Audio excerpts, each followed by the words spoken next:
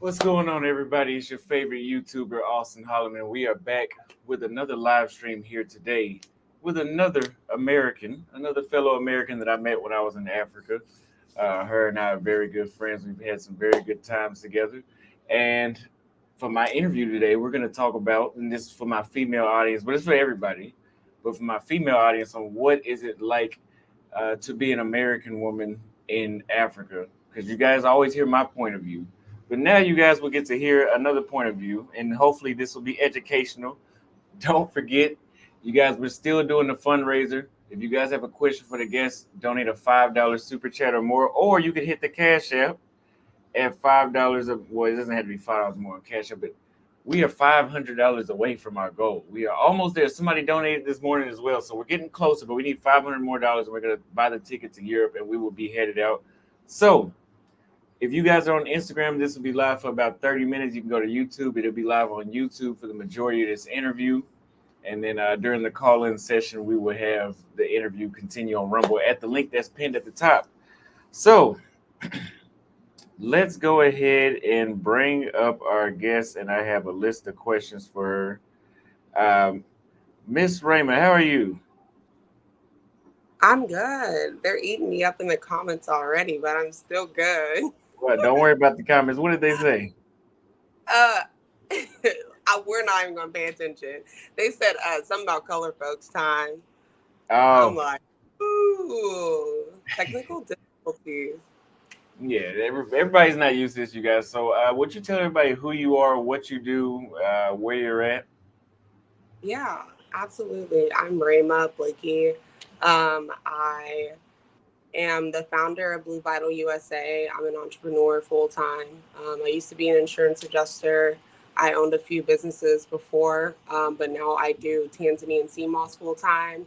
I live both abroad and now in the States since I've started my business. And yeah, I just enjoy living life and being love and light to people. Okay. So, what initially motivated you to move to Tanzania?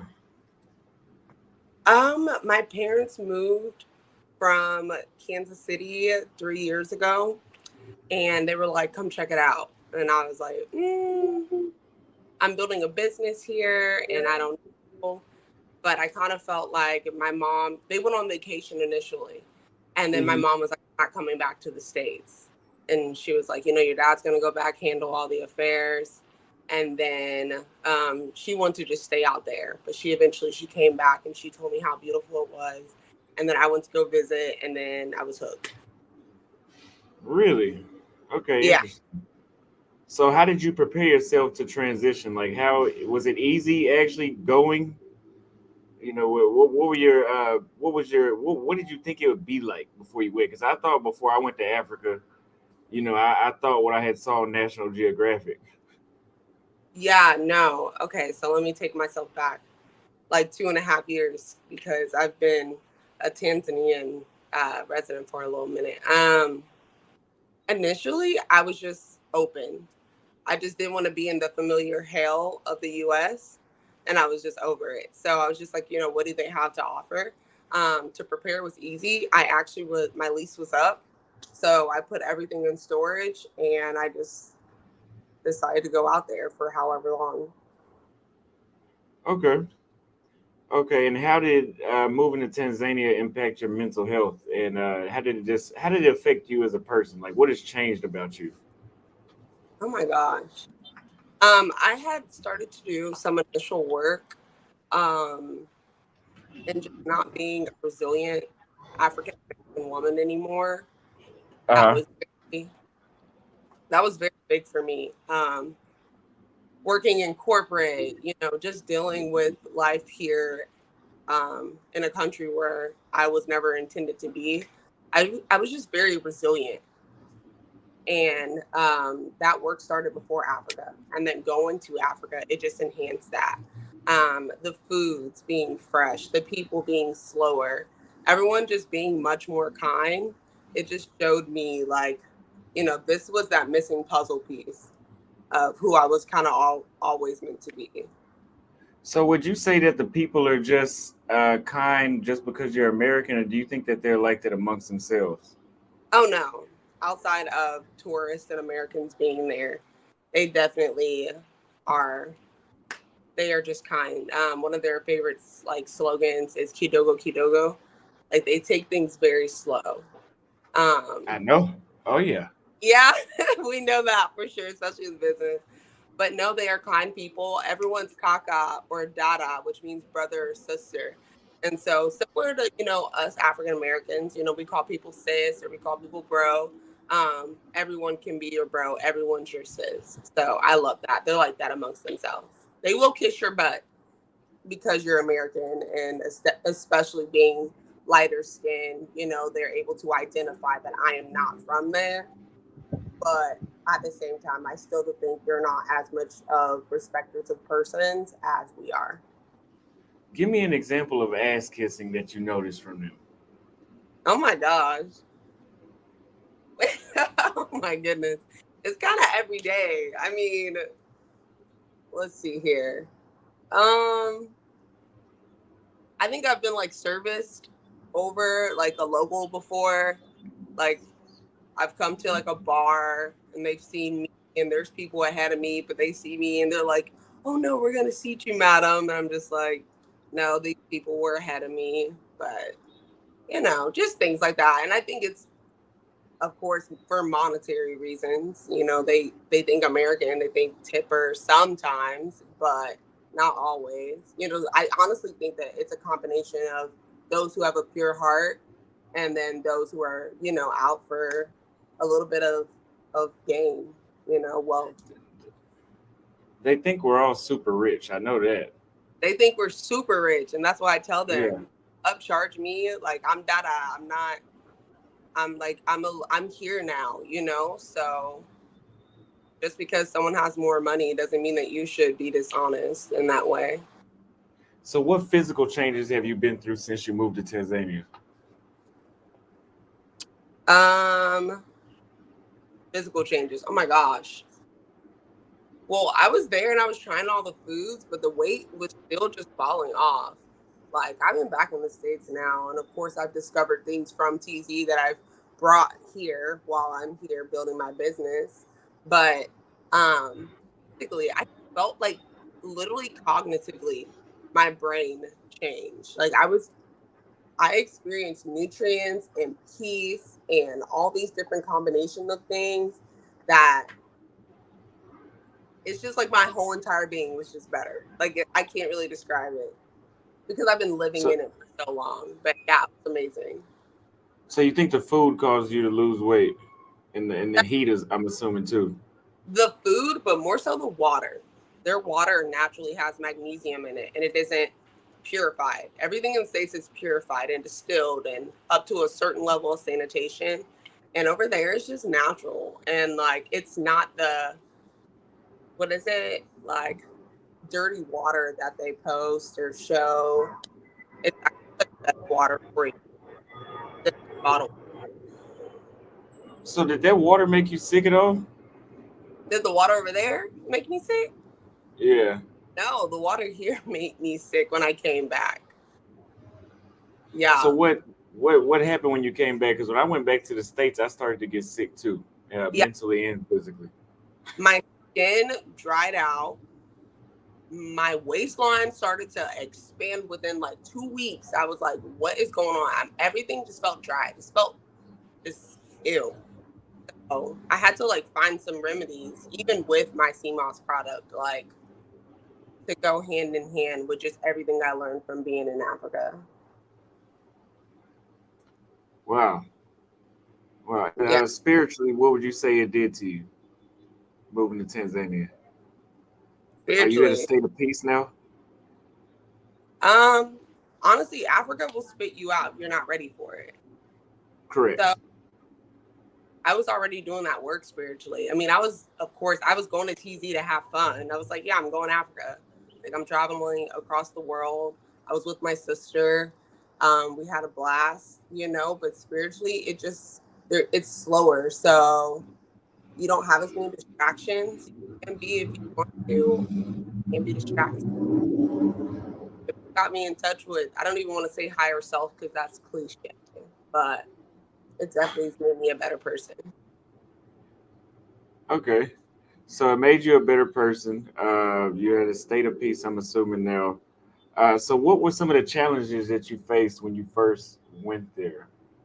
Like, what were some things about Tanzania that were such a shock or so different that it made it a little bit difficult to adjust? Mm, let's see. I think seeing so many people of color and not being scared. That's exactly what I said. Yeah, I That's just wasn't. exactly what I said. Oh my God, I'm around all these black folks and like, there's no guns here? Like, there's no guns? Are you serious? Like, let's see, that was a big shock. Hmm. I have to like I have to like take myself back there because I've been living in it for so long. So I've just been like embraced that so much. I would say just like it not being violent. Like they just Hmm. handle things. They don't take it to the extreme first.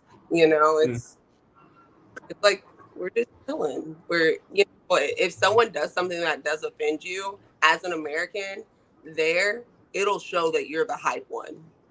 It'll Hmm. show that you're the frustrated, like overt, loud one. I do think that they could be a little bit more like um forthright and like what their beliefs are, but you know, whatever.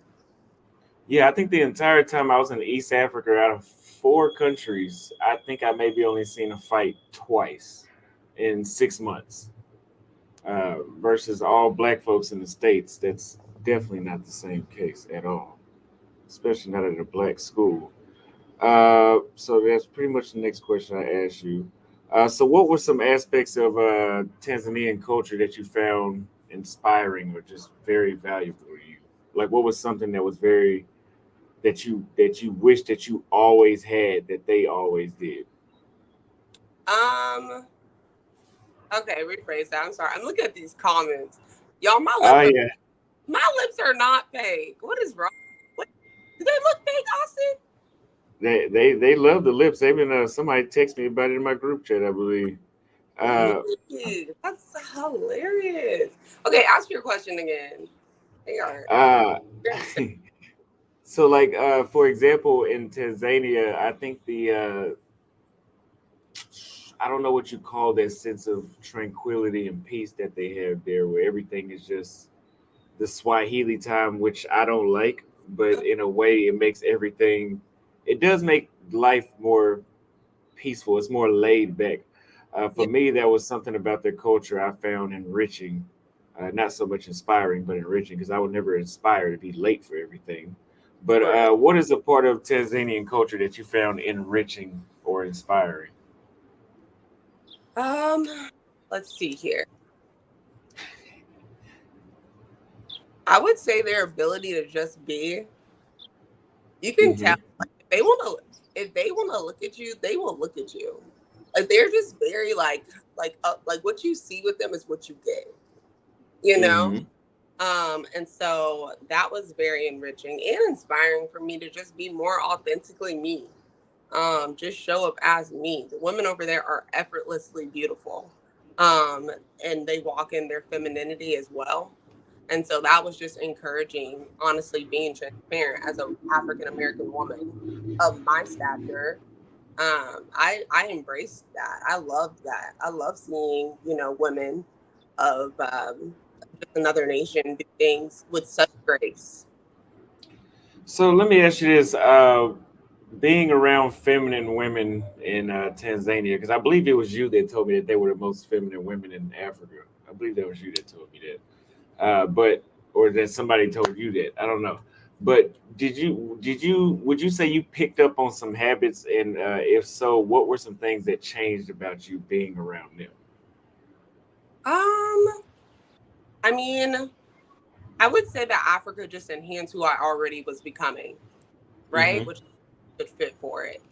So, um, it's more just like the living side of things, like the foods and how I like to cook and how I like to season my food and like my taste buds.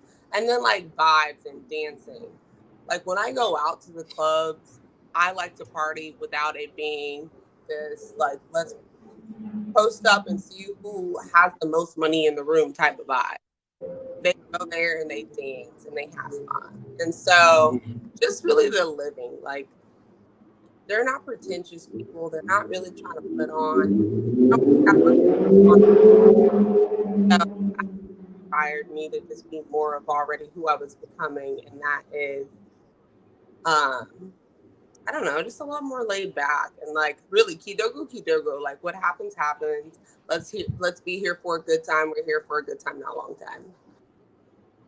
Yeah, I would agree. I would agree. So, when you're in Tanzania, most of your family is with you, right? Or most of your immediate family. Um, it varies. We travel a lot. Like my brother just graduated from Georgetown, but his first year it was COVID, so he was in TZ as a freshman at Georgetown, and then he's traveled to Seoul. But everyone in my family has gotten the Tanzanian experience, absolutely. So my mom and my dad are over there. I'm there, and my nephew. My nephew was there for about a year and a half. Okay, interesting. So, give me a typical day in Dar es Salaam. What does it look like from the time you get up to the time you go back to bed? Oh my gosh! When I wake up, the curtains are open, the sun is shining, it's hitting my face. I hear the ocean. I live like 5 minutes from the beach. And my dada, my maid, nanny, or I don't even know what you want to call it. Um, but my A house, basically a maid, yeah. yeah, housekeeper, she got breakfast ready and that's like fruits, and maybe like some toast and egg. And I go out, I meditate, I pray. Um, I was writing my business plan when I was over in Africa, which was a beautiful place to do it in. And yeah, I work out. I grab my bricks from my security guard. He has them already laid out. I grab my jump rope and I work out with my mom. We pray, we meditate, and then we go in the house and we start our day. Um, we catch a bajaji down into town. We go shopping. Um, I don't know. It's like it's not much on the agenda. I mean, living is very, Simple life. yeah, super simple life. And then we might hit an island later. We might have some events to go to. I love this cigar lounge down there in Misaki. Hmm. That's Hari Ratana. I know you got put on to cigars and TZ heavy. That's That's like where it all your started. cigars. Your Yeah, cigar. that's where. Yeah, yeah. I started there and I never stopped. I Never stopped. know. I thought it was gonna be hookah for you. No, no, no. Hookah makes me too nervous. Does it? I get anxiety whenever I smoke hookah for some reason. I stopped smoking the nicotine hookah. I only do like the non-nicotine Oh, now. I need nicotine. I need nicotine. I gotta have that one. So Khalil sent photos for Austin. Who is this pretty sister you have on? I like her hair and swag.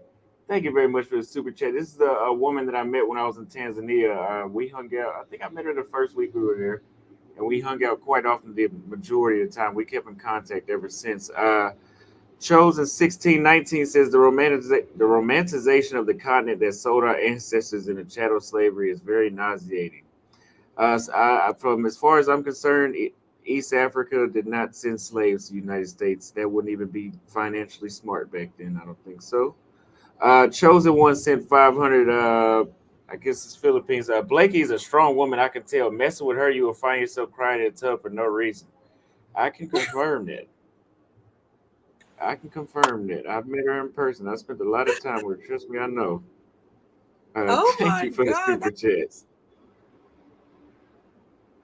Uh, I'm a strong woman. I'm glad y'all see that. I'm glad yeah. y'all see that.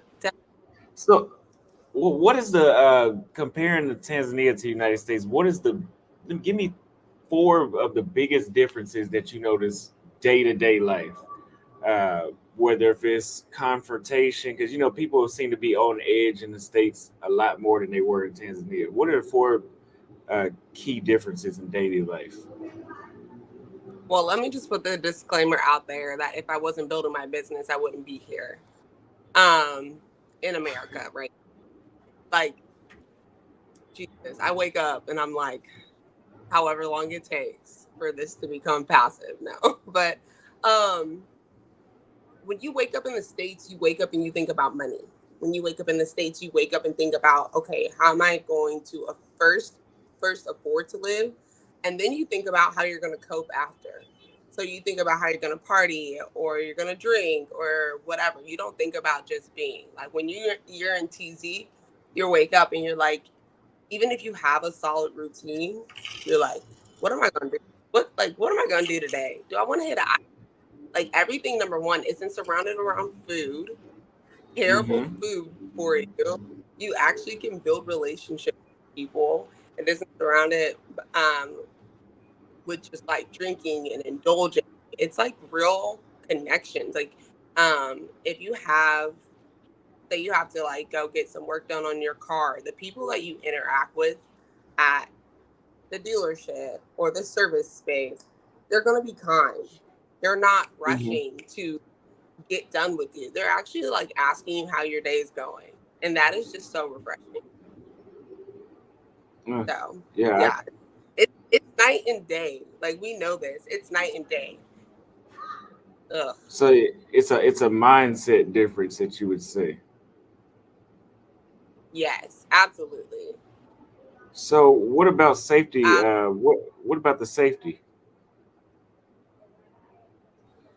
what? Connection. Did you say what about safety? Oh yeah, what about safety? What is a like a safety difference? How do you know? Like, how do you compare the safety between the two countries? Oh, definitely. I mean, I just feel so safe in TZ. I have had some people stalk me. Um, like on my Instagram page, they find me all the time and they're like, I want to marry you. But that's like the most like scary thing that's ever happened to me there. Um, I like went on a walk last night here in America and I was like, oh my God, I'm not in TZ. Like I'm actually like in danger of being like kidnapped or like shot or like robbed or like whatever. So it is night and day. Whenever you go out and you party, when you're here in America, depending on the spaces that you're in, but just as a black woman wanting to be in black spaces, unfortunately, um, based on, and this is where I live, I'm not saying this is everywhere in America. This is what I've experienced and then from traveling to other states. Like when the club is about to close, it's time for you to leave. But like Mm-hmm. in Mm-hmm. DC, you can parking lot pimp all night and like it's so safe. No one has guns, no one's tripping. Like you know, I even felt safe going out alone. I went out alone majority of the time. I wasn't there with my sister anymore. So yeah, I seen all up and down Dar es Salaam just by myself chilling. It's Never felt amazing. in danger there. Never felt in danger. There is no No, danger. It seems like there is no no. danger. So it's a lot safer. People are a lot nicer. The food is better. What about the cost of living compared to where you're at now? Uh, I have a place here. Uh, I am building my like I don't have like a lease. Like I'm not signing like a 12-month lease or anything. Everything is like rent. So um let's see, for like 6 months of living there, it's like 3 of what I'm paying. It's like a what? Your connection kind of breaking up a little bit. Oh, I'm sorry. I said 6 months of living over there is 3 months of what I'm paying. Or a year of living over there actually is 3 months of what I'm paying here. Yeah, yeah, Yeah. that sounds about right. That sounds about right. You can Yeah. have brand new. I remember I was looking at some apartments in Tanzania, and it was a 2 bedroom, 2 bathroom. It was huge too. It was huge, and it was like it was an apartment building, and there was only 2 apartments per floor, so they were huge apartments, and there was a huge balcony. It came with all the appliances. You just had to furnish it, but it was like $500 a month. $500 a month. You could see the entire city of Dar es Salaam. I think that was in what is it, Mikocheni? Mikocheni. I think Yeah, that's where it was at. Yeah. it's beautiful, great Yeah. views. We out in Mikochini Plaza. Oh wow, I see someone I know on here. It is a small world. Hello, Who? Who is that? S.J. Simmons. SJ. Okay. Yeah, he's here quite often. Born Majesty says, ask her if she dated in Africa and how is it opposed to America? Of course, I dated in Africa. You can't travel across the world and not date. No, I did for sure. I wasn't in comparison. Let's see. The men are kind. Uh The huh. men are kind. They are pushy though, and they will look at you all day long. And send drinks over to you. So I mean, you got different type of men though. I would say a good experience that I had is that I was having a rough day. I had a date planned, and I had gotten like a really bad phone call. Someone in my family was just going through some things, and of course, I was already at the date, and he was just super patient and like held my hand, was just like, "I'm so sorry you're going through this," and I was like,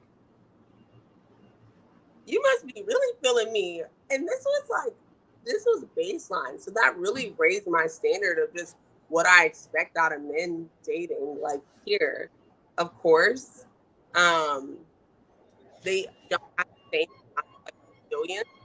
Like I think the African American male trauma is just different. Like having to present ourselves like just so masculine, just as people. Period. Here in this nation, so they don't have that over there. They're actually like they're quite sympathetic right off the jump. So I love that. So you think that they're more, you like dating them better than American men? I like dating abroad more than I like dating in the States. Absolutely.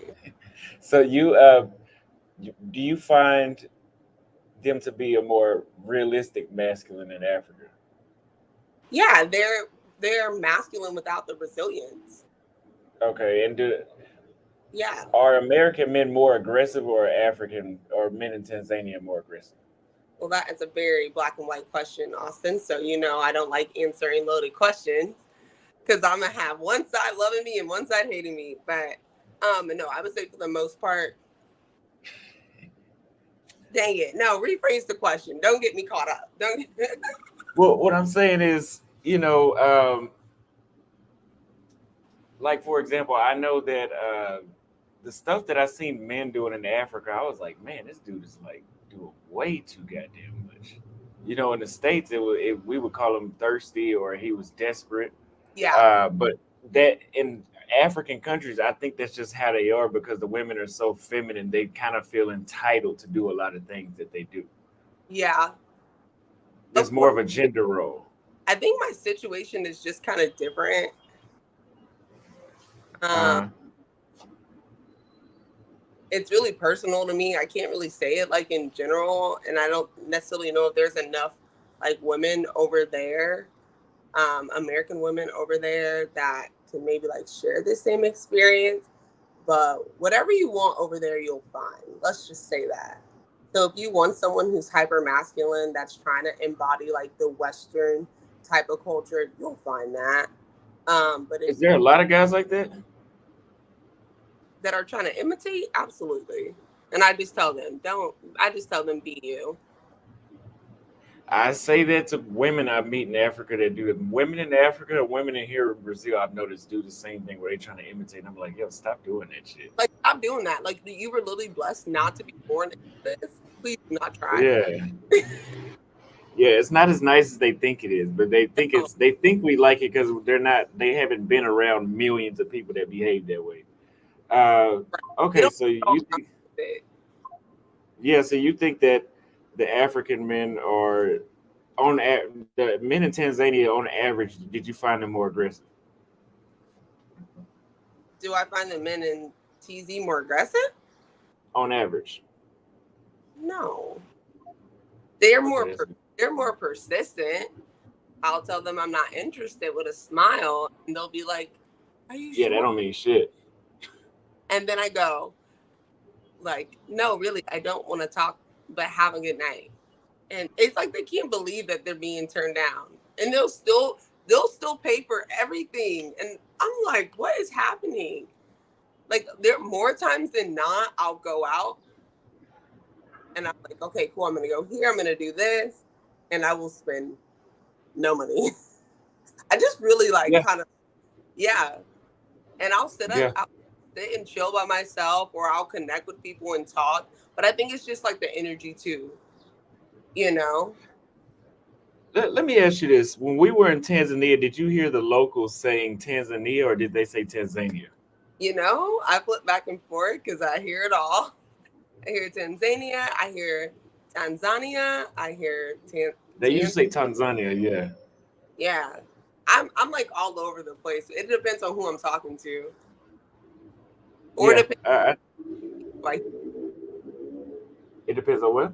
if I'm speaking Swahili or not. Like if I've been talking to a lot more Swahili speakers, yeah. So you speak Swahili fluently. No, I wish. I wish. I just know enough not to get like played at the markets and to interact with like my drivers and like the locals. Mm, mm. Yeah. So would you say that the African men are, let's use the word trick? Would you say that the African men are more like they're more likely to trick off their money than Black American men? What? What kind of question is that, Austin? Well, because I'm listening because you said that you would go somewhere and you're like, I'm not gonna pay for nothing. I know you could, as women in the states, y'all can do that in the states too. But do you think that men in Africa and Tanzania are less stingy with their money? Well, I don't say I'm not going to pay for anything. They tell me I'm not paying for anything. I'll tell them I don't want to talk to, like, I tell them I'm not interested in talking to them, and they'll hear them in hopes of just seeing me around. So, yes, I definitely think that TZ men are, they offer more money up. But I mean, if I'm not interested in talking to you, it's like I didn't ask you to do that either. So, I don't Okay. know. Okay, and have you ever been invited to be? Because I know this is a thing in Africa too. I'm just really digging into this. 'Cause I know my audience wants to hear this, and there's some women that want Sure. to do what you're doing as well. Have you ever been asked to be in a polygamous marriage with a Tanzanian? uh, let's see. No, but I've been asked to be a girlfriend. But I guess why the wife is there. So yeah, maybe. But Wow, yeah, would you do that? hell no. Is that is that common there? Yes, it's common for a lot of us that leave from here to go over there to find a TZ woman and you know have a house full of women along with our American wife. Yeah, that's what happens over there. Often I've seen it. Yeah, yeah, it's good. That's something I probably would do. Maybe I ain't got time for this shit right now though, but maybe I would do that. So, do you think that you would have a harder time finding a long term relationship if that is the culture there? Um, wait, what? Okay, I'm sorry. Rephrase the question. I gotta stop reading your comments. These people are crazy. Yeah. I'm done. I'm done looking at the comments. Ask the question. Uh, so, for example, that's a cultural difference because the United States, it is you're not going to see that too often where there's a guy with many wives like you would in Africa. So do you think while you're in Tanzania you would have a harder time finding a long-term relationship because you're not with it? Oh, well, honestly, dating a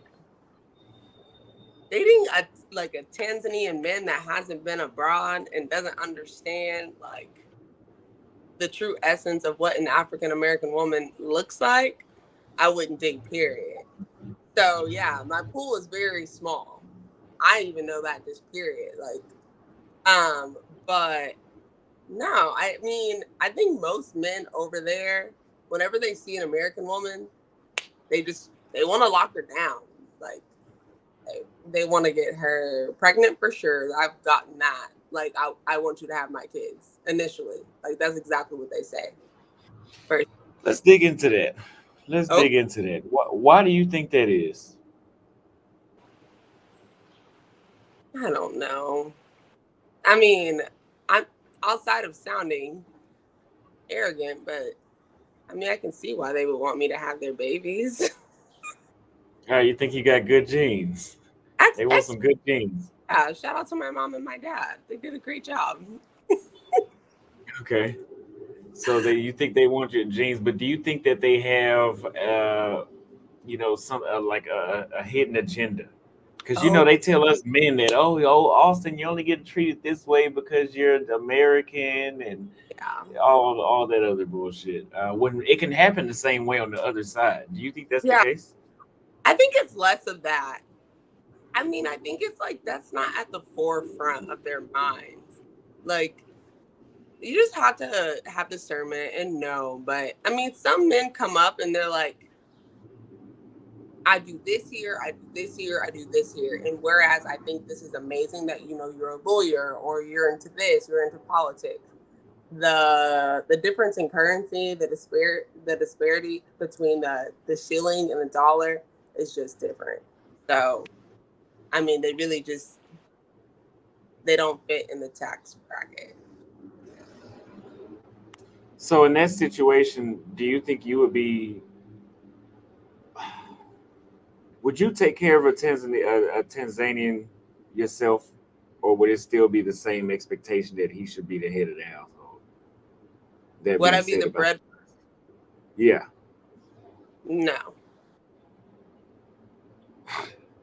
So this is the thing though. So usually in those countries, the breadwinner he's gonna have three or four other women. Look at That's you. Are cracking that me up asking questions. Austin, you already know me. I'm not doing it. that I'm not going for it. no. I'm really just wondering because if he's gonna have three or four women, that's why I asked you. Do you think you'd have a hard time finding a relationship there?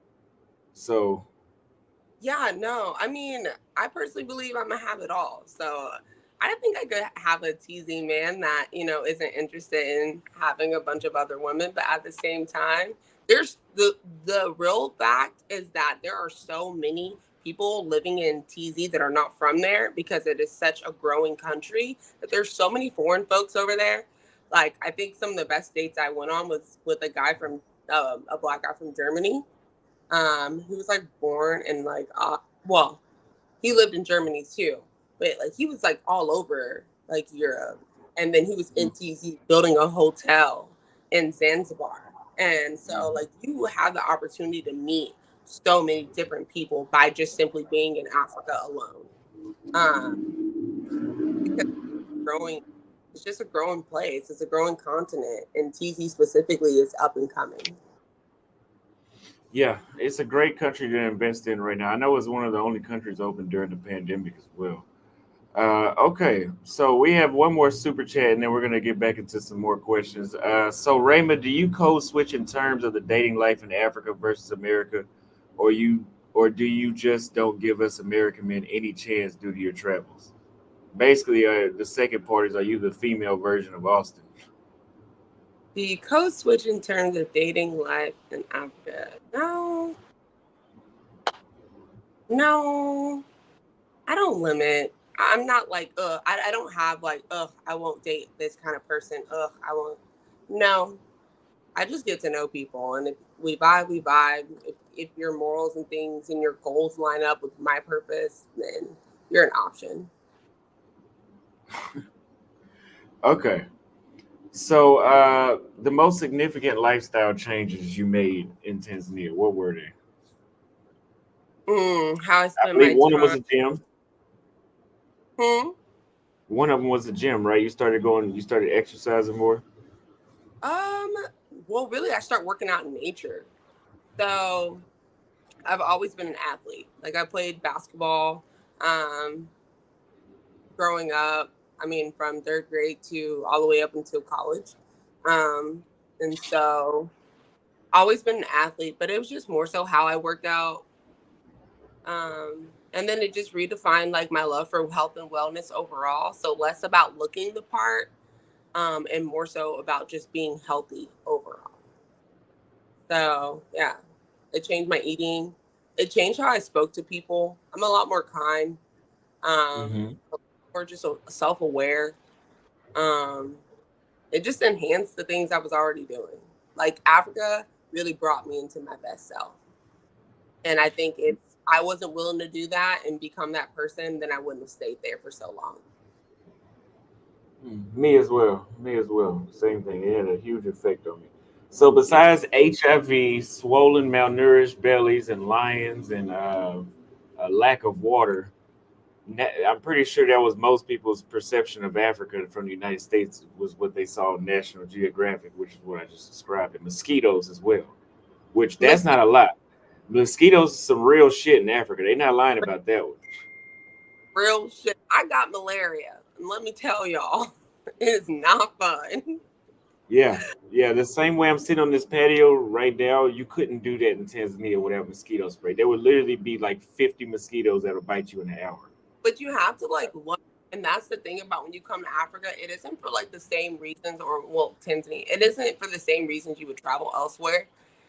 Um, like you of course would go to date and buy, but like you kind of got to get invested in the people so that they can give you the gems. Like I learned some really great things from just chilling with the locals. They're like, oh yeah, you're breaking out, the mosquitoes getting you. You need to use neem oil or neem soap. And I'm like, no way. That's even how I started my business, by literally having a kickback at my house and inviting local people over. Wow, and it's very. Yeah, I think you can make friends the easiest in Africa. Like even if you speak Portuguese, it's not. I don't think you can build a circle of friends as quickly and as many friends as you could when you're in Africa. Like I have more friends in Africa than I have throughout the entire world. Like more than I have in the States, more than here in Brazil. Majority of my friends are in Tanzania and Kenya. So, what are some misconceptions that people usually have about life in Tanzania that you've heard? Well, like from Westerners, of course, obviously, is what there's not enough Americans that even are able to understand that Africa is a continent and there's countries within the continent. So they don't even know anything about TZ specifically, you know? So it's like, it's just those same, there's really a disconnect. And I think it's intentional. I think there's a real intentional disconnect with how far Africa is and how far, it is from America, and how we're able to communicate to one another that some myths really just aren't true. Yeah, yeah. There's a lot of things that we've been lied to about in Yeah, Africa, and it's completely different when you get there. Completely absolutely. different. I think our love for Africa as African American people is so surface level. Hmm. It's just rooted in like a lot of like Pan Africanism, and it's unfortunate that we haven't taken our money to go see where it is that we come from and actually experience, live first almost of the place that we come from. Yes, yes. So, my next segment was we already touched on this a little bit, but it was about dating in Tanzania. Can you just lay it out for some people that want to know how do men and women in Tanzania perceive and approach relationships? Like, is it more transactional, or is it like the United States? Like, I want to find the right one, or is it more transactional? Like people are entitled to certain things. Entitled. Okay, so I will just say my personal experience. Once I realized that, okay, maybe because of just like certain differences, I wouldn't necessarily be able to I wouldn't find like my husband here. Um, but let's see here. I went out on a date one time with a guy. He paid for dinner, and it was a good time. But I think because of how much money he spent on dinner and the space that we went to, I thought it was nice. But I think he had spent like quite a bit of his money um, on, the date. And at that point, he thought that I was his girlfriend. He thought we were locked in after one date. And so he asked me, like, why did you go out on a date with me? Like, why did you kiss me at the end of the night if you didn't want to be my girlfriend? And I was just like, huh? Like we don't operate like that here in the States. So, Yeah, in the United States, you can kiss and have sex, and then that can be the last time you talk to that person. exactly, exactly. So I thought off of a kiss alone, I was like, woo, they have not been exposed to what it is that we see here or the culture, and it's just different.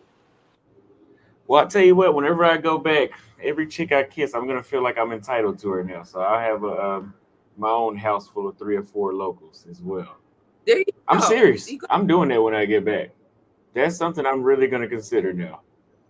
Yeah, you're gonna be like, what is it, Blueface? He has like a house full of women or something. Yeah, I don't really know if I could do that, but it's gonna be some people I feel entitled to. I've heard something similar. Like when I was in Kenya, there was a guy that told me like, "Oh yeah, Austin, I see that," because there was like at one point the girl Crystal, I would hang out with like her and 6 of her friends, and I had to pay for all the drinks, of course, right? And or maybe I would have somebody with me at one point, but he was telling me like, oh, because they went out with you and sat at your table and you paid for their stuff, you're entitled to Yeah, have sex with it. With you can have sex with whichever one you want or all of them. I've definitely heard those things for sure. I hope that's true. That's that's that's so crazy that's the thing. I believe it though.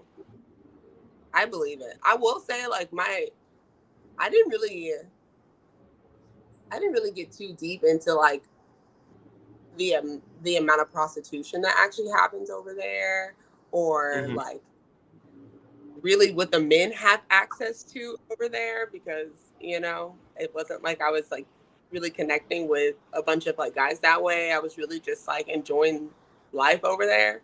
But I've heard some things from men like, oh no, like she came over to you, you have access to that for however long you pay for that, you have access to that.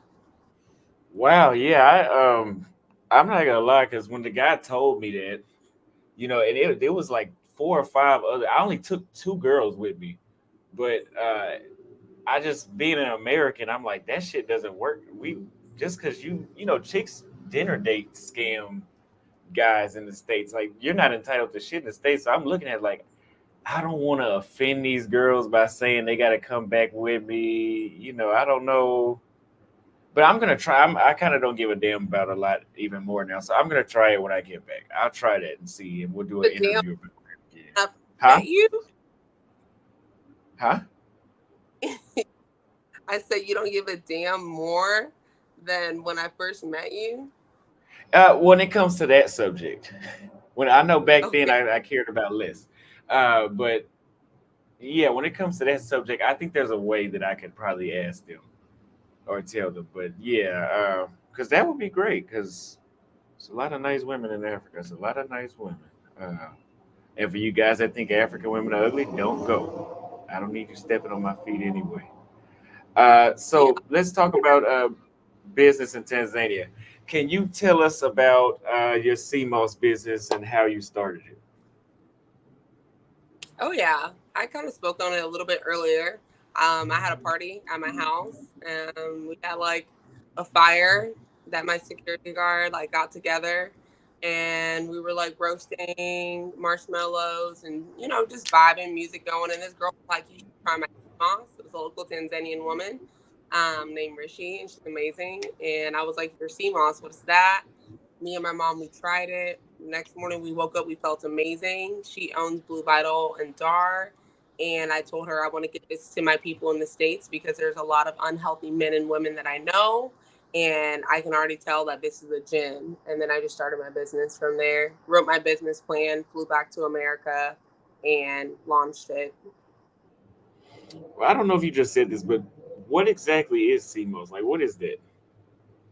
It's an ocean plant that contains 92 minerals, up to Hmm. 92 minerals that the body or that it's made out of. It's made of like 102. So magnesium, potassium, iodine, zinc, it's all in it. So I mix it with organic fruits and spring water, and yeah, I make a gel that people take to fix these bad bodies and big backs. Okay, interesting. I've had it one time from a guy in the States, and he was like, "Oh, I could feel it running through my blood veins," but I didn't gonna lie to you. The one he gave me, I think that guy was a scammer, though. He was a sketchy guy. I think he just sold me some applesauce, is what it looked like, because it didn't Yeah, look like no. It didn't remind me of no seaweed or nothing like that. So I had to try it again whenever I see you. yeah, no, definitely. We're about to start shipping internationally, which I'm excited about. So yeah, I can send it to you. Where are you at right now? I'm in Sao Paulo, Brazil. Okay, yeah. I should have sent you some when you were in Dallas, but Yeah, that I would have think I been was in. great. Yeah, So, how do you manage and how are you managing your business with the source being in Tanzania and you're in the United States right now? How does that process work? I guess with fulfillments and stuff like that. yeah. So I've been doing it since October. I've been doing it full time since October. So my first rounds of sea moss that I brought to the US, I imported myself. My first batches, I guess. So I went out in the ocean the second time around and really like got connected with my source and imported it back to the states. And now, just because I'm growing so much, my business has like exponential growth at this point. I now can ship, so I just call my plug and she sends it over to me. Okay, Yeah, interesting. So how long does the process take for them to get the stuff out of the ocean and put it in a box to ship to you? yeah. So the local Tanzanian harvesters that this is what they do all day long. Of course, they have more than just me as their clientele. So they're part of my team. And it takes about from beginning to end, from the text message of, hey, I need 20 kgs to it being at my doorstep here for manufacturing. It's like 10 days. It's not too bad. It's not too bad. Now, it's the shipping cost that's high, but you I know, bet it is. I bet it is. but it's so So, worth it. So worth it. is there like a customs fee you had to pay too for this stuff? Is there customs that what'd you say? A customs fee? Like if you ship electronics to Brazil, the price marks up like three times that the Yeah, government charges. I was gonna say like I just got a shipment in yesterday. I'll find my receipts or whatever if you want to know more about that. But um, I tell the lady how much I need, and then she goes through the process of doing all that like work for me. So yeah, Okay. my goods got held up in London this time around, which took a long time. It made it elongated the process, but it still got through, still here. So That could be very inconvenient. I understand. So, what do you use? What are you using to grow your business? I know you posted on Instagram. mhm. Well, what else so do you use? I post on Instagram. Yes, majority of my work now in building my business is connecting it in different cities. So we like having brand ambassadors in other states that try my Okay. product and can then share it with their following. So majority of my sales are um, shipping, and then here being in Kansas City, I'm decently known just for the work that I've done. So I just use that to my advantage, and got my products out and other health and wellness spaces. One of my biggest clients right now is uh, using my wholesale CMOS for 300 stores. So yeah, And for people that are asking what is their information, yeah, right underneath their name on the screen says founder of Blue Vital USA. So it's bluevitalusa.com. yeah, it is BlueVitalUSA.com. Blue Vital USA. So if you guys are interested in getting CMOS, make sure you go check out her website. Uh, so what are some challenges that just for people that want to start a business or something or invest in Tanzania? What are some unique challenges of running a business in Tanzania? Unique challenges of running a business. Hold on a sec, let me. I know we Yeah. got Swahili time. Yeah, definitely Swahili time. Um, is my camera back? Yeah, Yeah. definitely Swahili time. But no, the my team is amazing. Like they work at a really great pace. But as far as like my parents, they opened a lounge in Dar es Salaam, so I've had experience with training servers and interacting with the people that way. And yeah, there's just a difference in culture for sure. But they are hard workers, and I love the people. Okay. So, not too many difficulties. You just learn to adjust. Like you learn as an American to adjust your expectations. You learn how to not be so at 6:59 you're on time, at 7:01 you're late and you're fired. I don't think that we even deserve that as people here in the States. That contributes to how stressful life is. So Mm-hmm. yeah. Mm-hmm. So let me ask you: when you market your products, do you market it like primarily like is it being from Dar es Salaam like a big?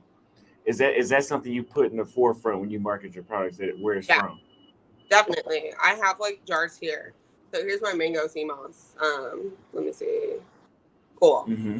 At the top, I put where it's sourced from, and then of course there's details here on the side of like where it's manufactured here in the states. Yes, but it's sourced from.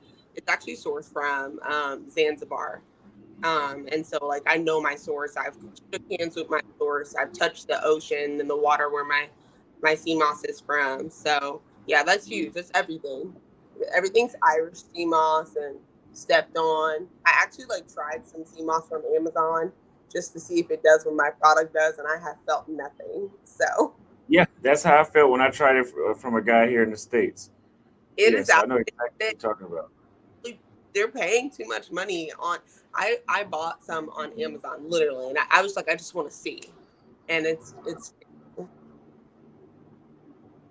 Yeah, yeah. Okay, so a couple more questions. What advice would you give to other Black American women that are considering moving to Tanzania? what advice would I give for African Americans that are considering moving to TZ? Black American women that are considering moving to Tanzania. Tanzania, yeah. Don't get caught up with the local men and get pregnant. Really? Why do you say that? Because they're kind, but you also have to remember like your identity and where you come from and what makes you you. Even as you're healing and becoming a better person, you still have to have your standards. So they give Okay. you, yeah. Oh God, did that give you more questions to think about?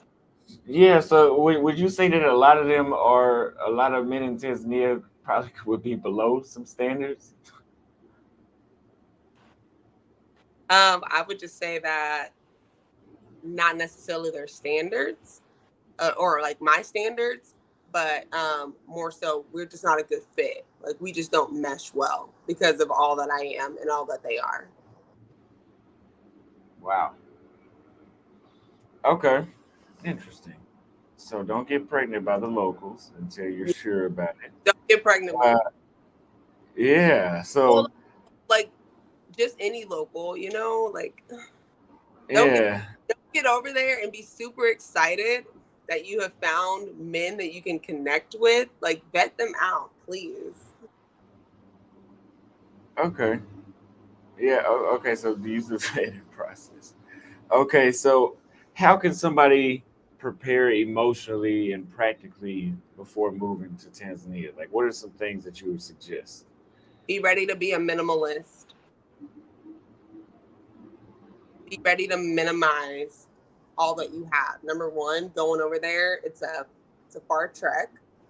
So you're not going to be able to take all that you want over there. Anything that you want, you'll be able to buy there. You might have to go to Carrico. It won't be Walmart, um, but you'll find it. And Carrico is one of the biggest markets in East Africa, in Africa, period. Mm-hmm. And I Mm-hmm. love to shop there. So,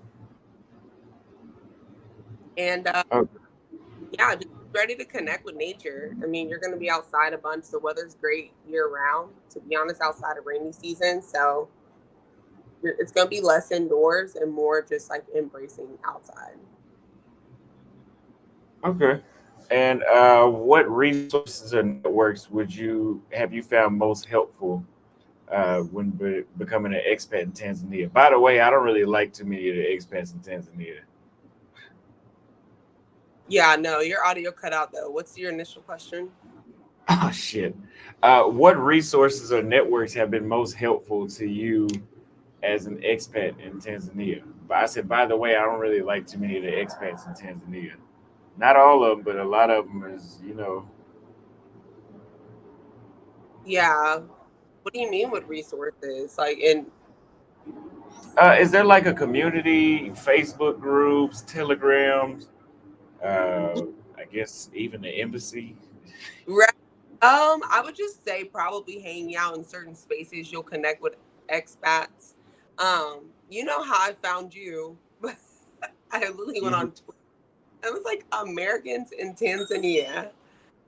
So, Someone is at the front door. so yeah, it was just you'll find them. Like you'll find them. You'll know the places where people are spending like higher dollars, and that will probably afford you. Even if it's not expats that you meet, it actually would just be people that you probably relate to more. Okay. Yeah, she found me on Twitter at a time where I was still talking a lot of shit. Uh how do you balance maintaining your American identity? Or how would you tell somebody they can maintain their American identity while integrating into Tanzania? I mean, it's been years and years. It's been like a couple years. So I mean, it takes time. It Hmm. takes it takes time. It's just I think my spirituality really connected with me finding out how to have that good balance. But I just shed a lot of weight off of just being an American, being over there. I lost a lot of just like I said, resilience and this need to um, maintain some things that I thought would forever be. I didn't lose any necessarily like core values, but yeah, I definitely don't think the same or operate the same or even do business the same. America Hmm. makes you feel like you have to have all your ducks in a row before you succeed or like you're ready to present yourself. And TZ showed me like if you got the product and you know about it, like go for it, and people will buy. And so I think as an African American doing business here, that has really contributed a lot. I mean, my product has taken off and it's doing really well in ways that I don't, in ways from things that I've learned from being over in TZ. Like I've literally Okay. seen people be so so crafty over there, Hmm. and it was so inspiring. So very cool. Okay. So, last question for you. What are your future plans personally and professionally? Personally, keep being great, keep being this love and this light, and keep Okay. meeting people and networking and building my community. So I have platforms on to translate over into my professional life. Keep healing people, expose them to things that are just better for them. I became, a better person by being over in Africa, and I, connected with you, which has led to this moment, of course, this platform of even just being able to, chit chat with you, catch up, and then, speak about my product even online. I love that. So, yeah. All right. That sounds good. Well, I appreciate you. Are you open to people calling in and talk to you? Am I open to it? Yeah, if I grab a charger. Yeah, yeah. Go ahead. Go ahead. You And got time. I have, yeah, I have a meeting like, I can push it to 3:10. So yeah, let's do that. One sec. Okay. Okay. Probably just 15 minutes. Yeah. All right, you guys. If you guys have not already, we have almost hit 1,000 subscribers on the vlog channel. Because there will be no more vlogs on this channel. There will be vlogs only on the other channel. Because the vlogs are interfering with my watch time, causing my not the vlogs. These interviews and reruns are interfering with my watch time, causing my vlogs that are the base structure of my channel to be less recommended, which means less views, which means less money, which means more begging from your favorite YouTuber, Austin Holloman, more begging for super chats. Oh, speaking of begging for super chats and cash apps, I need you guys to hit the cash app for $5 at $ Austin Holloman. We're almost there to our $750 goal to go to Istanbul, Turkey, or Lisbon, Portugal. We're about 375. We need 750, so that's a little under $400, I believe. So, if you guys would like to see more vlogs and content and more research to save you guys time whenever you visit these places, hit the cash app at $Austin Hollywood. Thank you very much. I appreciate y'all. Also, I just put my YouTube channel, my second YouTube channel, in the comments. Here in a minute after she does these call-ins, we will run the rest of the show on Rumble. Right now, we have a few people watching on Rumble, which is three, literally. So the thing is linked at the top if you guys would like. My PayPal is Austin Holloman at Gmail. Austin Holloman at Gmail. Okay, so I'm dropping the call in link for anybody that wants to call in. And if you would like to call in, the call in link is there if you want to ask her any questions, or if you guys want to convince her that y'all are better than the men in Tanzania, you can give her a chance when you call in. This is funny. So when are you headed back to Dar es Salaam? Oh my gosh, I don't know. However long it takes, man. I anticipated my business doing well, but the goal is to keep scaling and I'm in no rush. Like I went back for a little bit just to recharge, sleep in my bed, swap out some things. But yeah, it's just opportunities have been falling in my lap over and over again. I'm like just saying, yes or no to them and growing. So Wow. Yeah, I when I was in the States, I started to grow a lot faster, but I just couldn't do it. I couldn't scale. yeah, I couldn't do it. I couldn't I do it. find myself getting drained, dude. I'm like, ooh, I need to re up on my TZ. I need to re up on, really just being outside of the country. So I have a couple trips planned. I'm gonna go to Jamaica, just for a bit, see what that's like out there, and really just Uh-oh. find. I'm gonna find a new home for sure. Uh-oh, you going to Jamaica? Going to Jamaica. I think I'm gonna live in Qatar. You want to live in Qatar? Yeah, Oh, I've been. why? What made you pick Qatar? Huh? What made you pick Qatar? I've been to Doha a couple times, and I'm. It's pretty. I love the vibe. I love the energy, the people. One of my friends moved out there. One of my high school friends moved out there, and she loves it. So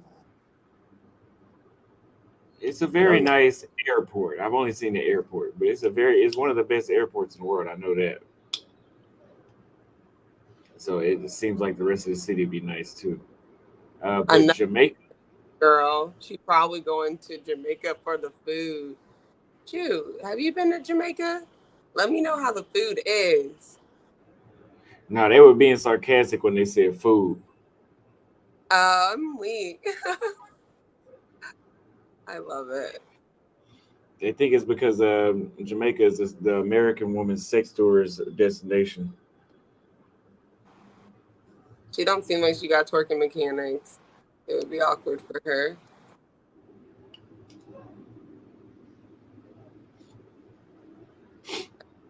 She going for that work. Nobody wants to call in to talk to her. Nobody has a question. If you guys don't have a question, put your money where your mouth is and don't donate to me. Go to her website, Blue Vital USA, and pick up a product and try it for yourself. Since you guys don't have any questions to call in with, she said, I think she just exposed herself. I think I exposed myself. Why, to go to Jamaica? I'm. That's funny.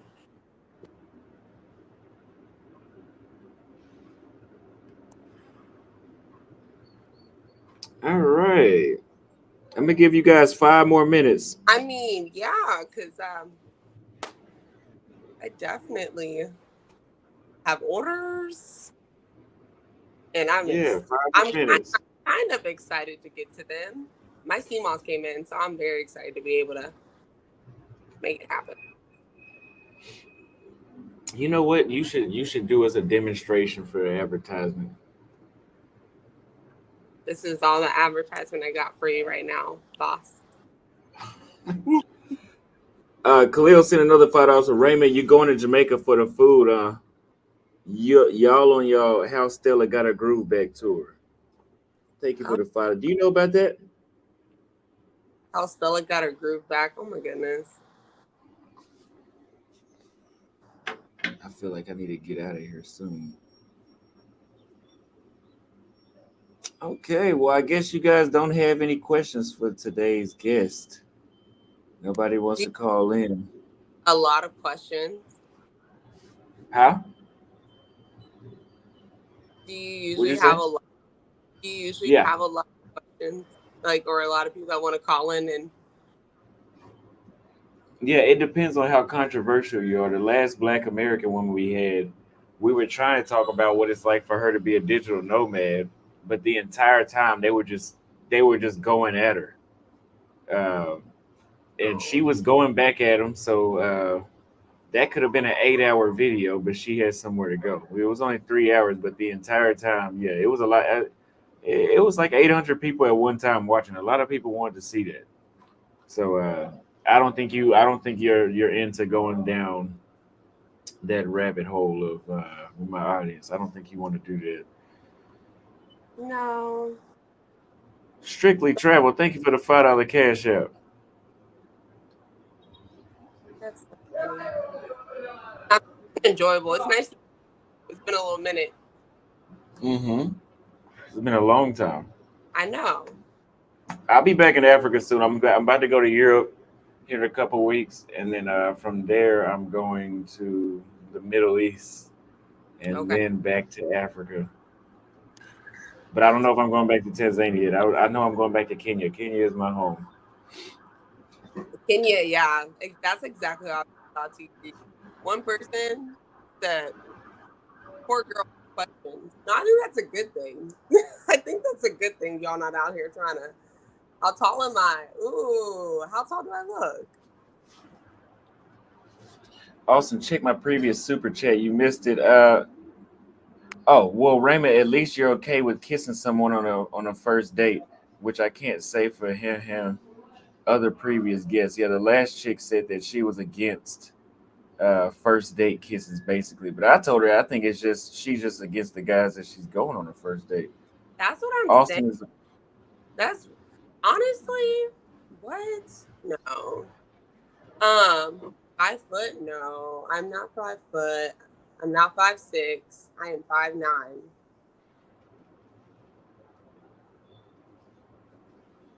okay. So she's 5'9". Well, I have uh, I, Instagram. You guys can see the 360 on there, but you yeah, bald, but so what? 5'10". That's funny. You already know on the roster they add that inch. They add that extra inch. Yeah, kissing isn't a big deal in Africa. I don't believe so. Yeah, but thank you Well, that's all I. for this. Go ahead. Oh, thank you. I love this. Thank you. I appreciate you coming on in. telling us about what it's like in Tanzania, and hopefully some women that want to move there can learn and they can visit your website as well. I'll put your website in the comments as well so people could go after the show is over. Okay, love. Well, thank you so much. I'm gonna hop off of here and definitely get my orders, and then I have a meeting and actually meeting first. But yeah, you're great. I don't know how to exit, but I appreciate Oh, you. thank you. I appreciate you. Yeah, I can take you out. All right, see you next time. Okay, bye. Bye. All right, you guys, that's the end of the show. Let's give everybody an update on Sao Paulo. Now, I've told you guys about the flakes. It's really not looking any better, right? Like I'm finding some people it's like, oh, very, very, very interested, looking very interested. Today, and I'm gonna put the full story up on Patreon, but today someone had a sick call in as an excuse. I was like, really? You must think I'm stupid. Because I texted her, I said, you do know that I know you was gonna do that, right? Like I knew the minute that you said the date, you weren't really feeling it. So I had already kind of wrote it off. Like the minute she agreed to the date, I was like, she's probably not gonna come. Like I could tell. So that's one. There's yeah, she called in sick today. That's one. Some folks I met today approached me. This is what be pissing me off. Well, I guess I'm not pissed off, but this was absurd. They approached me asking me questions and like, yeah, we can meet next week. I said, next week? Women don't meet you a week later. I'm telling you guys, if a woman sets a date with you, if it isn't within like 36 hours, you're not gonna see her. Never in my fucking life have I set a date with somebody 4 or 5 days out in advance and they showed up. That's not how that works. Maybe you intimidate them. Listen, this troubleshooting shit, I told you, no need to troubleshoot. We're not asking why. This channel is not about why. This is not about why. I'm just giving you guys reports. I don't give a fuck why.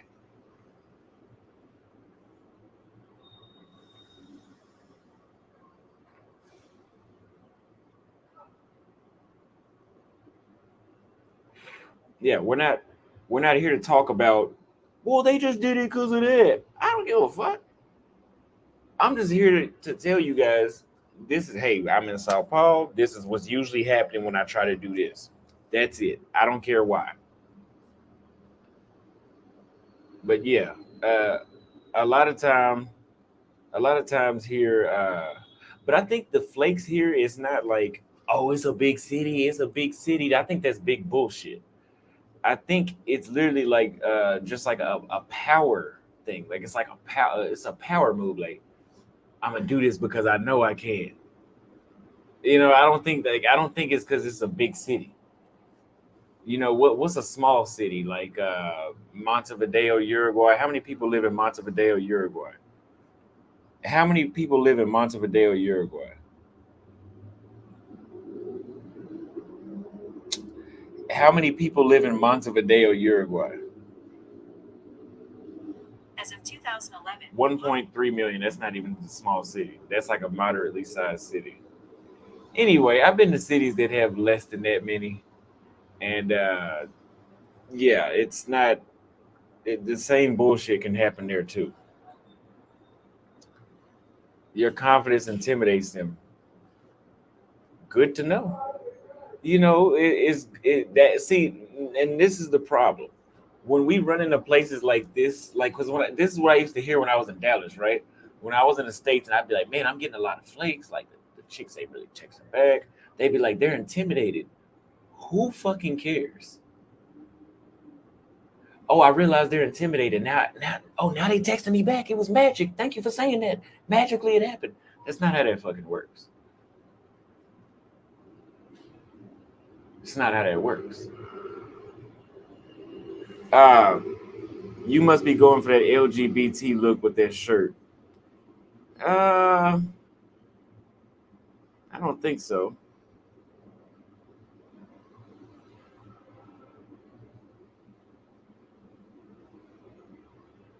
But yeah, it's not confidence. It's I mean, it's not a they're intimidated by confidence, right? That's bullshit. So you're telling me if I was not confident, I get more results? You see why that doesn't make sense? That's like this, right? That's like me going to get a haircut from a barber and he shows up on time and I say, you know what? He can't cut my hair. He seemed like he about his business. No, you can't cut my hair. You showed up on time. That doesn't make any sense. What do you mean intimidated by confidence? That's bullshit.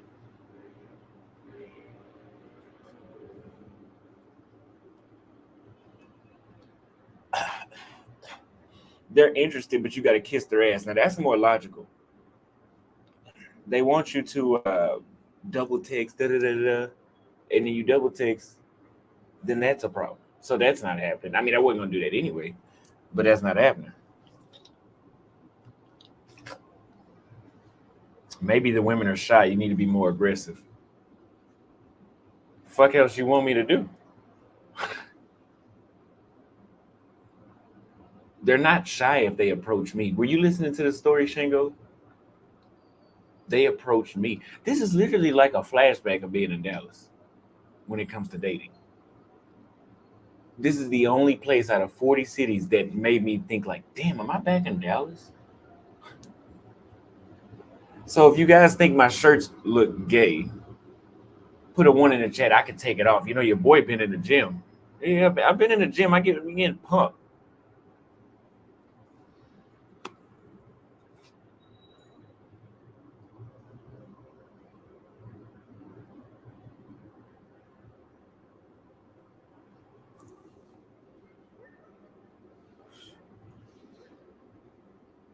Yeah, they're not flaky in Rio.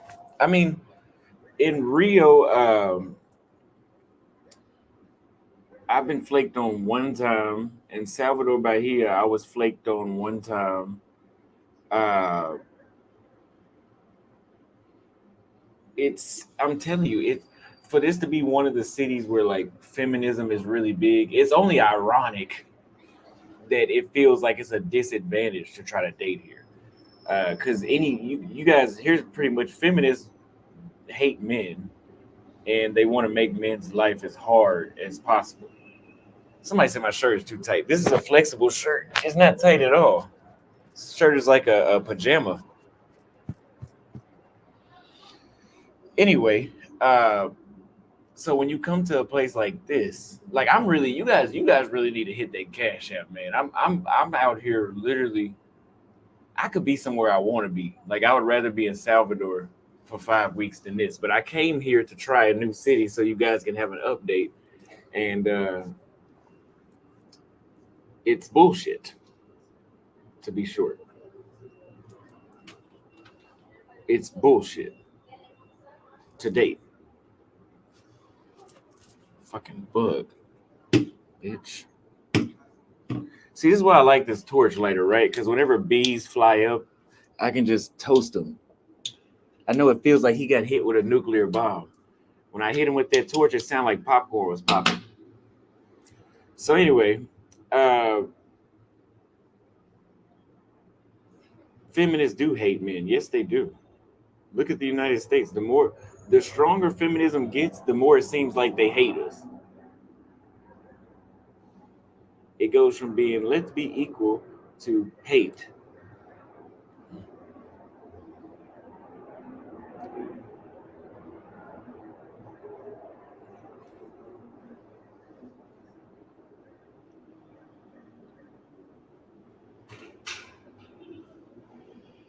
That lady probably looked at your channel. No.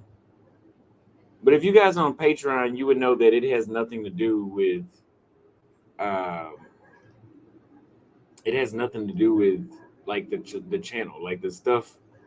The thing is, like, they're still texting me to this day. Like it was such a stupid interaction. It went down to the point of one said, the one that called in sick, like, hey, I can't make it. We were supposed to go on a date tomorrow.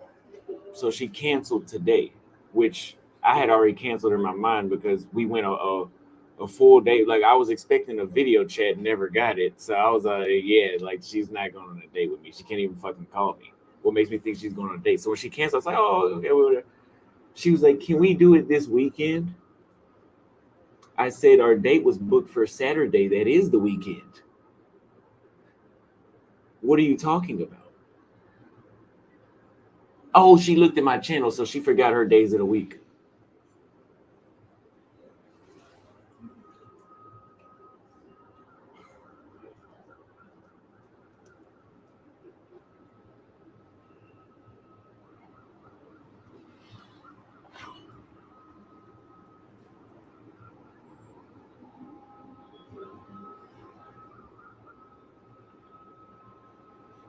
We got $10 on PayPal from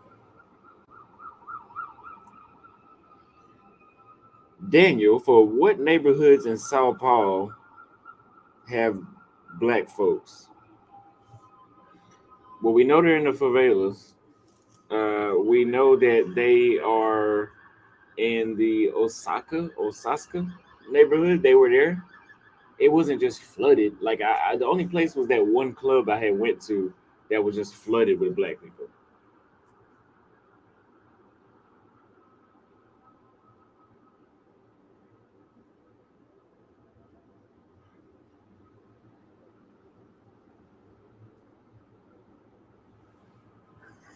So, that being said,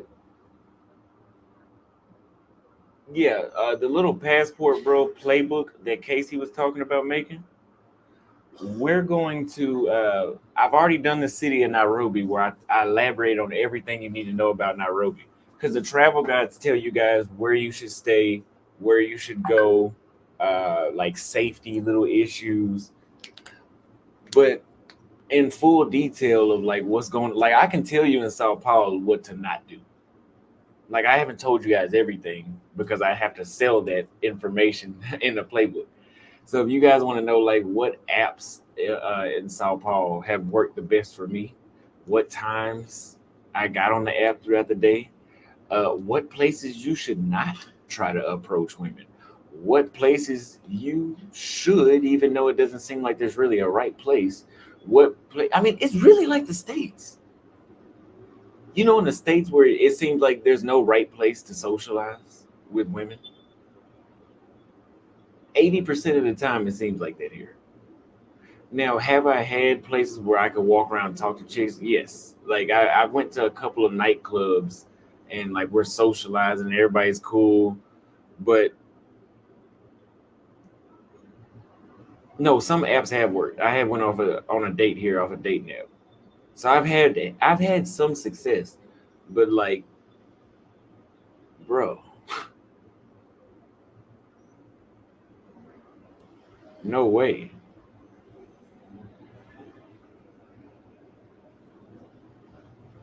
Maybe they think you're a player. That's such a cliche excuse. You know how long people do you guys know when I was sex deprived in the United States and I was going on like 90-day droughts with no dates for 90 days? Some people used to say that crazy shit. Maybe the women think you're a player. I don't know how the fuck they think that. I gotta jack off every night.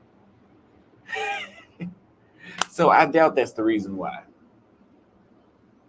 Whenever I was in Kenya and I was having the time of my life and I really was on that player shit for real, they wasn't bullshitting me.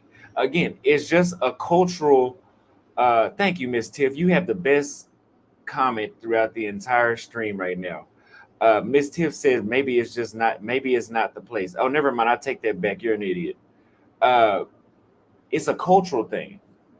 In Nairobi, I'm the same person. I got this shirt in Nairobi. I got some action in this shirt. What y'all think is gay? Y'all are from the United States. The culture over there thinks 90% of the shit in the world is gay. Uh,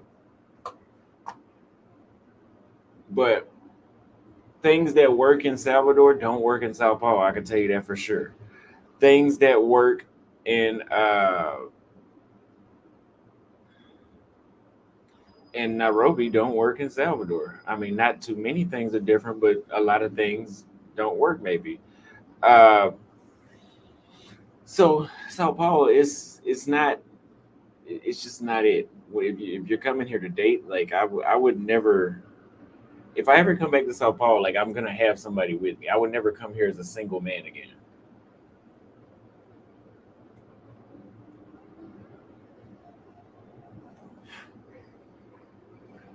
So we got a super chat right here.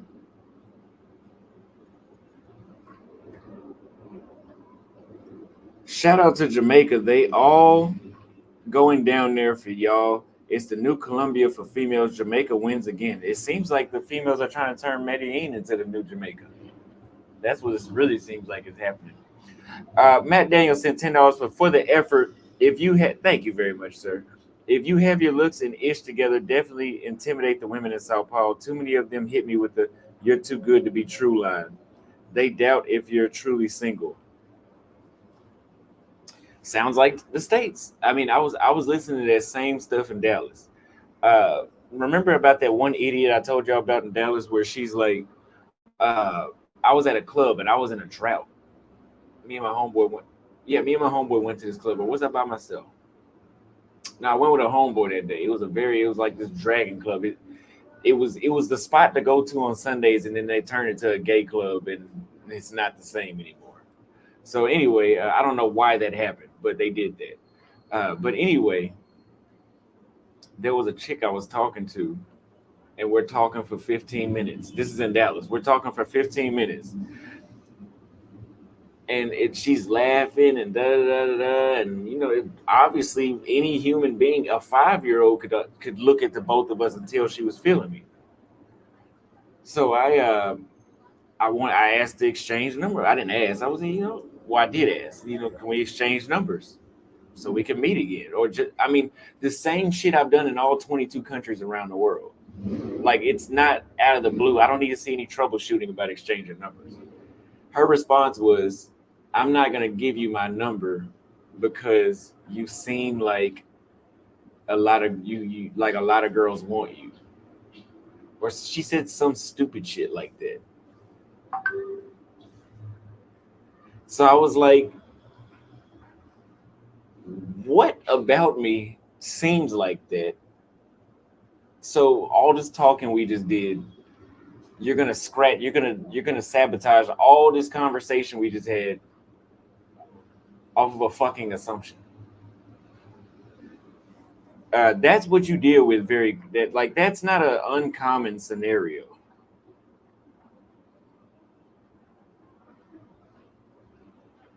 Like that's pretty much what would happen.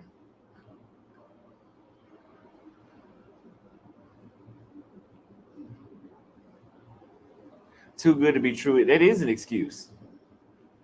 In the states, if you groom yourself as a man, it's gay. Clown world. I'm telling you, she shit tested me. How do you pass that shit test? You seem like you talk to a lot of girls. Like, what the fuck do you even say back to that? You seem like you had a lot of dicks in your vagina. Is that the right response? That's basically the same thing you telling me.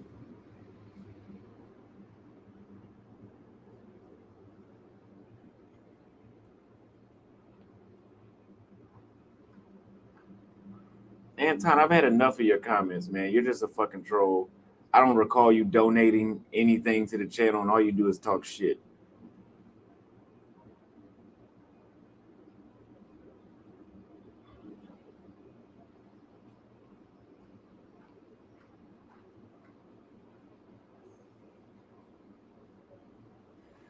But yeah, so coming to Sao Paulo today, I wouldn't recommend it. Like we've been through so many scenarios here in the past 3 or 4 weeks we've been here. we've been through so many scenarios, and it's like, what is what other excuse can we come up with? We've had women approach me. We've had women approach me on the street and then text me without I didn't say anything sexual to them. They initiated that, and then they ghost. And then when I'm walking down that same street again, she's hiding behind the wall so I can't see her. What a fucking idiot.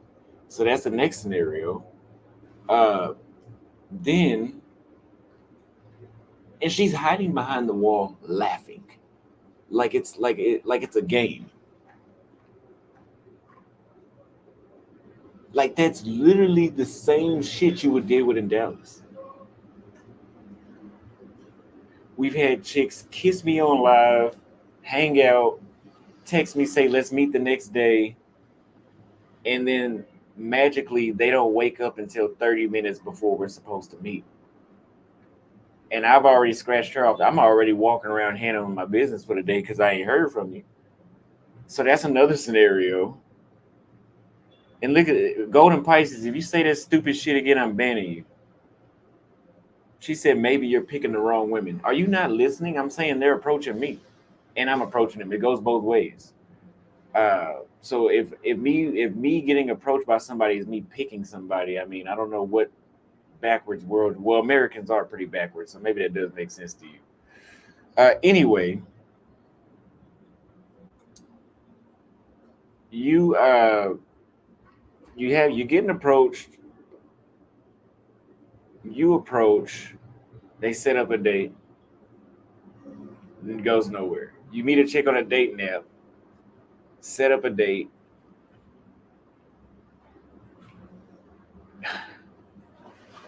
They ask to video chat. They say, "Give me a minute. I'm gonna call you as soon as I get through doing this." Okay, they don't call. Then they text back 2 days. I mean, I've already forgot about you because I've already been dealing with this shit, so I know how this shit goes. Then they text back 2 days later saying I need to cancel the date for tomorrow. You were already canceled.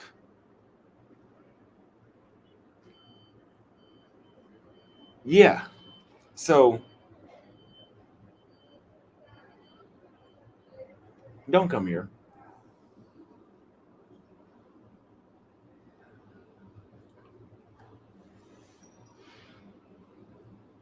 I don't think Brazilian women are immature. I think here in Sao Paulo they are. But when I was in Salvador and Rio, they seem pretty. I mean, in Sao Paulo and Rio, I mean in Rio and Salvador, the 18-year-olds seem like 28-year-olds. So that's why I don't call them immature.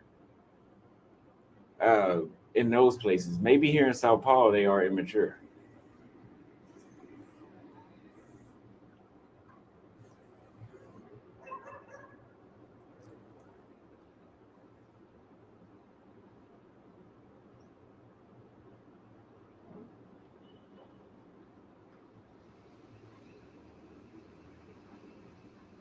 Do I think they're naive? Naive to what? Rate Sao Paulo in 1 to 10 based on looks, like a 9. They got some beautiful chicks out here. A lot of them. Doesn't really matter.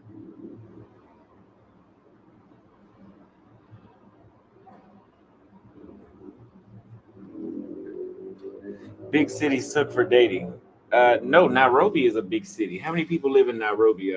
Like five. It's somewhere to 5 to 7 million. How many people live in Nairobi, Kenya?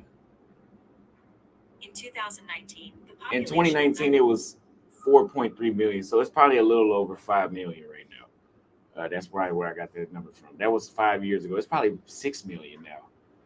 Anyway, uh, yeah, that's a very big city with a lot of immigrants. No problems dating there. Like I wasn't getting flaked on in Nairobi.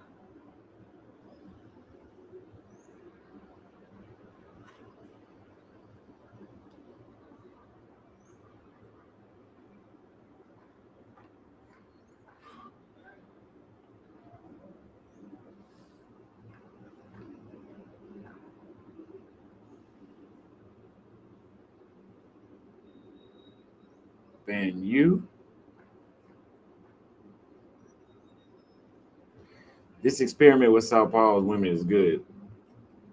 Yeah, it's definitely a experiment because it's not a personal pleasure thing.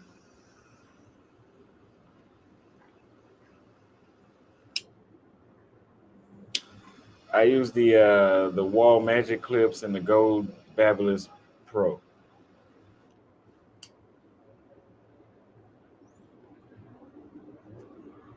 In big cities, you need somebody to introduce you. Yeah, fuck that. I don't like being introduced. I like to find women on my own. Why would I need to be introduced to somebody? And there's two. Do you know how many people are here? You saying being introduced like it's 12 people that live here.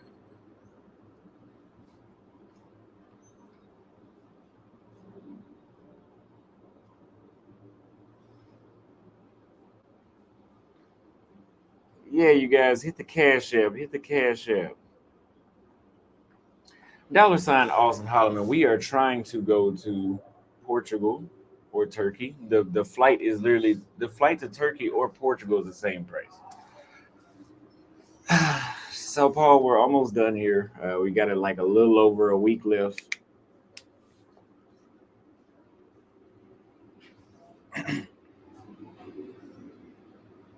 It's really not. It's not gonna cut it, man.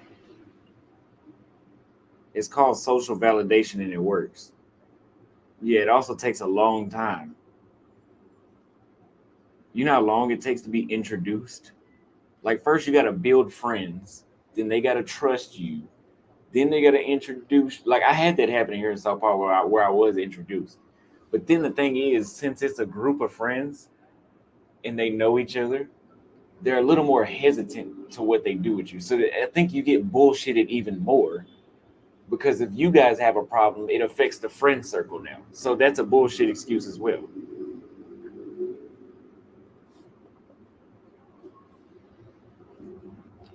Got Poppy Rico in the building again.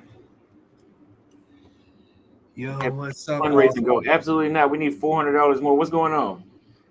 Chilling, chilling, chilling.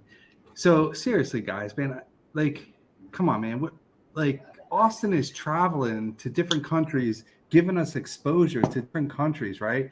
We got like fucking 300 people watching this motherfucking chat, right, or this live, right? I don't understand why people that are interested in traveling can't even fucking send $1 to Austin. That's weird to me, man. Like a fucking dollar. Like Yeah, why can't we support Austin? I mean, Austin cool as fuck. I mean, he's real. Motherfuckers, people fucking send motherfucking super chats to people that are like, I don't know, just like sitting in their fucking basement talking shit about other YouTubers. But Austin is yeah, actually out there fucking actually telling us really like his losses and his wins. I don't understand it, man. Like, aren't you guys getting any value from fucking Austin's experience as a black man, as a young black man, a good-looking dude? Like, dude, if you guys can't like, if he can't fucking execute in fucking Sao Paulo, whatever the fuck it is called, do you think you're gonna fucking execute there? I mean, he's letting you know, don't waste your fucking time going there. yeah, yeah. Don't really don't. I If don't you get come for this the shit. culture in the city, it's good. But yeah, to date, no, don't do it. Don't do it. Like, I think I I know know who you're talking Austin. about with the basement. Yeah, well, I don't want to. I don't want to call specific names, like, because some of the guys are actually cool and they're making money in the basement, and some guys are not that cool. But the point is like, Austin is actually traveling. Like the cost of him fucking renting the Airbnb, the cost of him fucking paying for the flights, the cost of him fucking just eating, it costs money, man. And he's sharing us the fuck like his real experience. I don't get it. I have zero problem trying to send him money every week, whatever. Like, even if it's fucking $5, $10. But like, I don't understand why people want to see him go to other countries, but you can't even fucking send $1. Like, that's weird. Yeah, Like, dollar cash app is better than nothing. exactly. Like, dude, like you got like people in the chat, seriously, right? You guys are on the chat every fucking day. Come on, man. Like, why wouldn't you send a fucking dollar a week? A fucking dollar. I my fucking coffee costs me like $4 or $5 now a day in fucking the United States. And this motherfucker right here is fucking traveling for us. And he's sharing us real information. He's not bullshitting. He's not acting fake. He's actually being real. That's what I don't understand. We got a $4 cash app from Max Vision. Thank you very much. And Strictly Travel, I think I shouted you out already, from Omni Osias, sent $5 for Istanbul ticket. He wants me to go to Istanbul. And we got another $5 one, but I know he doesn't want me to do a shout out. So Like, I don't want to talk shit about your subs, dude. Like, seriously, I don't want to talk shit about people. I mean, everybody got different money circumstances, but we're talking about $1 sometimes, you know what I'm saying? Like, and if you're spending so much time watching Austin, that time is money. yeah, we got a $25 cash app from Derek. Thank you very much. I did see that in the chat at first. $10 from Rodney Howard for great content. Inspire me. American culture is trash. If you come to Sao Paulo, you won't be getting that far away from it. Thank you for the cash app. Yeah, It's not the same, but you won't be getting that far away from it. yeah. I mean, let's make sure it's clear, right? Austin has one better where he's at currently. I don't know how to say the name that well, but where he's at currently than Dallas, obviously, right? Yeah. I mean, that's obvious. Like Maria was a good girl. She was a good girl. She was a fucking ballerina, but she was a good girl. I mean, like Austin met her. Like Austin met many women. And good. It's an experience, right? It's part of the social experiment. Yeah, it is what it is, man. But come on, guys. Do you guys think it's fucking free for him to fucking go to fucking Europe? Do you think he fucking needs to go to Europe? He's going to Europe for you guys. Seriously. Like, if it were up to Austin, like, I hate people that say, "Oh, Austin against black women in America, Austin against women in America." Then, if Austin just wanted to meet women, he would go to the right places in fucking Brazil. He would go to back to Kenya. He'd be done. Yeah, I really would. Like, he I would would be in be. Kenya if it wasn't for the channel. Exactly. Yeah. So, I mean, come on, guys. Seriously, like, why can't we support Austin more? Right? Like, we should. I mean, and I'm not trying to e-beg for Austin. I'm just saying Austin is actually fucking, I don't know, like, he's a 25-year-old attractive black man, and most of you fucking people are black. Like, don't you want to fucking, like, understand his experience as a black man, a young black man in different countries? I mean, I think that's cool. That's cool. Yeah. I mean, I don't know, man. That's what I think. But I don't know. I think we need to support you more. Like, where I see other YouTubers sitting in their fucking basement getting supported. I mean, for what? Talking about other YouTubers. That shit's funny as fuck. What are they doing? They're sitting in their motherfucking basement. They ain't going nowhere. Yeah, we somebody's in the chat like Austin's still in the house. We can go outside, but we're not really missing out on nothing. we're not really missing out on nothing by going outside. Besides me getting drunk and talking shit. You guys seen what happened last time we went outside 2 days ago. What the fucking green shirt? The fucking green Yeah, shirt? What the fuck was that? A bitch smoking cigarettes like me? A bitch smoking cigarettes like Poppy Rico? Fuck that shit. And she was yeah, old, man. She was old too. Come on, man. Like there wasn't much game out there that day, right? I don't know, man. I mean, if I were you, Austin, and it wasn't about trying to give people different experiences, like your experience in different countries, I'd be back in Kenya. yeah, Why not? yeah. Why not? But then they say, you know what happened when I was there last time? They're like, we're tired of Kenya. We seen Uh, Nairobi is getting old. It wasn't uh, getting old for me. It wasn't getting old for me. But for them, I left and went to Romania. Floyd wanted to. Khalil sent photos. So finally, someone said it. Thank you, at Wesley. I prefer your motivation speech better than B Dub. Traveling costs, content yeah, costs. Thank you. Yes, it does. yeah, Uh, yeah. Go on, Swabby. Swap Prince says, I like Wesley, but he's getting too comfortable with talking about black activities. Once again, I like you, but you need to talk to him on the back end about that.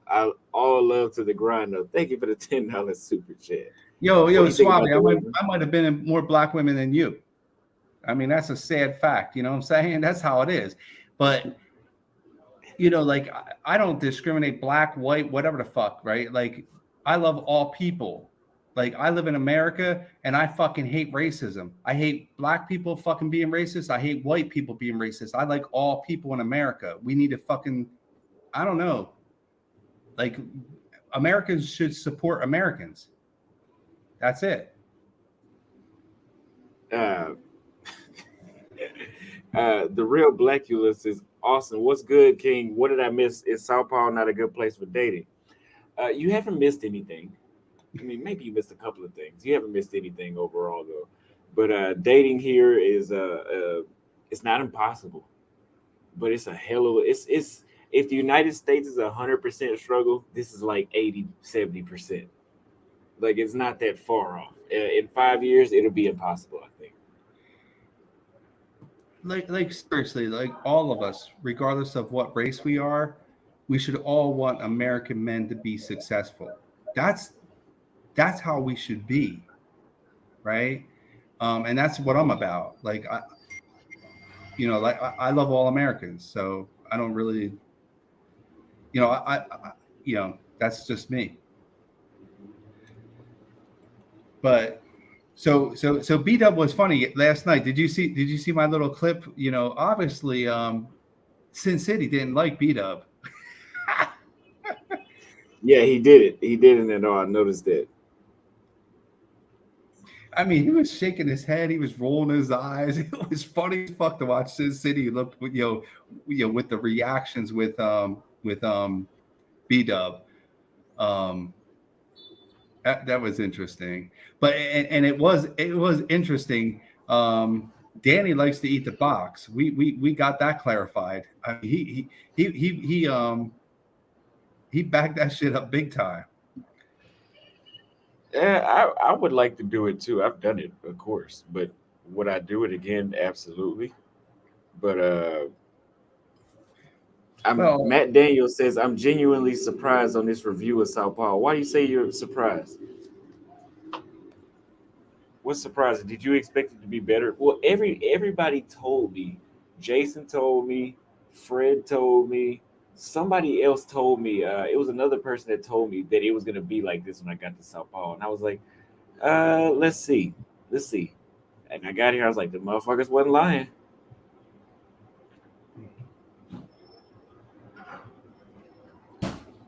I'm on my last beer. I think Sao Paulo is a place like for Marty just brought up that picnic date. I think Sao Paulo is a place where you go to the picnic with no intentions. United States, like uh, you have a picnic by yourself, or some of your homeboys, and hopefully you bump into somebody and you meet them, and you're gonna need to smash them on the spot because you're not gonna hear from them again after that. So that's why, and that's pretty much what Dallas is like. Like if you find a chick with a vibe in Dallas, you need to stay in her face the rest of that day because the minute she gets out of your eyesight, is done. Yeah.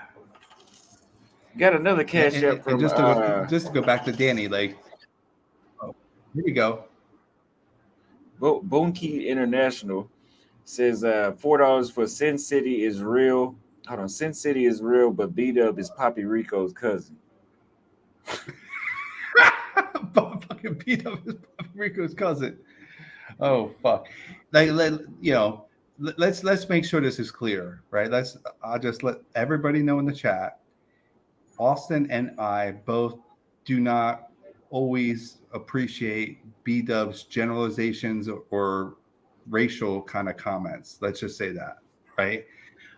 That's a fact. I mean, I'm gonna tell you straight up because obviously Austin and I talked about it, and we talked about it with Will and others.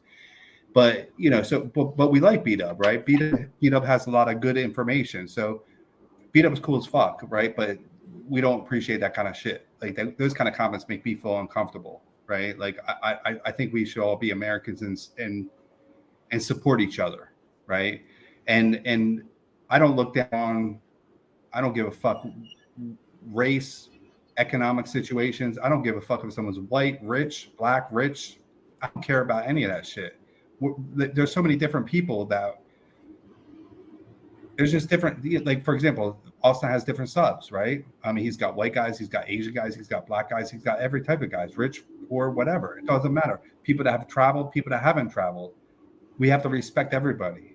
That's the issue, right? Like we really have to respect everybody. Yeah.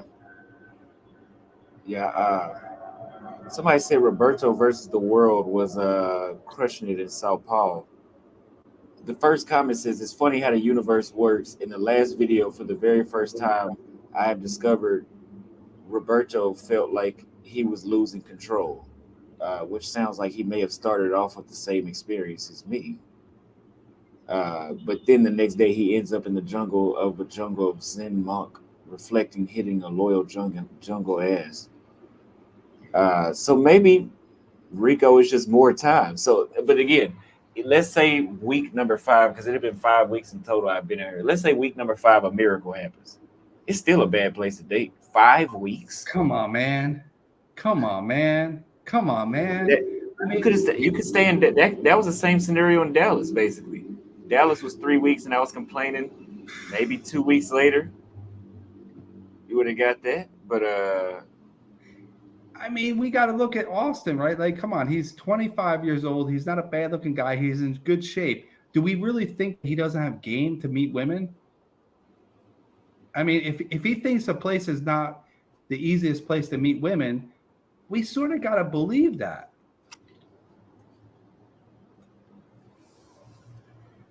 yes, I've been way better places. Hold on, we got beat up, so we got another show on tonight. Oh, beat up, motherfucker!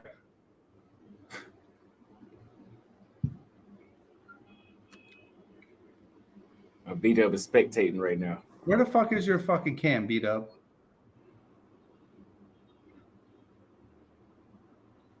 Hey, hold on 1 second, because I'm catching up on some work here at the office.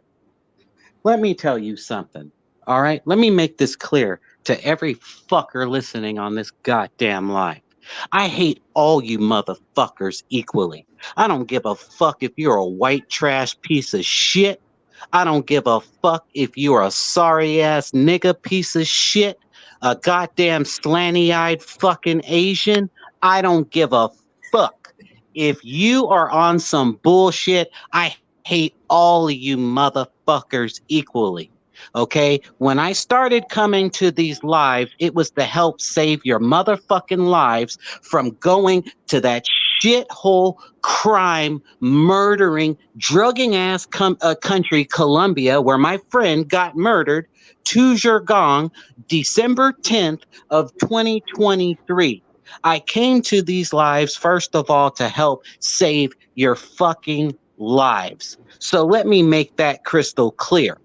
The second thing I came to do was drop my 11 years of living the digital nomad life, travel shit, and giving you guys gems that ain't not one black, white, or Asian or Jew motherfucker or whoever race, whatever, has ever come to this space and dropped what I have and given you guys the gems that I have.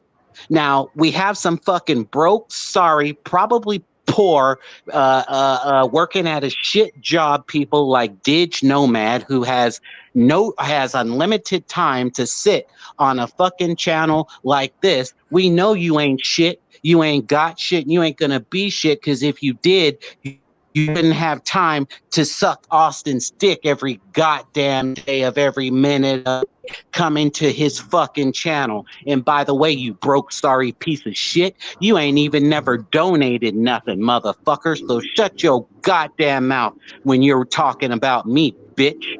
I've donated unlimited amounts of time to Austin's show, who, by the way, hasn't even had the decency to send me no money whatsoever. Wait.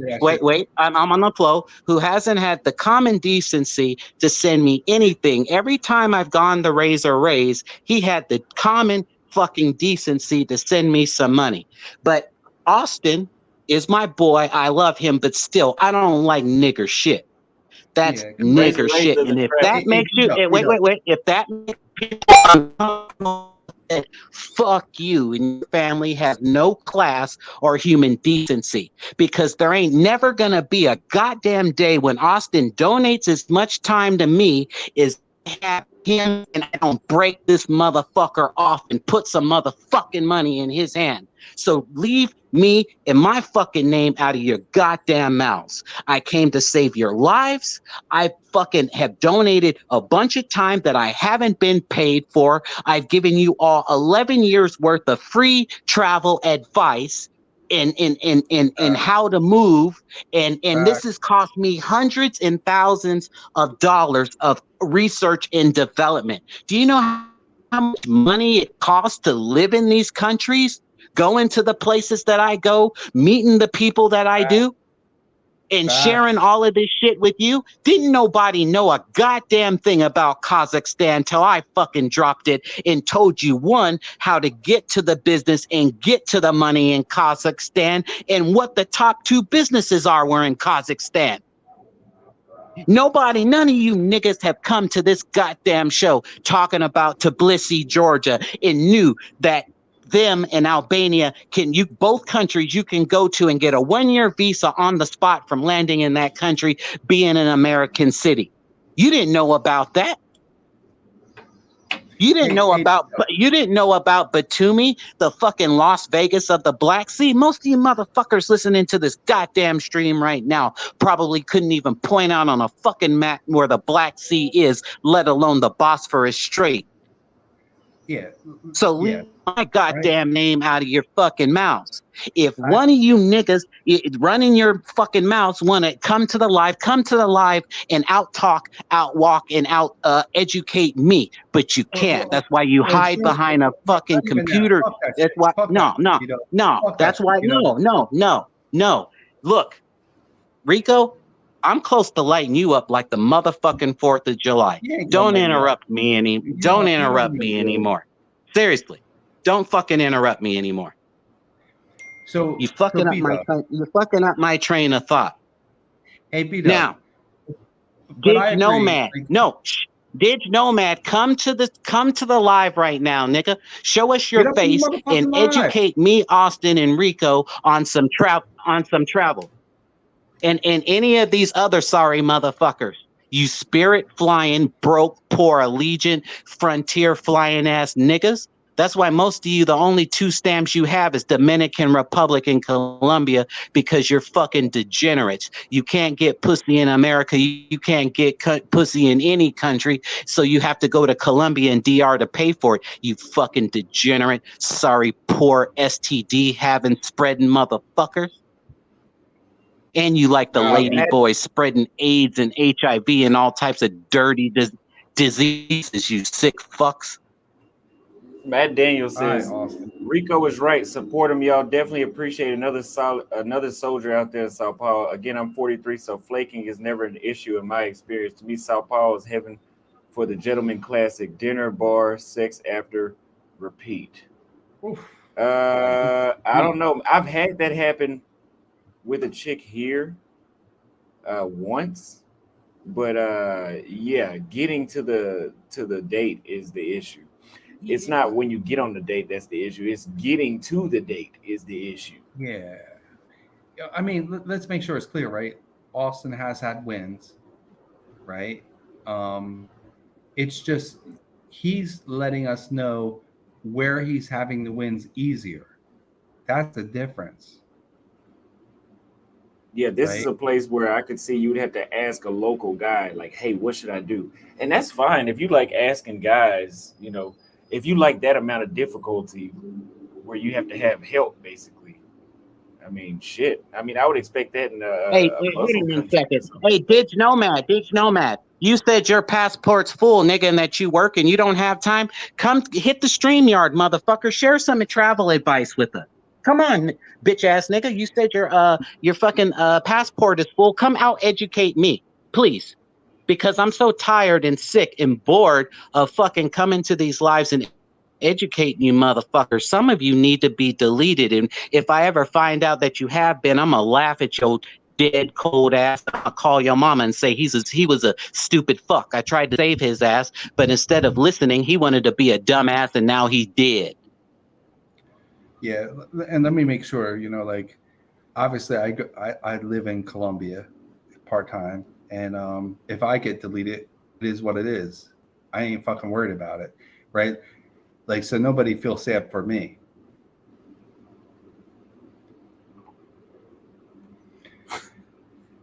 I don't give a fuck. Well, I But wouldn't say that. we're I gonna wouldn't actually say that. interview a You're a good local. dude. Hey. All of these guys running their mouths in the chat, come to the live because I got some smoke for every single fucking one of you sorry, broke, degenerate bastards. Yeah, I mean, it's easy to Fucking talk. fucking It's spirit flying. Hey, look, a goddamn spirit flying ass nigga can never tell me a goddamn thing. In fact, you fly spirit nigga, we can't be friends. so B Dub, right? Obviously, you join Austin's panels and you provide us good information, right? Nobody fucking can doubt that. And Austin, like, but you don't need no motherfucking money from Austin. We know that, right? And I No, don't need no it's motherfucking. not that. It's just human decency and respect. Like I would think his mother would have taught him this. Like look, homie, once again, this is yet another reason why I don't live around niggas because y'all do nigga shit. Okay? For example, if you invite me to a party at your house, homie, I would never step in your house empty-handed.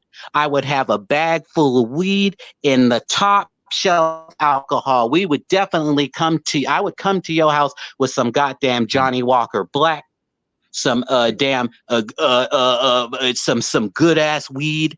It's just common decency and respect. When Yeah, people are doing you a favor and helping you get money and making your show popular, you show them love, decency, and respect. It that's it. gets you Fuck that. further in life. Yo, What you don't want to get known as, wait, hold on, let me finish this. What you don't want to get known as is a taker. Okay, because when you're around very rich people, they test you. Okay, they go through the process of what they call initiation. So they'll invite you out to these lavish parties, events, and stuff, and say, look, everything is on me. Get whatever you want, no money, nothing is spared. And then at the end of the night, when your bill is only, I don't know, 50 or $100, do you not think they pay attention to that?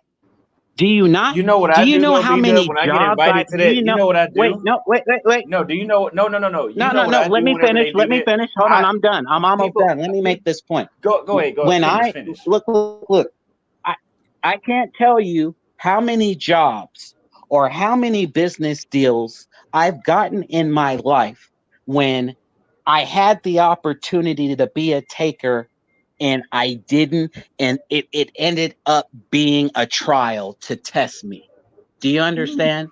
And That is even if true. it was That not is a true. That trial is to true. test me, it makes people want to invite you and have you around more. For example, nigga, when I rent these places overseas, I have more than enough space, usually for one or two more of my homies to come stay with me for free on my money. And you know the way I stay, Austin. You know the way I live. I ain't in no shit rat trap area. I'm always in the Beat best, up, most beat up. You expensive, said you were almost exclusive done, man. area. Beat up, beat up. I'm gonna forget my point. Two things you said. Okay, go Number ahead. one, people that go out with me know that I don't let people pay for shit. That way they can't say that they gave me shit. So if we go out and you say, "Oh, everything is on me," I know that test. So I say, "No, bring me my bill separately." Because I don't need leverage. You know why? My mom taught me that, right? My mom has this habit of doing favors, and then she comes back and tries to say, "Well, I did this for you." So my whole life growing up, I was like, I don't want a motherfucker to do shit for me unless I pay for it. So that's why I do everything by Again, that's myself. not even the correct way, That's Austin. If that's somebody has that's what. donated 40 plus hours or however many hours Let I've me tell you. Oh, donated let to me tell you your about that. show, Let me tell you nigga, about you that. should get the Wait, whole wait, wait, goddamn wait, bill. wait, wait, wait, You wait, should get wait, the wait. Let me mute you. Let me mute you. Let me tell you about that. Let me tell you about that. So yes, you have donated to the show, and you have brought super chats with the entertainment you brought, right? But here's the thing: if I wanted to have a sponsorship and they watch this stream, how tell me how many sponsorships would be turned on if they think this is all we do on the Austin Holloman show is call people nigga and niggers and I get Facts. money. I Well, get money first of one all, time. Facts. Come on, B-Dub. Facts. Don't well, fucking no, all come right, on. no, all right, hold on. Let me respond to that. The same reason why, for example, Netflix and Hulu are kicking the shit out of regular networks. When people want to watch something, they either want to watch the raw, hardcore, unedited shit, or they can go to fucking Disney and watch some fake anime shit. The reason why your show does so well is because you have a motherfucker like me that comes giving you the travel gems and bringing the heat. No offense, watching you and Poppy Rico makes me want to slit my own throat because it's so fucking boring and sleepy. Bottom line, look at all of the comments, whether people like me or hate me. Look at how many goddamn times B Dub is mentioned versus Poppy Rico or even yourself, Austin. So what does that tell You you can't. about what your You audience wants you to hear? now you can't throw me in there because they're subscribed to me. Regardless, Like again, you. again, again, Facts. every Facts. single So time, wait, every single beat up. time I on could put on my this month. beat up. Hold on, beat up. I could put myself on a thumbnail and have 1,000 people watch. That happened in the United States more than one time, where 1,000 people were watching at Come once. on. B-Dub. B-Dub. Yeah, B-Dub. no, no, B-Dub. no. Hey. Look. Hey, look, we can 100% agree about that, nigga. But guess what? Guess what? Out of all of your fucking guests that come on your goddamn show, let me tell you something, nigga. Ain't nobody ever gonna forget fucking B Dub and Shadowhawk. I tell you that right fucking now. And furthermore, if Netflix or Hulu or whatever wanted to put you on a goddamn show and they signed your ass and they would say, nigga, we ain't signing you to shit unless you can get beat up to commit because that motherfucker, he hurts, he gets underneath people's skin. That nigga knows his shit and he's funnier than Dave Chappelle when he comes with his shit and it's raw, it's Beat unwritten. up, I you don't would be even have to canceled. write it You down. would be canceled. Beat up, you would be You'd be canceled. You wouldn't make it canceled. No, on there. I They don't think they so, try to homie. They get got didn't HBO they and all of that shit for a reason. didn't they try to didn't they try to cancel Dave Chappelle too? And guess Dude, what? They were dude, unfucking B-Dub, successful. B-Dub, You just know stop with why? that fucking Because his B-Dub. fan, Stop with that shit. his fan. Stop Look, with that shit. Stop with that shit, please. it's Just the truth. fucking stop. Listen to what the fuck Austin's saying. No, We can't be fucking racial against the fucking majority of the fucking chat. That's not fucking cool. Seriously, that's it. Done. Like you can fucking joke. That's okay. Part time, it's all good, dude. it's all good, but it's not cool, man. That's it. I mean, look at Andrew dude, Tate. this is Andrew all. Tate Hey, look. This No, no, is no, no, all no. for Wait, wait, wait, wait, comedy. wait, wait, wait. Anybody that knows me, Wait, dude, wait, wait, you wait. haven't seen my fucking friends. See my friends and see that this is what we do. We talk shit to each other. There's no red lines. I grew up in the 90s, homie, when everybody wasn't a goddamn gay or a transgender or a weak ass crybaby bitch. But you That's when talking I shit grew up, about when the fucking, height you of talking shit Dave about Chappelle. black That's not people. what No, we're no, You no. talking I shit grew up in about the black height people of in Dave general. Chappelle. You talking shit about black people in general. That shit is not cool. Exactly. I can do that because I'm black. Yeah, that's the only reason why you can fucking do that. Like, motherfucker, Exactly. get on the fucking, And that's why I fucking do it, because I can. Just like your people rape and pillage and kick black people out of neighborhoods and then put your own fucking Starbucks and It your ain't white cool. asses walking Yo, down the yo, street with yo. your dogs We in black all neighborhoods that you just took from the black family. So We I all would be gotta quiet, respect colonizer. Americans. You We all gotta respect. no. You Listen like here, fucking Trump. colonizer. No. Wait. You Look. like Trump. Hey, You like no, Trump. Matt. Hey, no. You like One thing Trump. is for certain, Rico. Come on, No. man. One thing is for What the certain. fuck One about thing is for certain. No matter what I say or do, it'll never be equivalent to what the fuck your people have done to the goddamn world. No. So look at yourself and your fucking colonizing lineage. Don't say shit to me. Beat up. You're fucking. Listen for a second, please. You like Trump, right? I believe Trump is for all people, right? And Okay. you know, like, we already know what the fucking government has done to black people. We know what the fuck they've done, right? But a lot of those fucking government officials have been black. Come on, man. Like, you can't be talking about very few as compared to your let's not go start from the beginning, shall we? Shall we? I mean, yeah, exactly. You know what? Exactly. Here's what we could do, B-Dub. We can continue this on Rumble. You could say that for Rumble. we can go on Rumble. You can talk as much as you want, but YouTube is not Rumble. Yeah, I just think we need to respect, like, you know, like your racial comments toward generalizations against black people are not cool. Hold on. Look. Again, that's because you guys are soft. If you guys get hurt or offended, you know what? You must be one of the you must be one of the fucking you're one of the fucking niggas I'm talking about. Because if you can't respect a guy that, one, is donating his fucking time, two, came to this streams originally to save your goddamn lives and keep you from coming home in a fucking casket. Okay, and number three, gives you the best goddamn travel gems that have ever been dropped to my knowledge on Austin show or anyone's show. No, my point is I'm not going to allow someone who has never donated to this show, someone that's never come to this stream to drop some gems. I'm talking about you, Dig Nomad. If your passport is full, please come to StreamYard right now and drop us some travel gems. Yeah. If you cannot come to this stream and drop us some travel gems, then shut the fuck up and let me educate your dumb ass nigga. That's what I'm saying. I agree with all that, B-Dub, right? I agree with all that, right? And if a motherfucker really wants to talk some shit in the fucking chat, fucking step up on the panel. Don't be a bitch. I mean, seriously, like, I ain't a motherfucking bitch. I ain't even close to a bitch. I'm a white corporate fucking American motherfucker making a lot of motherfucking money, but I ain't a bitch. I will fuck you up, and I will stand on what I believe, right? But talking shit in the chat to B-Dub or me or Austin or anybody, come on, man. Like, what do you got? Do you got a passport? Do you got a fucking travel experience? What the fuck do you have? Do you have any money? Talk some shit. Get on the motherfucking chat.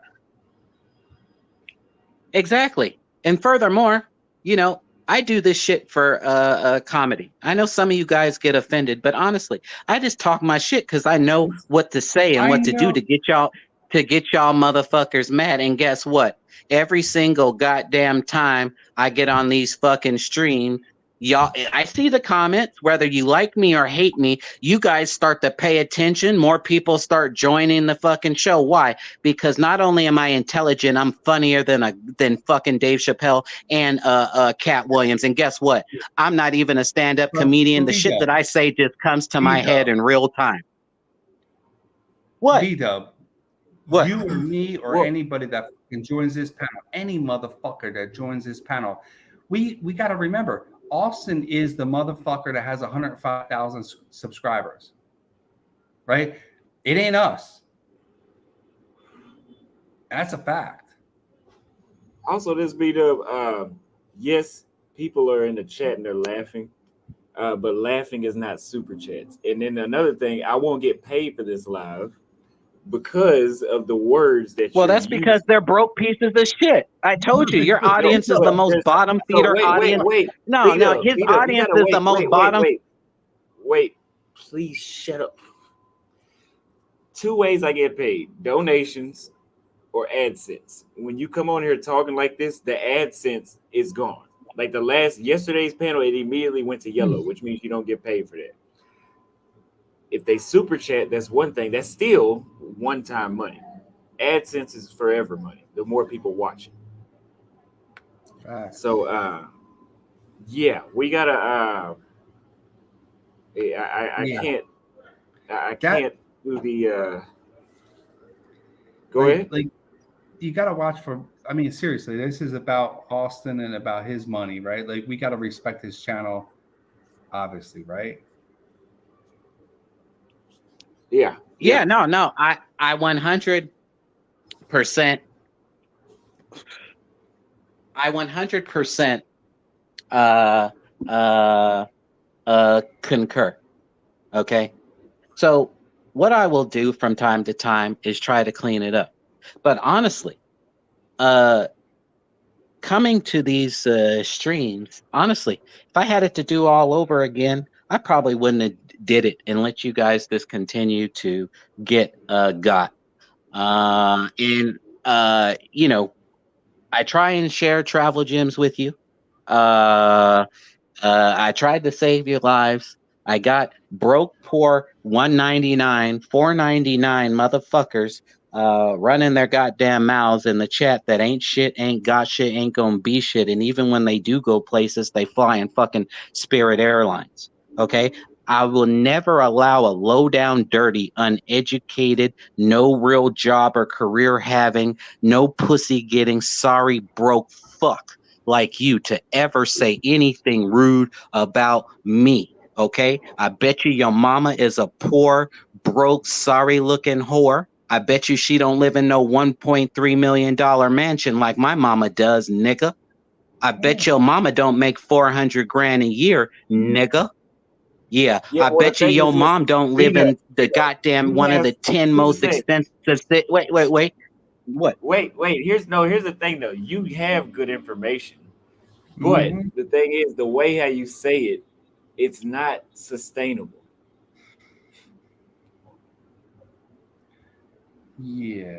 Roll. Well, honestly, You keep it's telling me to fine. go Honestly, outside and do this can something be my fun. hey. To Here's be honest, wait. this can be my last Here's live hold on. or stream today. To be honest, it can because look. I'm taking time away from work for this, so honestly, this can be my last stream. It really can, honestly. Okay. Like this. Here's something like right. So you have information about Sao Paulo because you've been here. Now we have somebody in the chat, and you're I hate threatening it. to. It's the worst, You're threatening. and I'm glad you're seeing that. Sir, let me finish, man. So he says, Austin, go outside and explore Sao Paulo, do something fun. Now you have a response to that. I know you do. It'll be similar to mine, but the way how you respond, I couldn't chop this up and send this to a family or a single guy that is sensitive to language, which he wouldn't like Yeah, me you either. could, But he because for I would sure just wouldn't say, like your ass. going out in Sao Paulo, if you're going to go to Sao Paulo, my favorite part of Sao Paulo is this area called Boco de Batman.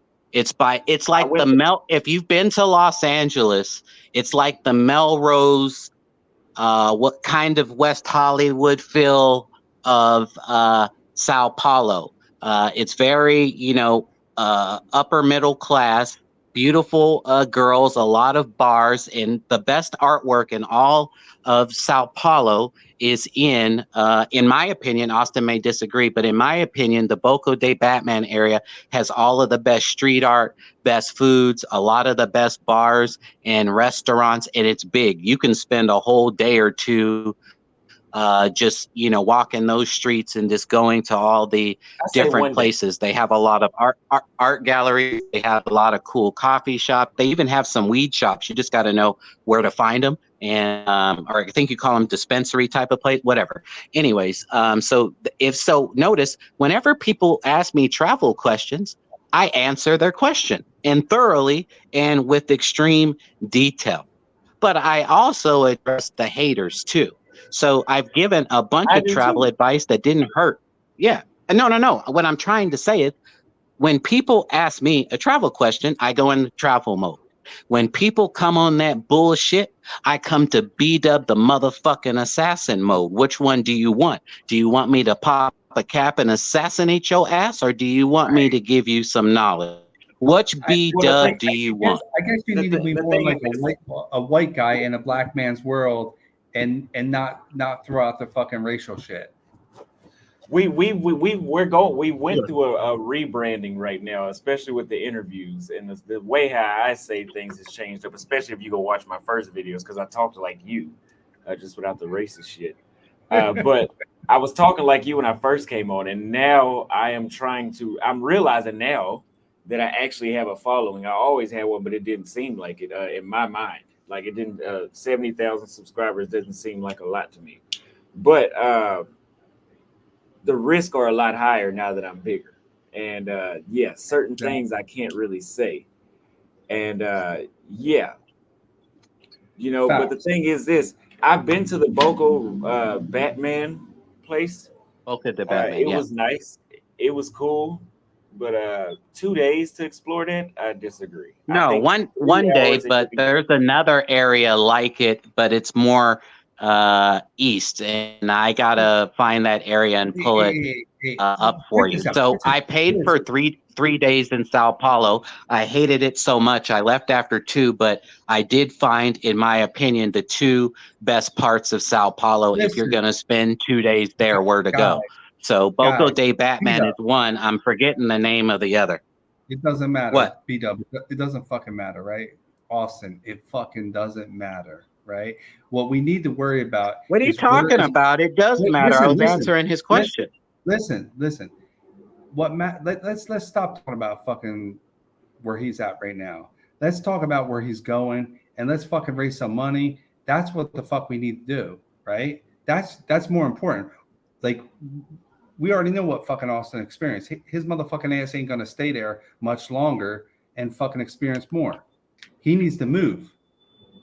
So we need to talk about where he's Yeah, for going. 100% correct. I asked him, I said, why in the fuck are you staying in Sao Paulo for 30 days? I would have shot myself, honestly. It's all good, I man. just It's said, all what good. a Austin, let's make sure we're clear why the fuck Austin did that, right? It's His ass America got part two. It's no, America. It's no, fuck that Portuguese shit. America. Fuck that It shit. is. Listen, It is. beat up. Listen.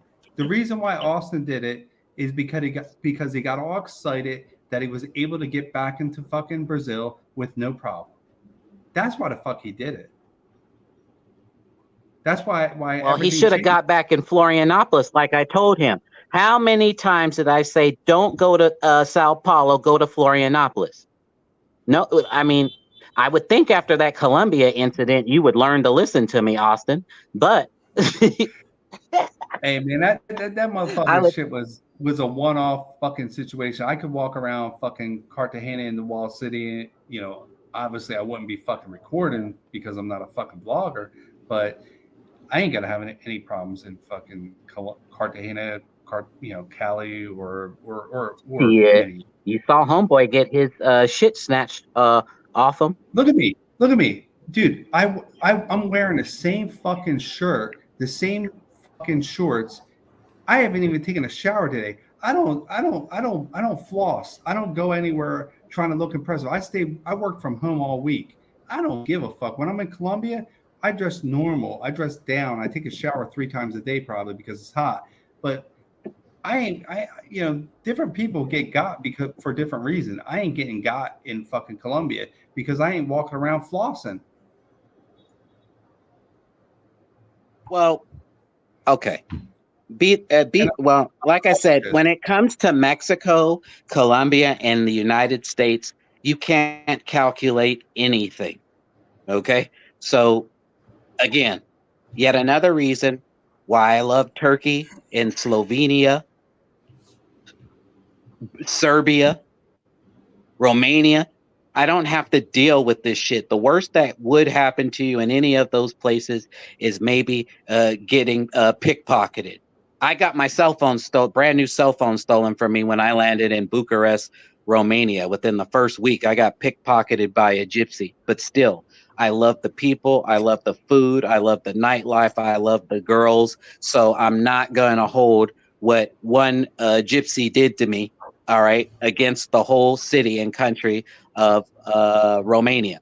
Uh, and again, guys, I'm just trying to tell you places where one, there's not many of you, and two, where you will be safe and get back home to your family. So I hope you understand that. And honestly, that's why I do these lives, is because I know I talk a lot of shit and I hurt a lot of people's feelings sometimes. And a lot of you guys actually enjoy my commentary. But be that as it may, the reason why I've donated so much time to Austin's show is because if I can save one life, and I believe I've saved more than one, then it actually ends up being worth it. I know I talk a lot of shit, and yeah, and I'm still going to continue to talk shit. yeah, I don't it's give a okay. goddamn It's okay to about talk shit. It's anybody's okay to fucking talk shit. feelings, nothing. It's okay to talk shit, right? But don't make it racially talking shit. That's the No, only. well, that's the thing. I'm a free American.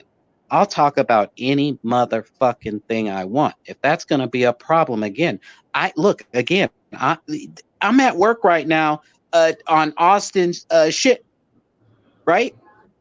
So again, I don't need this shit. I do it to save lives and to help Austin out. So if the way that I deliver a message is not acceptable to you, bye. I'm not losing anything. I'm losing money right now hanging on this shit. So that's what it I'm is. just curious. I'm There's just no curious. great look. No, no, no, no. There's no fucking gray area with me.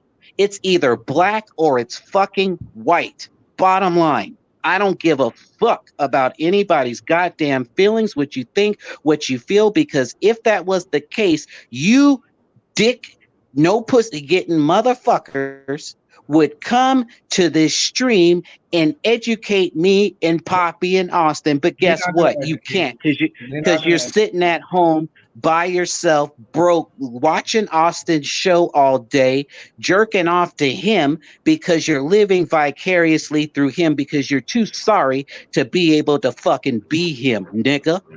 And if that hurts your feelings or this, that, and the other, I don't give a fuck.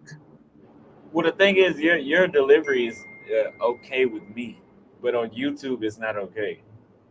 Like I Yeah. don't, I talk. I mean, I don't say racist shit like you do, but behind the scenes, Rico knows. Everybody that knows me knows I say whatever I want. But in public, it doesn't. It's not a good move. Yeah. Yeah. I No, and mean, like I said, again, this can stop. be my last stream. If I'm No, no. hurting people's feelings or whatever, honestly, Peter, again, it doesn't matter to me. Like, no problem. I'll go back to fucking making money. Like, look, I have a career. Okay. I don't sit on YouTube asking people for donations and living off of donations. I have a real career. So, again, if it's a problem, no worries. I'm out. Bye. See you later. And y'all can continue to sit in these streams with boring ass people that put you to sleep. Bottom line, if you look at the time frame from when I come on these streams, the amount of time people stay on, people literally come to these streams And the Let's whole see. time I'm on will stay. But if you look at when I go off these streams, the people paying attention and hanging out on these streams goes down. It doesn't matter. It does. This is No, They fact. haven't paid anything. They're not paying no. them.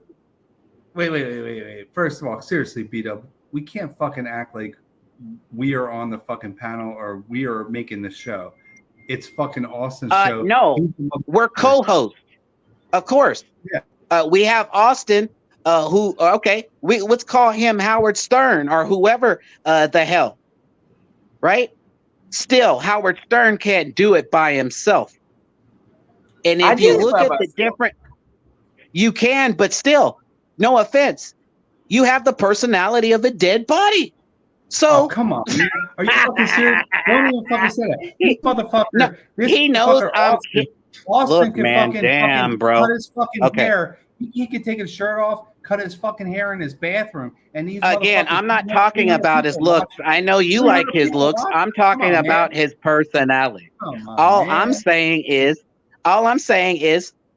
Austin is not funny. He's a nice guy. He's a good guy. He's an intelligent guy. He's wait.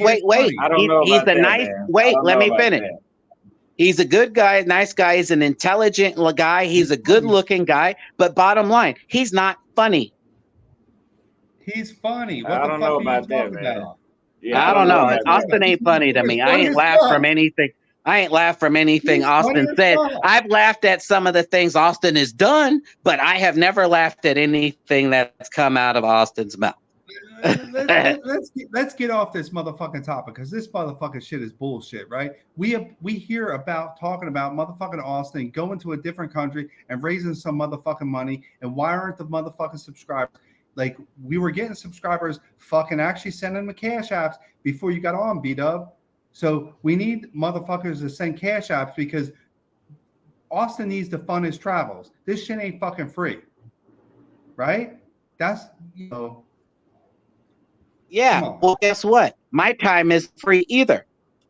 So it all goes. Dude, yes, of course. I 100. I'm just saying. I'm saying. Wait. I'm saying I'm at work now, donating some time to Austin. So guess what? It's not free for me. It's not free for me either, because I'm a guy of honor and integrity. So I'm actually going to strike the time that I've been on this show. I'm actually going to strike.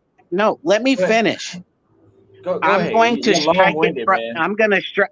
I'm going to strike it from my pay at my job, because I do not feel it's right for me to get paid by a company. And I have been on Austin's live stream. Like I said, you guys don't like what I say sometimes. I think a lot of you actually do. That's why you guys, the whole goddamn time I'm on, y'all pay attention. And when I drop off, it goes back to a fucking sleep fest. And then you guys start going to sleep like, oh, please bring Beta back. You know? Yeah. All right. There's a reason for that. There's a reason for that.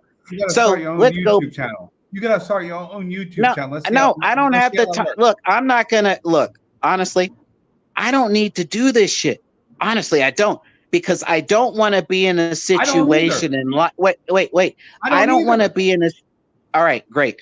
I don't want to be a situation in life where my fucking income depends on people giving me donations. This is why Austin should get a job. There's plenty of tech companies hiring that will hire someone that has no experience, and they'll train him and give him a good salary so he can actually have some steady income that he can count on with a base salary. Plus he'll get commission. And if he starts with the startup, Austin will get the, wait, let me finish. Because I'm dropping some knowledge and some people are going to get a big dime out of this. Okay, so please shut the fuck up.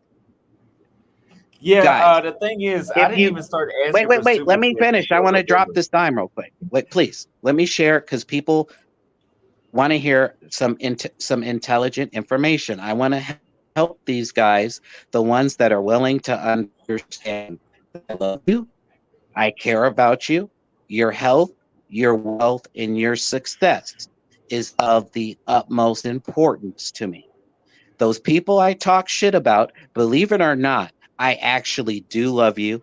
I actually do want you to be healthy, wealthy, successful. I want you to have a bad bitch. I want you to live your best fucking life. Nothing makes me happier than seeing you guys travel, see the world, getting the baddest bitches, eating at the best restaurants. Nothing makes me happier. Okay? To be on, even for you haters that talk shit and that I've had to light the fuck up like the 4th of July. I still love you. So let me tell you this. I think that the best strategy when you're starting out on your digital nomad life would be to get a job working for a tech company, whether it's in programming, whether it's in fucking sales, whether it's in HR, whatever. Working for a tech company remote, getting a good salary. Okay. If you're in sales, you get a thing called commissions. I don't have to explain to you what commissions are. So you got a nice salary that you can depend on. You have commissions on top of that. And if you get a job at a startup, they have whole career websites dedicated to startups. I think it's called workatastartup.com. There's plenty of websites like that, indeed.com, so forth and so on. Anyways, to make a long story short, if you get a job at a startup as a sales rep, you'll get a third batch of income. You have your salary as your first batch of income. Okay. You have your second batch of income, which is your commission. And then you have a third batch of income, which is called stock options. And a lot of times these companies go public. When you get stock options, the odds are that your company is planning on going public at some time. If you're one of the fortunate ones to get in and work at a startup, when that company goes public, oftentimes you will either have several $100,000 worth of stock or several million. Okay. So rather than sitting on this shit all day for 7, 8 fucking hours a day, I think a more effective use of Austin's time would be to do a show from maybe 1 to 2 or 1 to 3 hours. Okay. And he work on building a career. So in case the damn economy fucking goes further down the goddamn tube and people can't donate, it's not hurting him as much because he has a salary and commission and possibly some stock options. That's just Okay, the let way me. that I would move forward. Okay. But whatever. Don't listen to me. Well, It doesn't let me. matter, guys. Here's the thing, B Dub. Before I asked for a donation to travel, I had already been to. I think I had already been to 15 countries just off of posting videos. Like you do realize I get paid for the video to be on YouTube. Like whether people donate or not, the vlogs make money. Like that, I don't need the donations to continue to live. All I need to do is show people what I've been showing them for the past 20 plus months. Yeah, no, I realize that too, and people can go back to this live and watch all of this and other ones and your streams when you're walking down the streets, going to bars and restaurants and showing the beautiful girls in places like Peru. Yeah, I mean, but the thing is, like, I was in Kenya, and I never you if you well, you probably weren't watching me back then, but I never did live stream. I probably did 5 live streams when I was in Kenya, so I wasn't Then getting super chat why do you do live streams? because I don't want to always vlog. That shit's a lot of work, and especially Right. daily vlogs. It's easier to go live and talk about whatever we want to talk about that day and do interviews than Okay. walk around and do this shit. But the thing is, again, I don't need super chats. Like I've gotten $3,000 on a live stream once when I was with Floyd in Poland. And Floyd, even I don't Floyd threw a slick comment at me. He's like, "Oh," because I was like, "Yeah, look how much the next YouTube check is going to be." He's like, "Yeah, that's mostly donations. Donations made up 30% of that YouTube check at that time. So I don't need donations. Well, And why would I go get a job when I can put it work this when I way. want If doing you this? well, Like no, this is that's more that scalable than being in tech. I mean possibly. Possibly. I No, mean, no, it Possibly. is more scalable. Like definitely. you do realize I don't have to pay for advertisement because I am the advertisement. So if I came out with a fucking shoe, if I took your route and I was a tech guy that nobody knew, you would have to come to YouTube and Meta to pay for advertisement for people to see your shit. People are going to see my shit. Yes, very true. But you could be a tech guy, have some money to invest in your fucking marketing. So let's just say you do decide to start a YouTube channel and you're making 2, 3, 400,000 a year. Now you can invest in yourself to get yourself up on YouTube much faster than if you're starting from scratch. And I'm not saying that, that's always the case. What I'm saying, and furthermore, people get shadow banned and taken off YouTube all the time. So my point is this: when you go for example, to buy a fucking home, when you start making serious purchases in life, when you have big, huge gaps in big waves of income, when you're trying to buy a home, okay, for example, or even a car, it begins to be a problem, which means that you have to usually always pay for things in cash. And I pay for everything in cash, but even still, when I bought my home, I'm not going to lie to you, I didn't pay cash for it up front. I put 50% down, but I didn't want to write a check to pay all of that off and burn through all of my liquidity. That's all I'm saying, is that when you need access to capital, it's good to be able to hand JP Morgan 2 years tax returns if they want it, 3 or 4 months bank statements if they want it, so that you can get to the capital. That's all. Yeah, man. Yo, I'm not Keto, getting a seriously. job, man. Like this ain't a fucking let's give fucking career advice to Austin. Come on, man. No, I'm Yeah, not. I'm No, not. I'm Well, not getting. here's the No, thing, I just Vito. said Austin doesn't No, have look, to listen Vito. to me. I'm just sharing other ways for people to try and live like Austin. If you can create a YouTube channel and you want to do it all day like Austin does, yeah, go ahead. Good luck. The problem is, in order for you to get to 100 plus thousand subscribers, it's going to take you a long time, and you'll be in America for the next several years trying to build up that type of subscriber base. I'm saying, if you want to leave the country right now, like you're at your last wits, you're just like, fuck, man, I can't take it anymore. I'm sad. I'm depressed. I'm lonely. I'm just unhappy. All I'm saying is, get a remote job, okay? Save up a couple months' paychecks, hop on a plane, and boom, you're done. That's all I'm saying. I'm not trying to give Well, Vito, Austin career advice. well, let me tell you something, because the situation you just described was me 2 years ago. The same words. I Exactly. feel 2 depressed here in the years. States.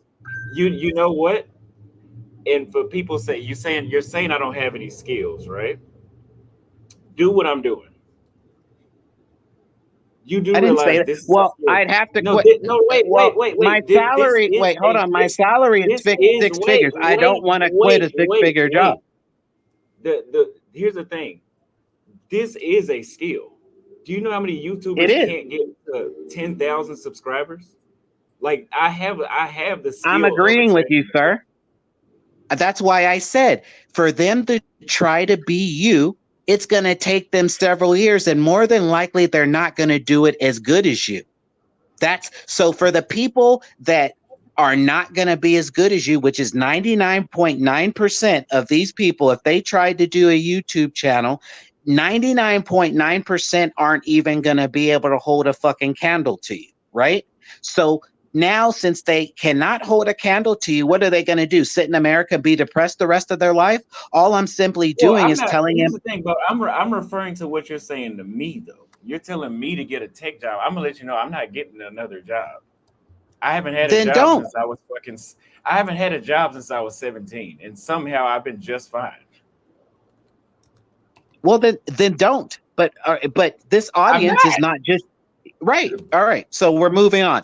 So for the audience that say is sad, depressed, unhappy, just wanting to explore the world because you've been inspired by some of the travels that I've shown you guys or Austin has shown you. You've been inspired by some of the things that we're talking about. Yes, you can start a YouTube. Hopefully you're as good, if not better than Austin, but the majority of you will not be. So what is plan B? Plan B is to get a remote job, save up a couple months paycheck. So let's just pretend you start applying for jobs and you get a job, in the next few weeks or this month, right? You save up 1 or 2 months paycheck. So we're in June now, July, August. So you're traveling the world like Austin by August or September of 2024, right? The odds of you being Austin and getting to 100,000 subscribers by September of 2024, you're never going to fucking make it. So, does that mathematics help some of you guys out? I'm trying to help you to leave the country sooner. You ain't gonna get 50,000. You ain't even gonna get 10,000 subscribers more than likely by September of 20.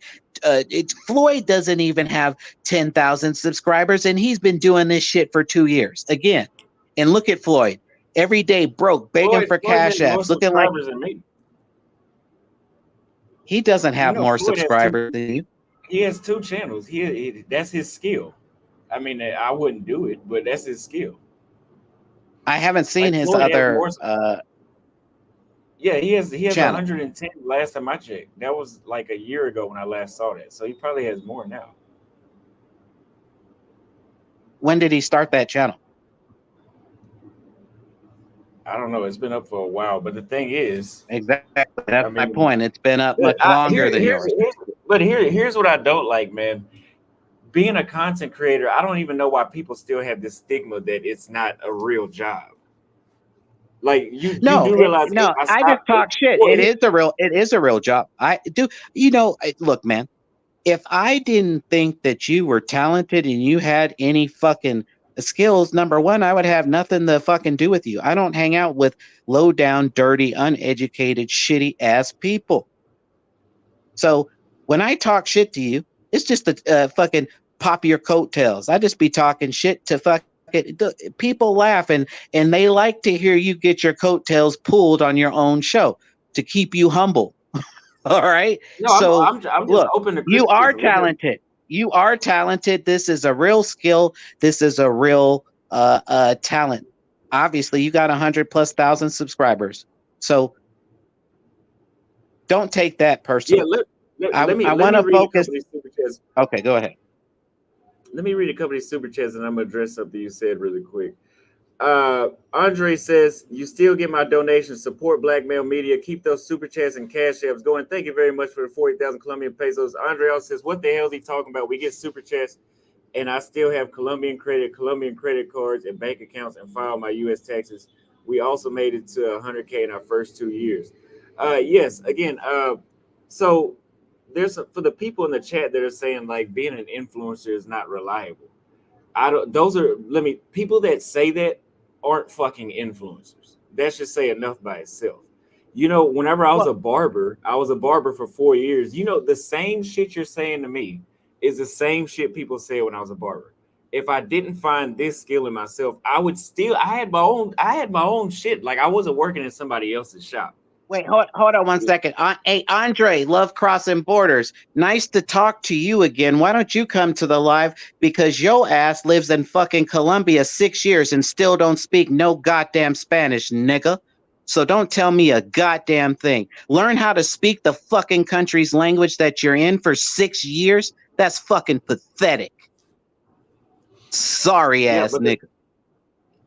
But the thing is, with content creation, it's actually more reliable than being a barber. Like first of all, as a barber, your life is shit because the more money you make, the more hours you stand behind a chair and watch the sun up and go down, which was my complaint. And then people say, well, open a barbershop. Barbershops aren't as profitable as people think. Like you're talking like a couple hundred, maybe $1,000 a month for one barbershop. Most of the time, some people do more than that, but most of the time, you're not going to make a lot of money as a barber when you get a barbershop. You can do it. You're better off making money by yourself, like what I was doing. That's why I wasn't too big on hiring. Hold on one second. Hey, Bruce M2, come to the live, nigga. Show your face and drop some travel gems. Cause guess what, nigga? Guess what? I bet you I look better than you. I bet you I got a better career. I bet you I got more assets, more travel, and my bitch sucks and fucks better than yours. I bet you don't even have a bitch, you sorry ass, broke, no hoe, no pussy getting ass nigga. Bring your ass to the live, bitch. So the thing is, for people that are saying being a content creator is not reliable. I mean, there's plenty of YouTubers that have made. I mean, we have Mr. Beast who made being a YouTuber a billionaire status. Like again, I don't have to pay for marketing because I have a channel. Like I have a channel that people tune into. You know, over 200,000 people Google my name every day. I mean, every month. I'm sorry, every month. Well, So once again, I concur with you. Have free advertising. So let me tell you. Well, let me tell you. Look, one thing that I have that all businesses want is attention. If nobody knows who your business is, nobody's buying. People have to know who you are. So anything I come out with, I don't care if I sell one shoe per month. Eventually, it will grow with the marketing that I put on my own channel. You don't. No, I'm with you. I 100% concur. Look, homie, honestly, I want you to fucking make it, okay, on a major network, major television station. I'll clean up my talk. All right, I want you to make it. All right, so that I can be on the channel or the whatever stream, or if it's Hulu, Netflix. I want you to make it. So you have skills, you have talent, you're a nice guy, you're an educated guy, you're a well-traveled guy, you're a handsome guy. So honestly, I have no qualms with you. I love you, bro. You're like my little brother. So let that be crystal clear. Sometimes I come on here just to talk shit. And look, it's not fair for me to light everybody else up on the panel, but I'm not lighting you up. That's not fair. I got to throw some shots at you just to make it fair and equal. And by the way, bring that Sin City motherfucker back and I'll cook his ass like the goddamn 4th of July barbecue. Nigga, I couldn't hear you yesterday, you mute sounding low microphone having motherfucker, but come back today and I got some smoke for your bitch ass. You look like you live in a shithole city like Sin City didn't I don't like give you, a man. shit. Hey, look, I don't like him either. If I saw that nigga, I wouldn't even talk to him, speak to him. He looked like a Cincinnati nigga. He looked like a goddamn Cincinnati or Saint. He looks like a Cincinnati or St. Louis looking motherfucker. He looks like he comes from a part of America we don't even talk about.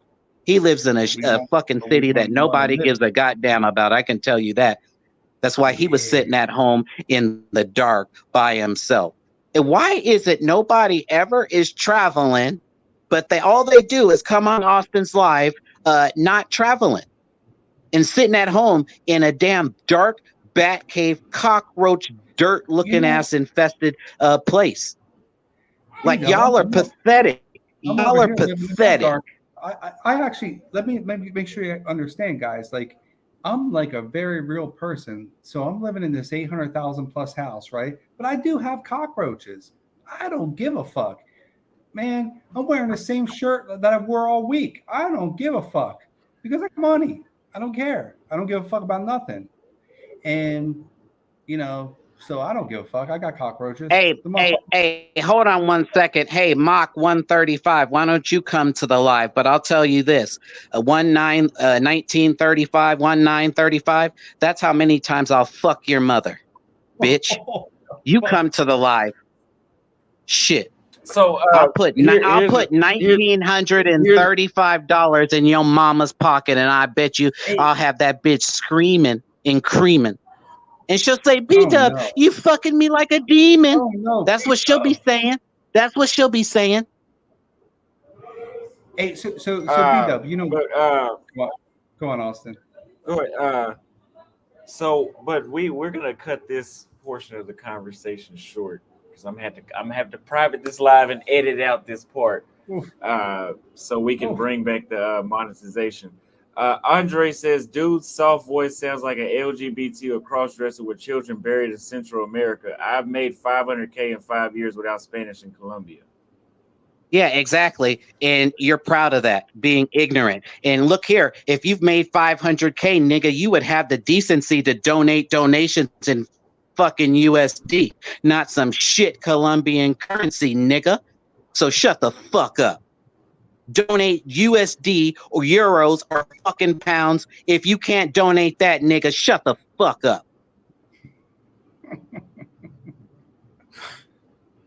But yes, so we're gonna Up have here to donating cut a this fucking conversation. toilet paper. He's up here donating a goddamn toilet paper currency, and he has the nerve to say anything to me. Shut the fuck So up. Get a here, real we're gonna have currency, nigga. beat up. We're gonna we're gonna have to cut this conversation short though, man. We got to get back on topic.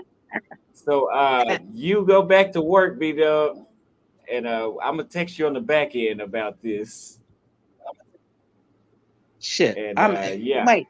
Don't private this, man. This shit was hilarious, bro.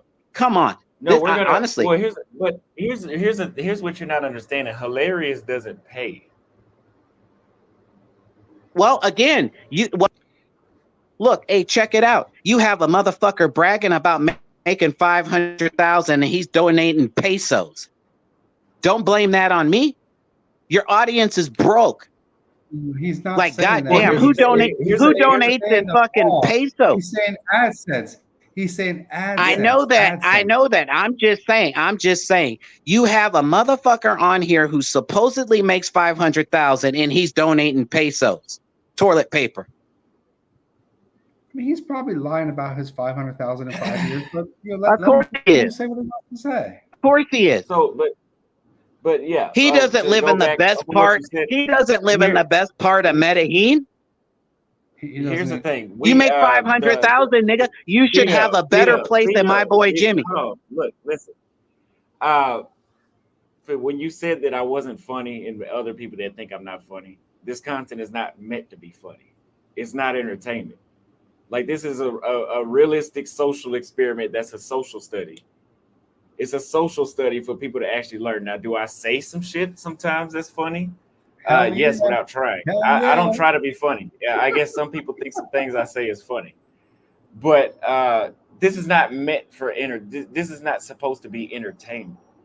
Like, this is the same content I watched to learn about what I was getting into before I went to Brazil.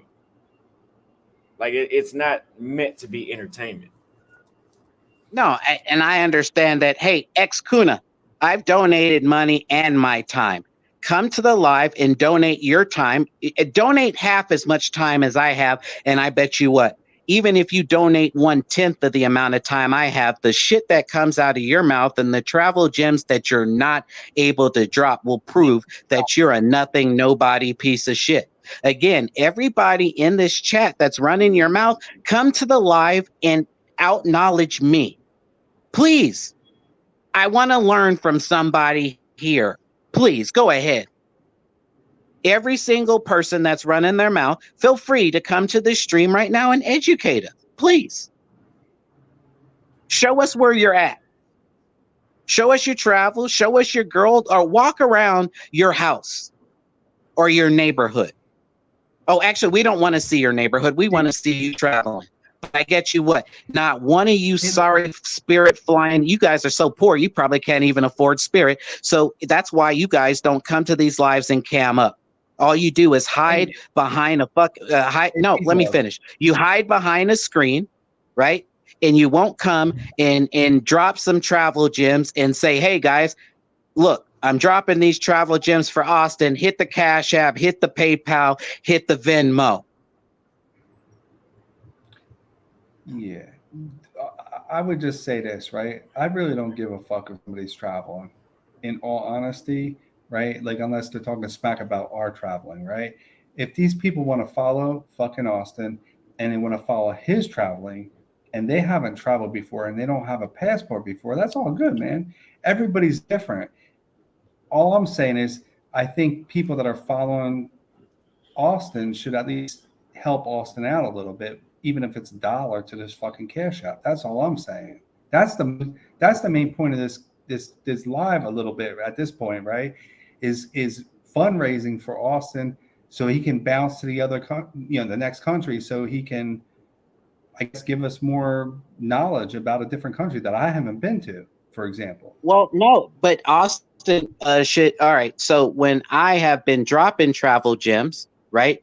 And then also in the time of this chat, when I've been talking shit, Austin should have been saying, hey guys, if you're enjoying the content, hit the Cash App, hit the Venmo. Because look, I'm dropping the travel gem and I'm talking shit. So I forgot to keep saying, guys, if you're enjoying the content, hit the Cash App. You know what I mean? I can't do it all. So that's why Austin needs to be here and be attentive to keep reminding people that this isn't free. If they like the content, they want to see him travel, they want to see him with some bad bitches, they want to see him at cool restaurants, that they need to donate. And Austin needs to, like Floyd, I'm not saying drop it every minute, all day, every day, being a goddamn beggar, but I'm saying when I'm delivering something that's either funny or I'm dropping a travel gem, when I'm done dropping it, then Austin needs to say, hit the Venmo, hit the Cash App, hit the whatever, PayPal. That's the thing. Like, it ain't about what I'm dropping or what you're dropping, right? It's about supporting Austin. That's it. That's what it's about. I am supporting Austin. I'm donating my time. I'm giving travel gems, and I'm talking shit. And I just forgot to tell people to donate. That's all. B-Dub, here's the thing, though. The people that come in to watch just for entertainment usually aren't the donors. They're usually not the donors. Hey, MF Mustafa, you said that I'm worthless. Hey, nigga, look, there's nothing more worthless than a $2 donating motherfucker. So you're way more worthless than I'll ever be, nigga, because my first donation to Austin was $100 motherfucking dollars. So unless your first donation to Austin is $100 motherfucking dollars, and you've donated an unlimited amount of time to his show, you shut your $2 broke donating ass up, nigga. Let me read these super chats really quick, B-Dub. Hold on 1 second.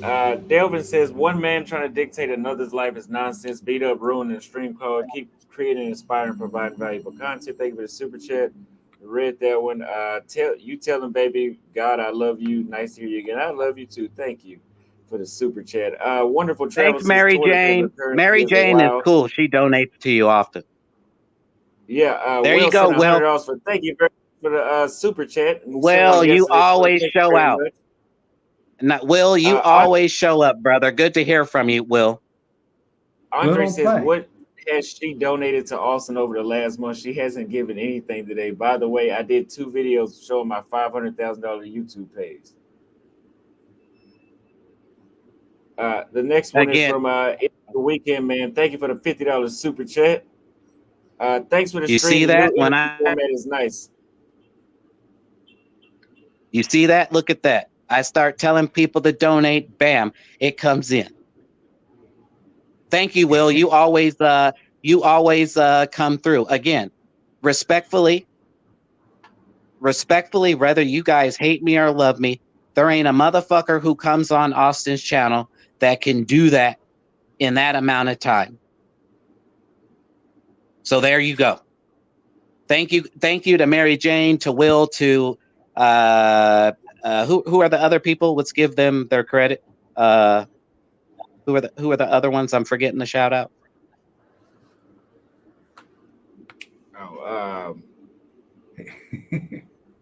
Weekend Man. Weekend Man. Andre. Weekend $50. Andre. Bruce. Hey, Andre did say to Bruce, you need to donate too. By the way, P-Dub. Andre did say that.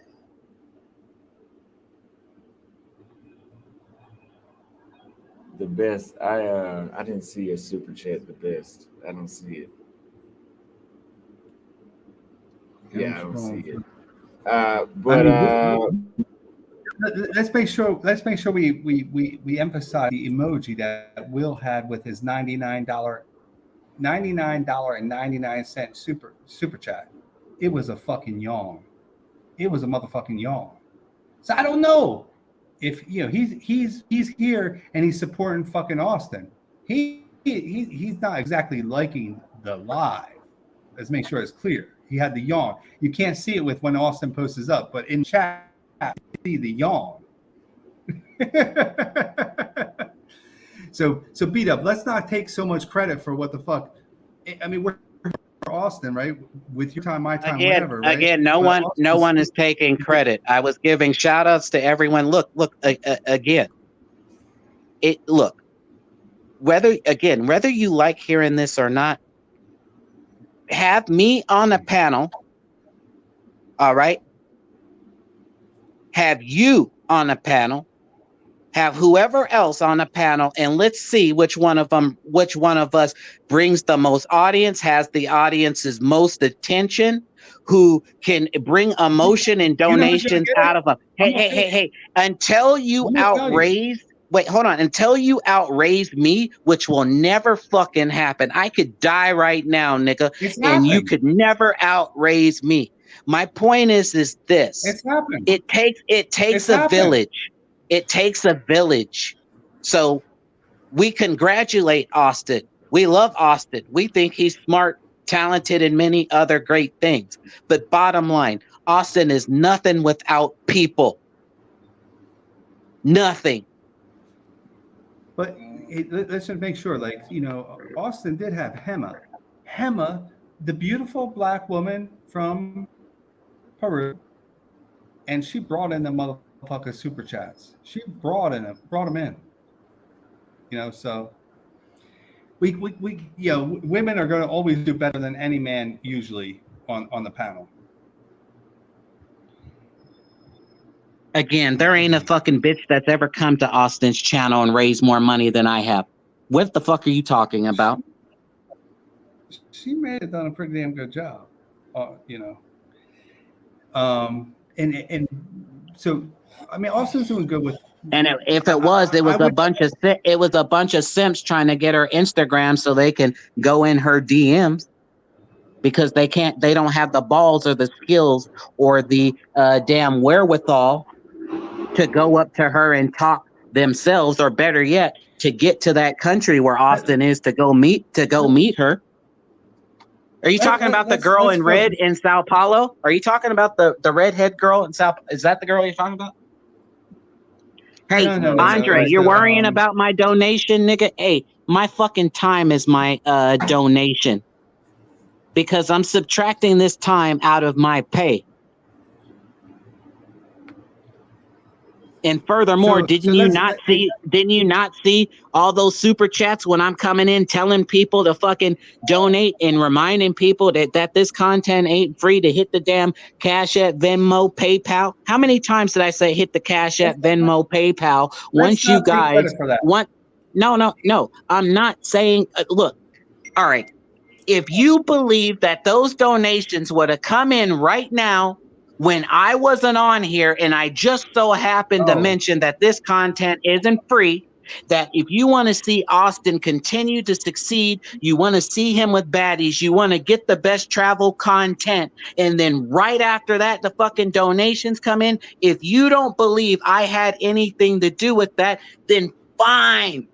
Believe that fake shit, but it's fake. Because if that be the case, why didn't those donations come in when you when you were late? Let me ask this question and I'm gonna turn it over to you. They were coming in. They were coming in. Okay. They were coming in. Yeah. Hey, Will, please. Hey, Will, that 99. No, we're gonna shut this down right now. Will and Mary Jane. Well, Mary Jane, thank you, Mary Jane. Here's a little more tiny love to you. I'm over here making some homemade spaghetti, love and life. Mary Jane, you're amazing. Thank you so much for the donation. Mary Jane, let me ask you something, sweetheart. And if you're able to afford this, if you're able to give Austin another donation, he would appreciate it. I would appreciate it, as well as Poppy Rico here. tell me what inspired you at this particular time in space in this stream. Who inspired you to give the donation right now rather than an hour or two ago? Can you please let us know the reasoning to why your donations came in a few minutes ago and why another donation happened to come in? Can you please tell us the reasoning for that?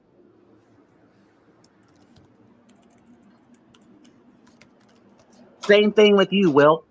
You didn't donate that $99 an hour or two ago. Please, sir, tell the world why you decided to drop that 99.99 after I got done mentioning about PayPal, Venmo, and that this content is not free, and that you all need to donate to Austin if you want to continue to get the best content. Please tell them the reasoning why you chose that particular time and space, sir.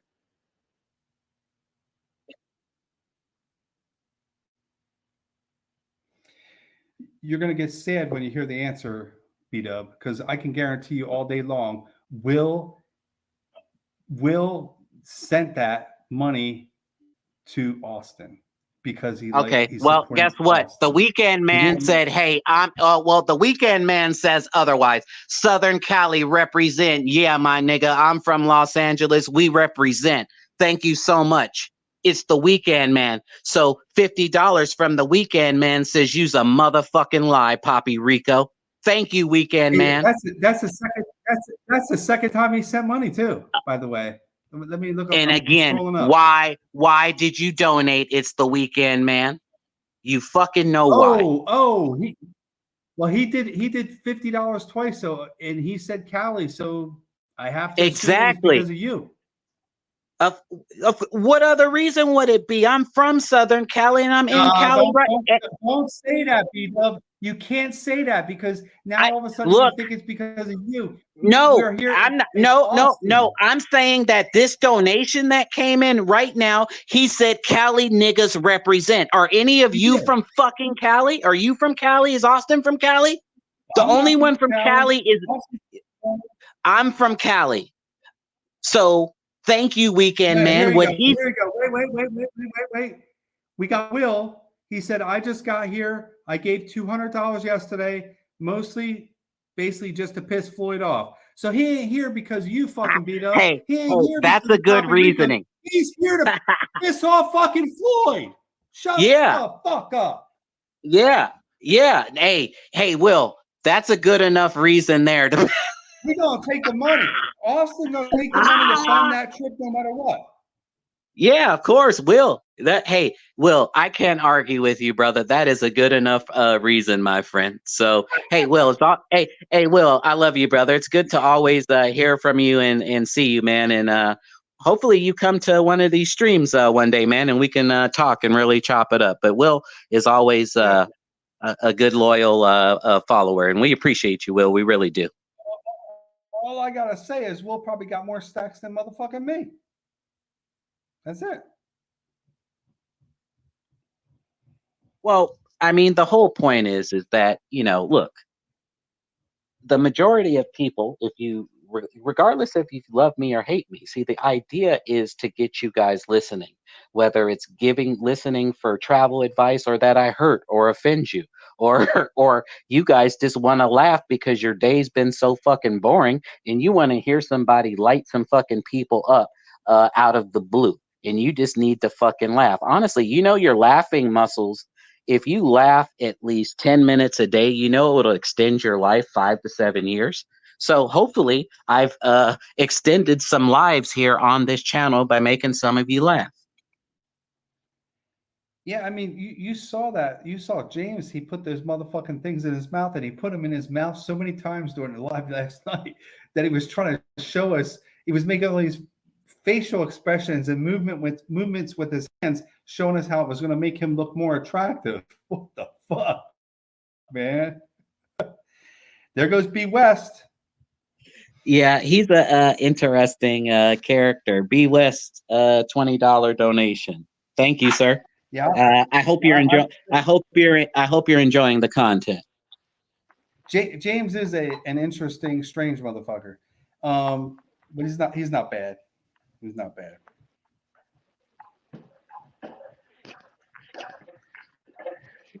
I don't know. I just saw XQ. someone, Hey, someone said to XQ. ban me. First Hey, of all, Austin, XQ. I don't someone said have to ban me. I don't have a OnlyFans. I never will. And even if I did, I have never shot out my OnlyFans on Austin's channel. You dumb, ignorant, uneducated piece of shit. I don't do OnlyFans, you stupid fuck. You're probably illiterate, and your mom can't read, your dad can't read, because I've told you many times I was in the tech industry. So again, you're stupid, and that's why I light people up like you, because you're trash.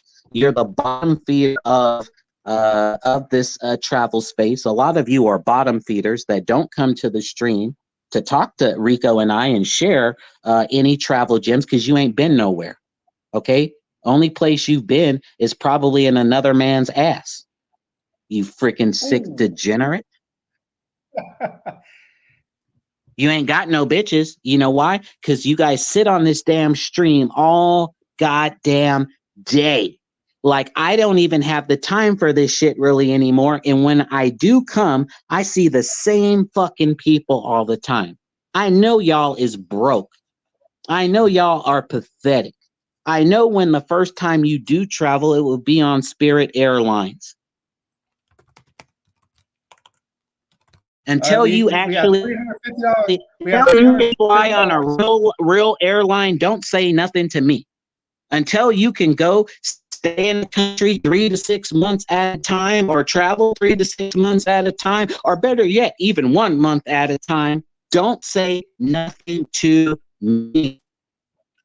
You can come to a stream and show me better travels than I showed you guys for the few months, or a bitch that's better than mine, that was kinder than mine, and actually shared her travel gems and advice, and then you guys had to go and fuck that up by saying rude, mean, nasty shit to her, which hurt her feelings, and why she wants nothing to do with you two. Like, you guys are pathetic. You go and pick on a beautiful girl, okay, who also was donating her time and sharing with you travel advice. Like, y'all are pathetic.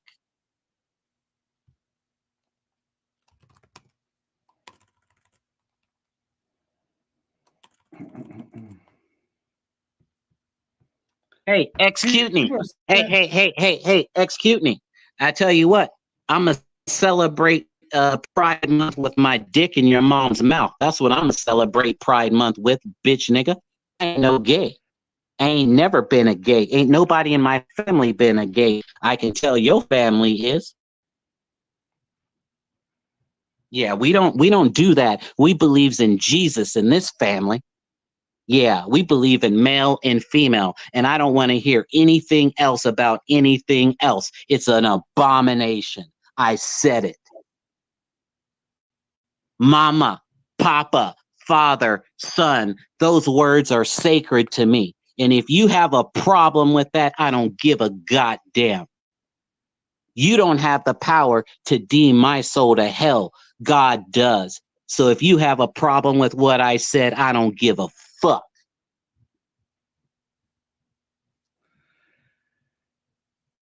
I gotta agree with that, B-Dub.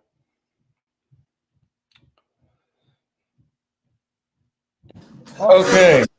Okay, there you go. Shit.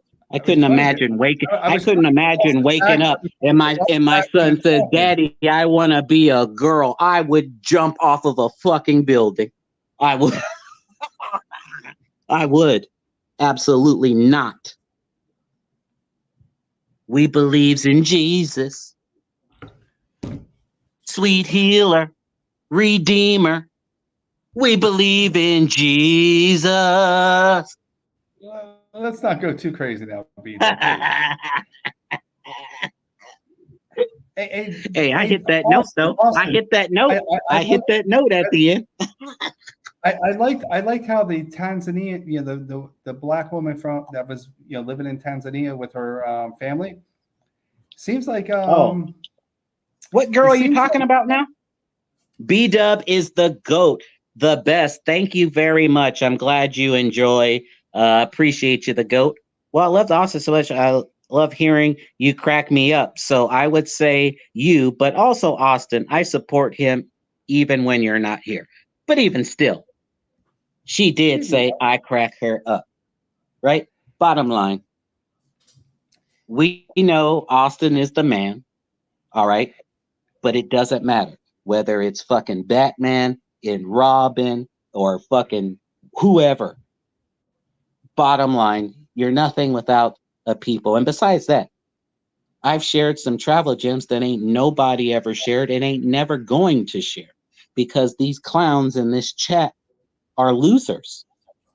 Look, homie, I don't even know who the hell you losers are. You don't even register on my fucking radar.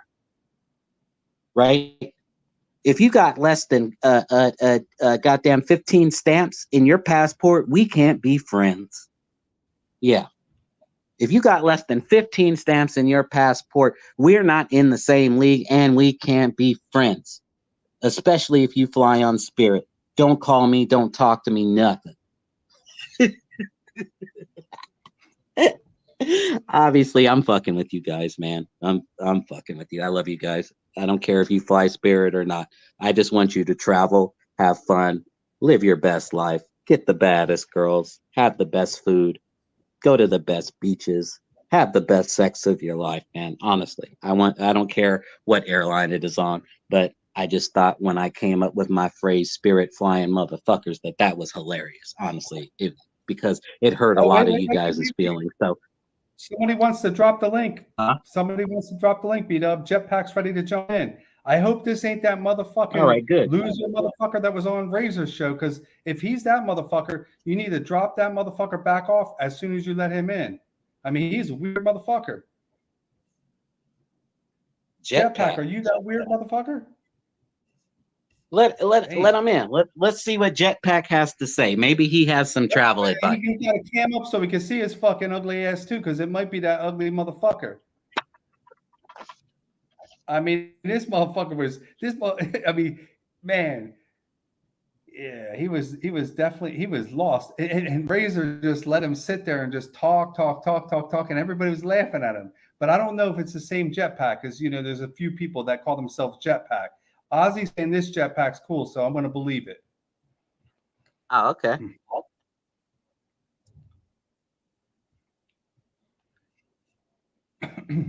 If Ozzy vouches for this one, it might not be the same one. This one was somebody I would auto ban on Austin's channel, because he was just so fucking weird. I mean, this motherfucker was weird, but it may be a different Jetpack. Someone said I'm a split personality. Okay, well, guess what, motherfucker? The best actors in the world are split personalities. So I'll take that as a compliment. You have no idea my background or my skills or my training. So again, whatever you want to say or whatever you want to think, it doesn't matter to me, because you're a nothing, nobody. Like, for real. I know you don't have 15 stamps. Nigga, I know you don't even have 5 stamps in your passport. So, I don't even need to address a nigga as sorry as you. Pathetic bastard. And if you do have a stamp, it's only in Dominican Republic and Colombia, because ain't no bitch gonna be with you. We know the favorite destination of the passport bros, especially low quality passport bros, is definitely the DR. That's a fact. Probably second most common would be Medellin. Even though I saw some sorry ass motherfuckers in Cartagena.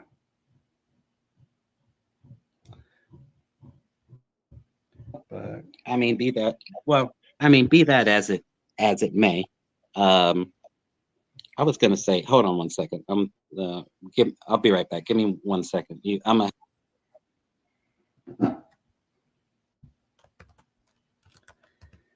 Man, it's getting hot in Raleigh.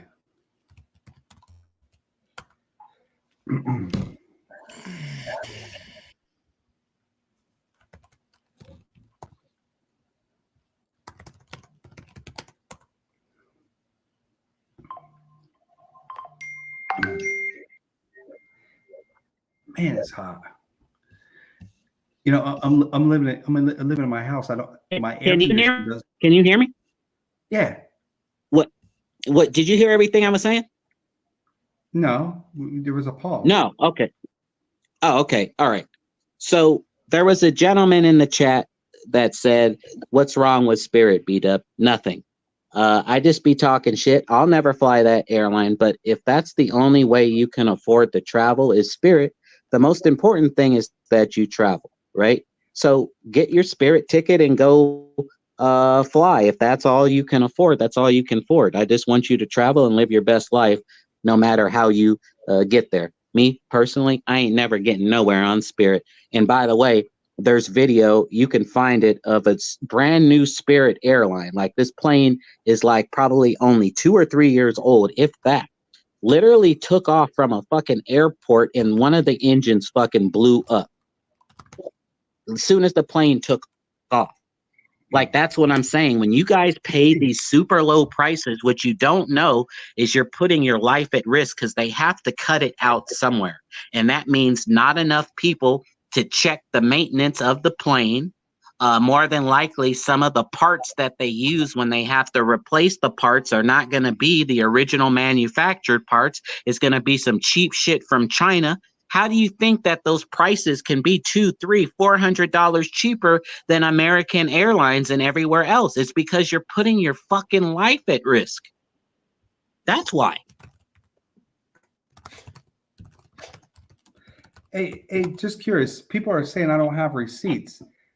Receipts what? That I have money? I can show those. Receipts that I have had bitches? I can show those. I've got receipts for everything. I don't talk. I can back everything up that I say.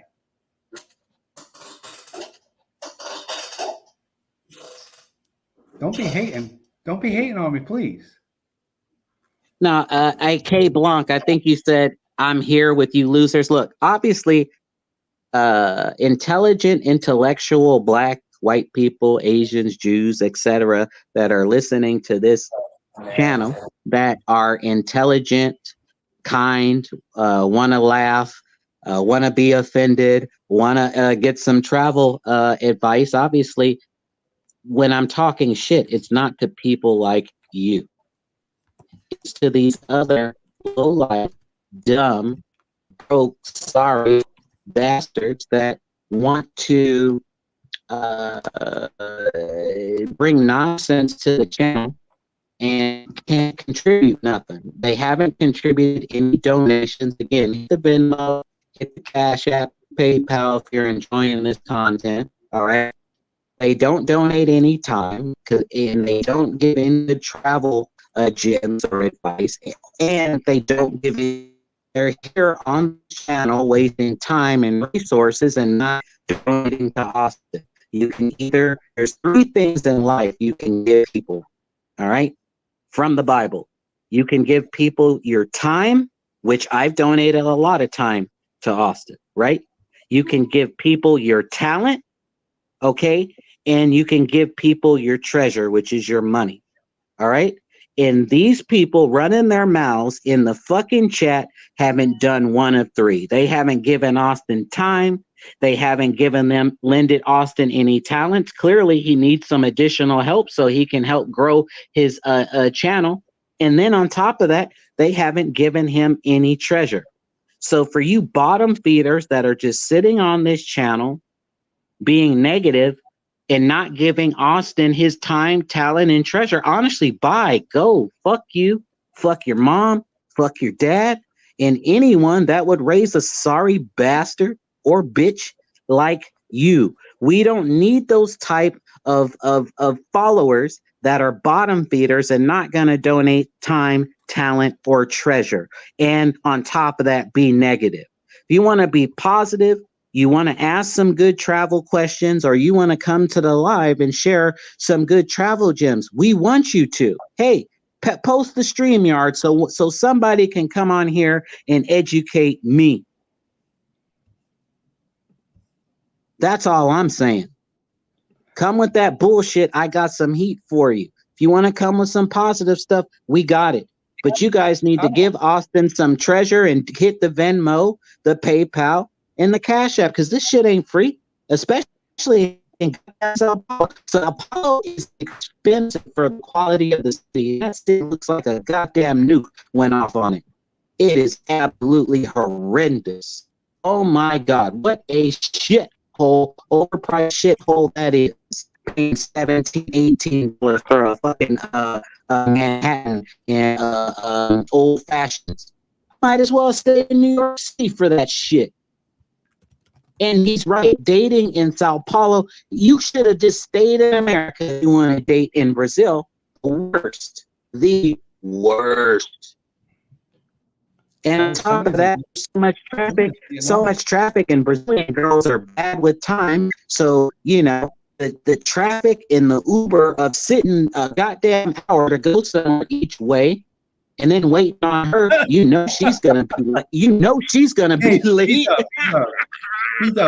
People are complaining about your internet, and it's choppy on my end. So now I know it's other people too. So all right, hold on. You're getting cut out. I don't know what the fuck's going on. And Austin's being patient with you, but it's sort of annoying. Really? Yeah. Oh, okay. Hold on. I'll be back. Hold on. The fuck's up with that cheap internet? The fuck is going on, Austin? I got fiber over here. I got Google Fiber. I got a Google Pixel. I got Google Fiber. I got Google everything. Whatever service they sell, I got it because I invest so much money in that stock. Here we go. We got Jetpack. Speaking of $2, Austin, I'll roast this section. He's ready to roast. Jump on the panel, baby. You know, B-Dub's always ready for a roast. All right. No. I'm back. First of all, let me make something clear. We don't have no cheap internet here at my company. Okay. Company did over $3 billion in sales. That's B with a billion, motherfuckers. Okay. Let me make that clear. Secondly, okay, I was on my 5G or whatever, walking around here at the office, but I connected to the Wi-Fi, which is why you can hear me crystal clear now. Let me say this to you, bottom feeder, low life pieces of shit. You can only give people your time, talent, and treasure. And to you low lives running your fucking mouths that have never donated any time, talent, or treasure to Austin, can't come to the live and drop some travel gems, show us your travels, show us your bitch, show us the life that you're living. And then on top of that, you're going to be negative. Fuck you, fuck your mom, fuck your family for raising such a piece of shit like you. We don't need those type of people here. Donate some time, talent, or treasure. And if you can't do that, be positive and ask positive questions instead of running your mouth with some bullshit. Because I'm not going to let a fucking bottom feeder run their mouth to me and I not light your ass up. I've worked too hard and I've come way too far to allow low life, uneducated, untraveled pieces of shit like you to run your mouth to me. So be kind, be respectful. Mary Jane says, once again, I got to say how much I love you. Make me laugh, make me smile. Being from Russia originally, and then moving to USA, I love you. I love you too. The next one is from, that's it for right now. She's saying she loves me. Nah, ain't that right, Mary Jane, baby? You talking to me. And I've been to your mother country. Yeah, baby. We should make a black and Russian baby. Yeah, call it a black Russian, you know? I love the Russian girls. I do. To be honest, I love all, but they got some baddies in Moscow and St. Petersburg. They do. They got some. Ooh, Lord have mercy. My buddy lived in Novosibirsk, Mary Jane, and he was telling me about it. I know it's very far in the Siberian side. I obviously haven't been there. Shit. You have to ride the train for 3 days to get to Siberia. To get on a damn plane to Siberia, dude, it's like 12 hours. It's something outrageous because Russia is so big. Told my homie, nah, homie, you need to come here to freaking Moscow or St. Petersburg. Shit. I just sat on a plane all damn day to get here, and now you want me to hop on a plane to fly to fucking Siberia? Nah, none of that. None of that. You would go to Siberia? I would, but I didn't. I would, but I didn't. Oh, go ahead. I would love anybody to get on the panel and show me their passport. I have my second passport, not my first passport, because I went through that motherfucker already, and I've probably been to more different countries than most of you motherfuckers. But I can pull up my second passport and I could flip through the pages and we can count those motherfucking stamps. Most of you motherfuckers don't even have stamps, but I got more stamps than you. So shut the fuck up about where the fuck you've been, because you haven't been anywhere. Come on, man. And if you haven't, you haven't been as many places as me or as many trips as me. Furthermore, I have plenty of receipts. If you go back to some of Razor Ray's stuff, if you go to BMT's channel, if you go to Austin's channel, I went to Guatemala, El Salvador, Honduras, and Nicaragua. Okay. And Austin made the mistake of running his mouth of where he was going next, not realizing that, communist countries are different than democracies. And he made the mistake of telling you, low life, bottom feeder, hating, sitting at home in your mama's basement, broke, lonely, no bitch, not getting no pussy, not getting no head. And you went and tried to hate on a nigga and call the fucking embassy and hate on him so he can't go and experience that country and let me and my girl show him a good fucking time, because she was looking forward to meeting Austin and his family. You guys are this scoundrels. Whoever did that, you're a piece of shit. So bottom line, I showed plenty of receipts. I showed you some of San Jose, and look, homie, look. Let me tell you, bottom feeder, something. Very soon, when you see my Euro travels, okay, because I know Europe better than America. Look, let me tell you something. When you see my Euro travels, y'all gonna want to jump head first out of a fucking building. Let me tell you something, nigga. There ain't nobody probably on this space in this channel that knows Europe better than me. And let me tell you, y'all gonna be sick to your goddamn stomachs. And for you guys that want to be kind and nice, always ask me the travel questions. I will always continue to give you the travel gems, as will Austin. But y'all, on the ones with that bullshit, I'ma have you wanting to jump out of a fucking building like you did in Nicaragua, Honduras, freaking Guatemala, and El Salvador. Yeah, y'all ain't never been there and ain't never going. Sorry ass bastards. And by the way, in El Salvador, they use the dollar, nigga. And that country ain't cheap. Yeah, I know you guys ain't going there. You ain't going there. No. Somebody asked in the channel in the chat, why do they hate? I'm gonna tell you why they hate. Because they have less money, most of them. They have a smaller penis. They get less women, and they've been to less places. So haters gonna hate. That's it. You know what I mean? Everybody gonna hate when other men have something more than they're gonna hate. That's how it is. Hey, Mansa. Hey, look, let me tell you something, buddy. Nobody cares. Nobody cares. Nobody cares about you, nigga. We don't even know who the fuck you are. You sorry, degenerate, low life, no traveling, no bitch having ass nigga. No one cares about you. You don't bring no donations. You ain't donated. You ain't given no time, talent, treasure, nothing. This running your mouth. So no one knows you. Everybody knows B-Dub. Bitch ass nigga. Shut the fuck up.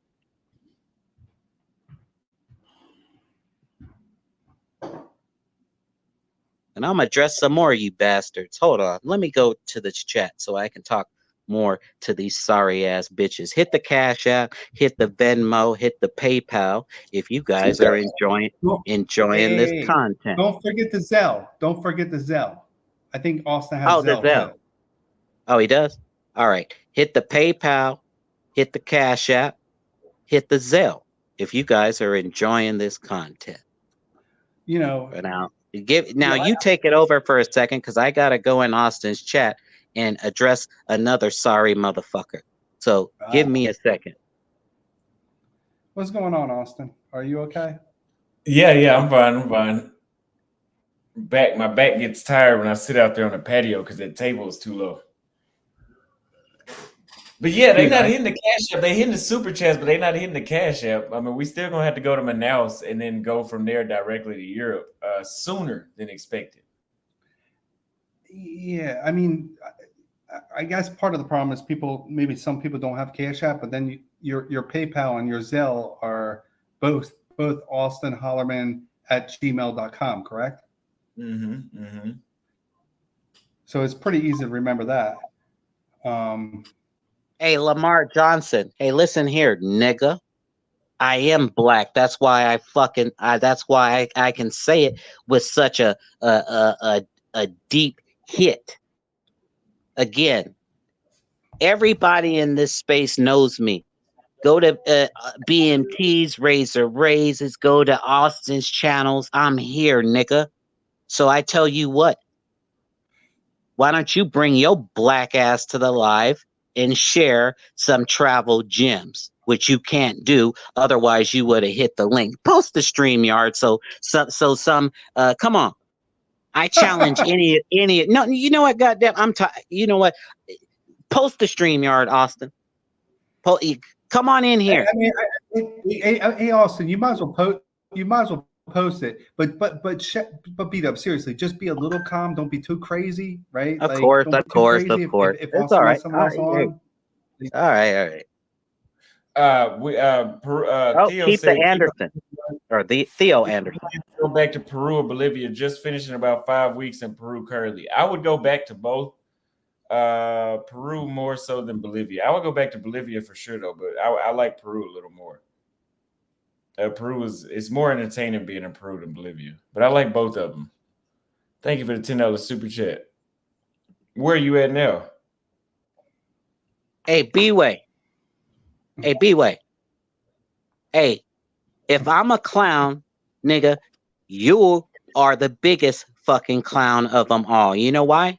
Because you ain't been nowhere, you sorry bastard. I bet you what? I'll take my passport. I'll slap the fuck out of you, your mama, your daddy, which I'm sure is a deadbeat piece of shit. Or he's either dead in the fucking grave. Either way, I don't give a goddamn. So, bottom line, if you got more stamps than me and you know more about the world and travel than I do, step the fuck up or step the fuck out. Unless you're going to hit the PayPal, hit the Cash App, hit the Venmo, and hit the Zelle if you're enjoying this content. Got $40 on Cash App from Leo for love your YouTube content. Thank you very much. There you go. We got Abu Dal sent $2 for Black women is standing tall for his belief. Majik sent $2 for keep doing your thing. Boomkey sent $2 for we hate you too, B-Dub, and hold my tea. He also said for Sin City is real G, but B-Dub is Poppy. I already read that one.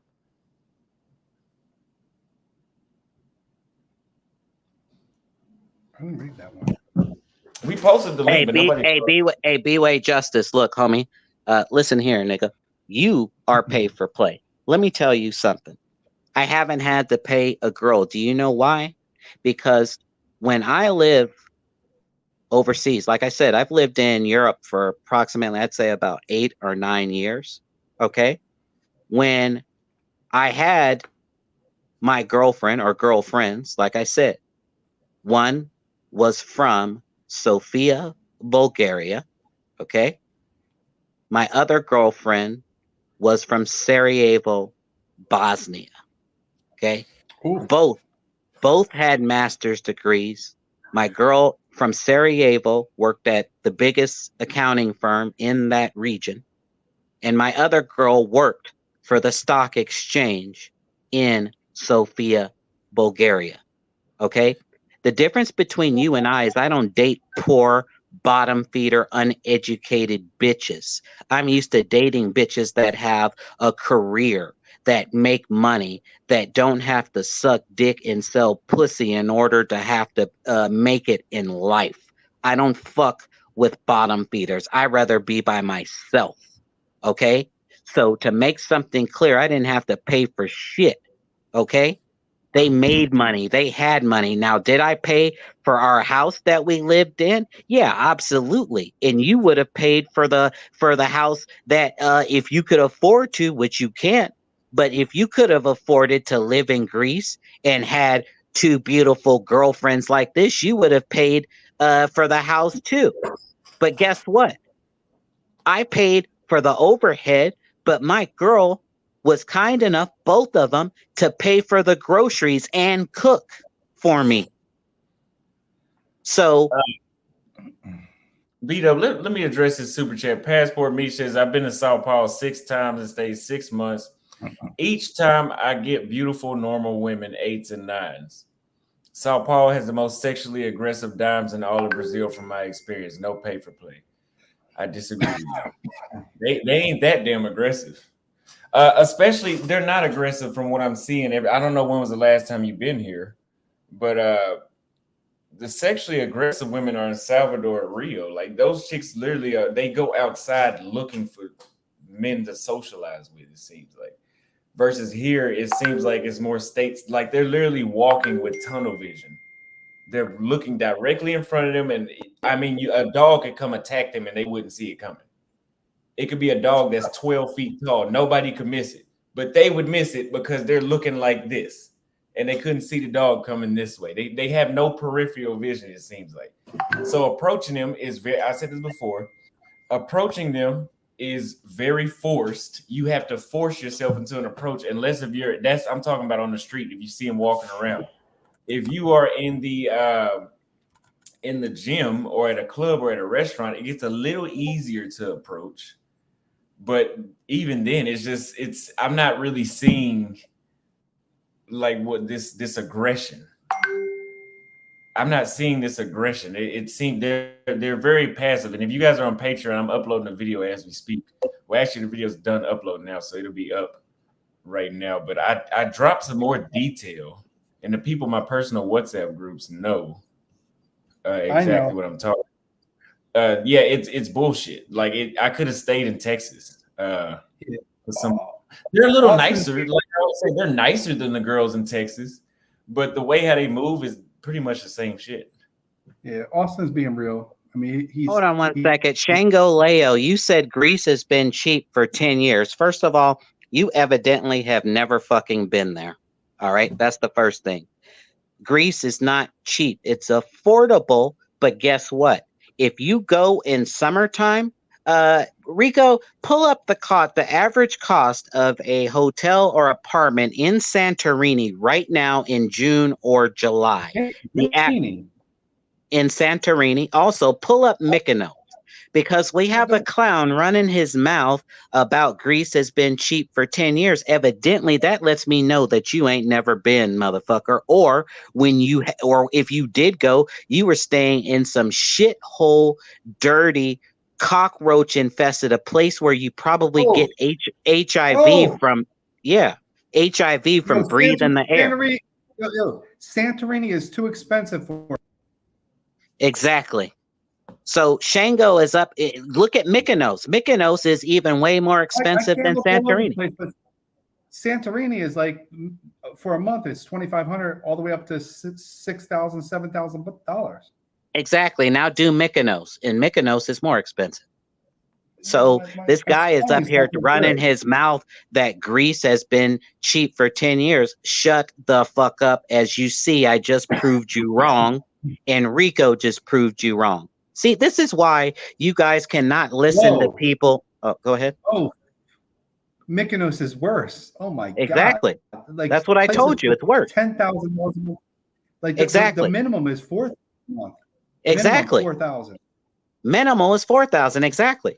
And so he's up here running his mouth telling you Greece is cheap. Maybe where you go and live and stay. Too much for me. CRS says, Austin, if an African person asked you which state in America you would recommend to visit, what would you say? Oh, not Texas. Maybe you should go to California or Florida or New York, but I haven't done too much traveling around the states as an adult. As an adult, I've been to three other states since I've graduated high school, and I don't really have interest in seeing the other ones either. Yeah, I think that really depends on what kind of money you have, right? Like there's a big hotspot in Atlanta for Africans, right? And one of the reasons why that's a big hotspot in Atlanta is because the weather's warmer, it's less expensive to live, and that's why they build up these areas where a lot of Africans live, right? I mean, I couldn't believe I met beautiful women back there like 10 years ago, 15 years ago, whatever the hell it was.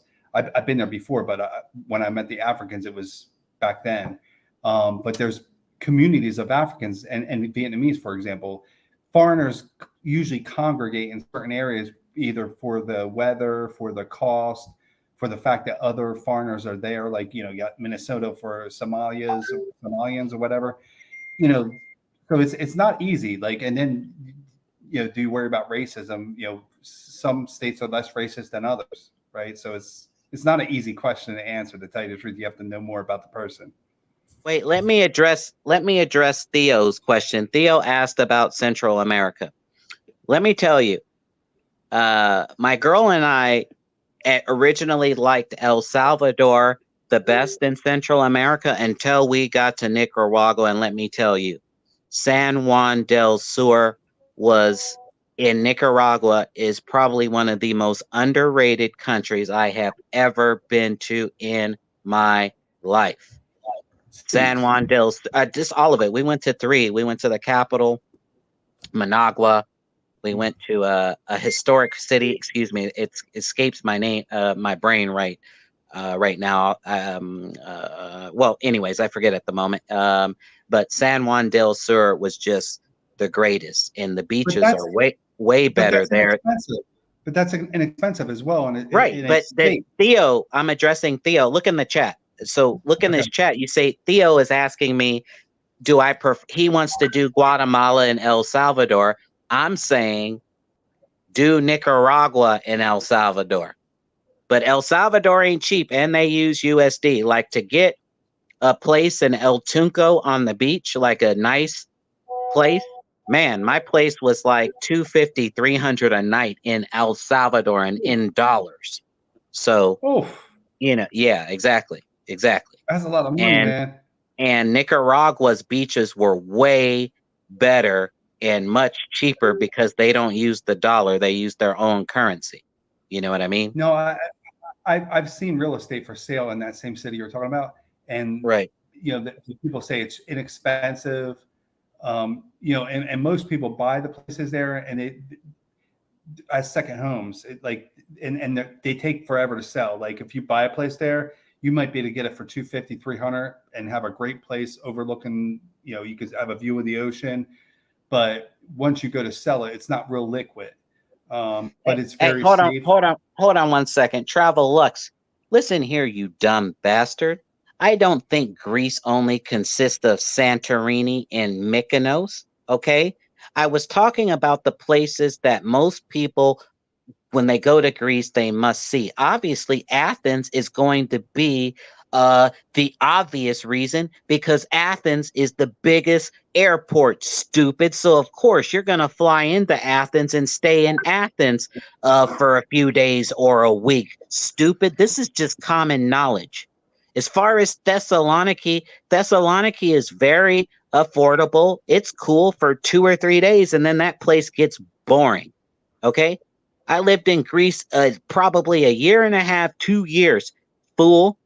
Skiathos, Zakynthos, Corfu, Poros, Naxos, Eos, and Crete, stupid. I lived in Heraklion and I didn't like it. My favorite place in Crete is Hania, the second largest city in Crete. And my other favorite place on Crete is the third largest city called Rethymno. You got something else to say? You got something else to say, stupid? There was okay. I think Austin put the link to get on the panel, and I think there's a few men that like to talk shit about maybe Austin, maybe Papi Rico, maybe B-Dub. I mean, we invite you to come on the panel to talk a little smack. We'll be try to tone it down a little bit, but we don't mind having a debate. Put it this way, there ain't nobody on this stream right now that can tell me more about Greece. I can unlearn more shit. I can unlearn more shit about Greece than you motherfuckers. In fact, I'll tell you another travel gem that me and my girl went to, a city called Valos, Valos, beautiful city on the Mediterranean, beautiful, amazing city. Because we went and had a romantic weekend for 3 days up in this village high up in the mountains overlooking Volos in Greece. The name of the city is called Makrinitsa. So like I said, homie, there ain't nobody here that can school me about Greece, Croatia, Portugal, Spain, France, Turkey, Slovenia, Slovakia, Lithuania, Estonia, Latvia, Poland. Let's get back. To Italy. I'm sorry, Italy. Well, Italy. Let's relax on the responses. They get really long-winded. We got to get back to the main point of the show. Is we need Austin to get some super chats so we can raise the funds to travel to the next place. $6 well, again, hit the cash app. Hey, Don. Again, sir. I've posted about 1,000 things on my Instagram. First of all, secondly, when I came to this space, I was showing my travels and my girl, and then we had lowlifes like you running your mouth, talking shit when she's given her time and sharing you her travels. I mean, she's been to a lot of places. She's almost been to as many as I have, but I'm still ahead of her, obviously. But still, she has a very impressive, and she's been to places that I haven't. So look, as far as females are concerned, beautiful, kind, nice, educated, beautiful, big ass, big titties, good pussy. Okay. Bottom line, look, you guys messed that up because she's a beautiful thing to look at. And honestly, I even a couple of times had her wear some nice, sexy stuff for you guys, just to, whatever, just, because she walks around the house with wearing next to nothing. So, I mean, now granted, I didn't have her put on that stuff, but she had some bikinis and things that she would wear. And from time, let me finish. From time to time, I would share that stuff. So again, you guys hurt her feelings and were nasty. So now she doesn't want nothing to do with you. She doesn't want to talk to you no more, which is sad because she's a good thing to have on a stream like this. Believe me, BMT was up there licking his chops like a damn sweating pit bull when he saw that. Hit the Cash App, hit the Venmo, hit the Zelle, and hit the, what's the other one? PayPal, Zelle. It'd be though. We can't be long-winded to the responses to these trolls. Just got to be succinct to the point. Well, I just made it to the point, and besides, I like clowning these sorry bastards. And furthermore, look, when I'm responding to these losers, no offense, it's more fun. It cuts better and it punches harder than when you're talking. Again, this is why, if you look in the chat, again, whether people hate me or love me, your name is not mentioned. Most of these things that people are saying are they hating on me too, they do, but not like me because you put them to sleep. I ain't never put a motherfucker to sleep. Answer this one, B Dub. You've been to Buenos Aires, right? Yeah, stayed 45 days. Well, he has a question. I mean, if you have a girl in Buenos First, Aires, is it a lot to do with couples? Yeah, for couples, yeah. yeah, there's a lot to do with couples, and it's very affordable. And by the way, it's a very beautiful, romantic city, man. Like, when you get a girl that's serious, that really likes you or loves you, I don't know if you're gonna fly her from America there. Sir, you want to make sure it's a real girl. If you're gonna fly a girl there that you're just meeting, fly a girl over from Brazil. Brazil honestly has the best girls in the world. They are so kind. They are so appreciative. They are so warm. You know what I mean? So, if you're going to fly a girl from far away, you best make sure that's your goddamn girlfriend or your wife. Because that ticket, if you can't fly coach, see, I can't fly coach for them 12-hour flights. I have to get the upgraded seats, the premium economies. Different airlines call them different things. Anyway, it's the business class ones, not first class, but the business class ones.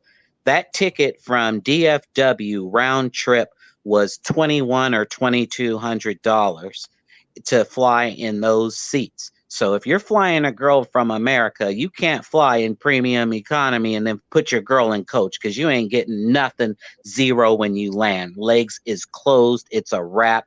It's nada, zero. So like I said, if you can do coach, cool. But regardless, that you're still talking about $2,000 if you're flying your girl, say, from example, from America to Buenos Aires. If you are not going to do that, which I tell you to not do that, but if you, whatever, she's your girlfriend or your wife, hey, take care of her like she takes care of you. I'm totally all for that. But if you just meet a girl, just bring her over from Brazil or Austin's spot, which is a place I told him to go, and he loved it. And some of his best content was there. We must give a shout out to dun dun dun dun, dun drum roll, Santiago, Chile. Oof. Oof. Or if you're lucky, I met a girl there in my first week in Buenos Aires. So first thing I would say for you to do is go try and see if you can close something there in Buenos Aires. If you cannot, import one from Chile or Brazil, because they both share borders with Argentina. So your ticket ain't going to be much to fly them over. I hope I answered your question, sir. Thanks for the question. That was a great question.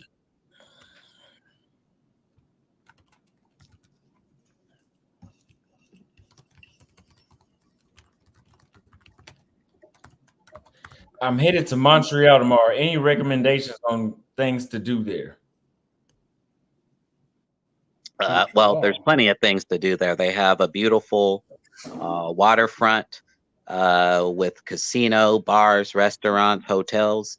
It's kind of like the French version of Barcelona. That's honestly what Montreal reminds me of, because it's very similar to Barcelona in many ways, but obviously it's more French than Spanish style, but still.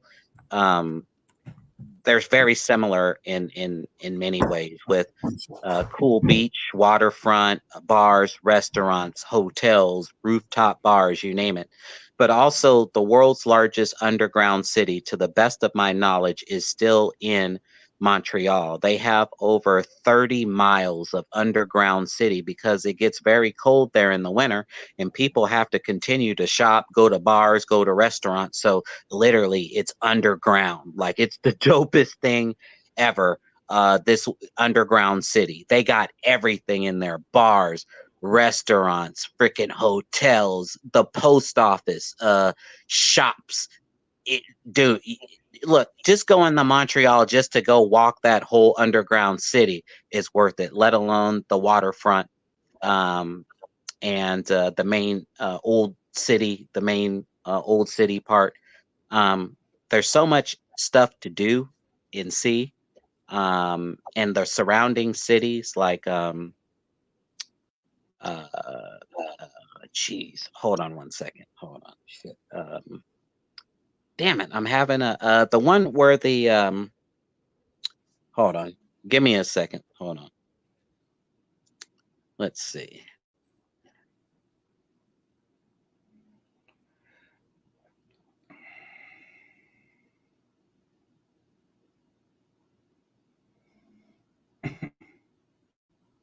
Whew. Okay, Quebec City. So you can take the train. It's only like 2 hours from Montreal to Quebec City as well, which is an amazing place. And you have to stay at that main hotel. You'll see it when you pull up because it's the world's most photographed, most known hotel. So when you get there, you're going to see it because it looks like a castle on like a hill. And so, you'll see it when you get there. But Quebec City is really cool as well. And it's actually affordable. And now the Canadian dollar has dropped 30% against the dollar. So $100 in Canada now is $130. So if you want to go to Canada and see some cool shit, now is the time to go. Actually, I would probably say you're going to get your head split in Montreal right now. But if you can wait till September, the prices will come down another 30-40%. But if you're willing to just say, hey, look, I'm still getting a 30% positive. I want to go to Montreal now 100%. You will have the time of your life. Oh, by the way, the world's best strip clubs. It's lawless, bro. The girls in Montreal and what they allow in those strip clubs. I'm not gonna say anymore. Just trust me. At least, bring an extra, I would say $500 to $1,000 just to enjoy the strip clubs to the fullest ability and have the time of your life. You know what I mean? Trust me, you'll have a good time there. The best strip clubs I've ever seen. Like it's a full-on production and shows and the stuff that they're doing. Like it's amazing. Like it's a Broadway show production. I was like, damn. Like these ain't no regular bitches. These are real freaking like professionals. Like they have to be trained. They have to go to a class and learn how to study. And bro, it's a real job in Montreal being a stripper and production.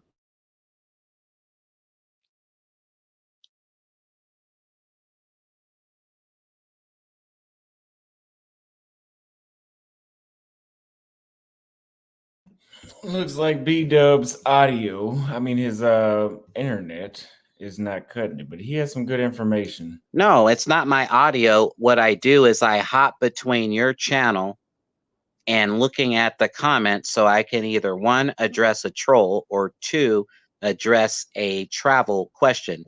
Either that or why don't you go, if you can see your chat right now, read some of the questions or comments so that I can address them. Somebody brought up the Moulin Road. No, it's Moulin Rouge. So yeah. the Moulin Rouge is in Paris and it's in this arrondissement. Okay, because the neighborhoods in Paris are not called neighborhoods, they're called arrondissements. Okay, the Moulin Rouge is in the 10th arrondissement. It's like an up and coming neighborhood. It's like a middle class neighborhood, but it's being gentrified, and it's a bunch of people moving over there. It's mostly blacks and like Muslims people for the most part, but it's a it's one of my favorite areas of Paris. It's also one of the least expensive, but it's one of the most vibrant. The nightlife there is absolutely amazing. So when you go to Paris, I would highly recommend staying in the 10th arrondissement. Is it the same arrondissement as Champ Square? Where the Arc de Triomphe is? No, and you're going to pay Arc de Triomphe prices if you stay in a hotel in that area, which will probably be right now at bare minimum $300 a night, maybe $250 if you're staying for multiple days and you get your discount on booking.com. If you want to stay maybe in the $120 to $150 a night range, stay in the 10th arrondissement right by the Moulin Rouge, and you will have the time of your fucking life because it's actually one of my favorite neighborhoods.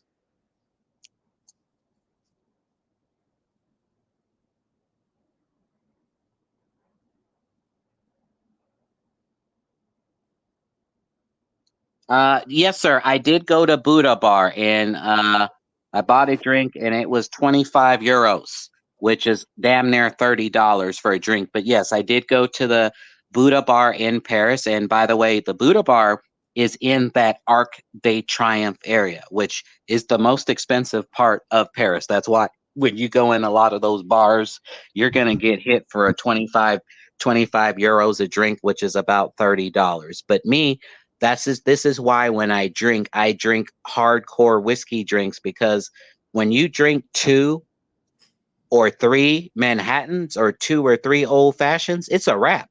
It's a wrap. So, I didn't mind spending the money because it only takes 2 or 3 of those. Actually, it only takes 2 Manhattans or 2 old fashions for me to be buzzed. I'm straight for the rest of the night. So, but yes, Buddha Bar. Oh, and by the way, I want to tell you something. I went to the Buddha Bar in Kiev, Ukraine. So I went to both Buddha Bar in Paris and I went to the Buddha Bar in Kiev, Ukraine. Great time, both bars.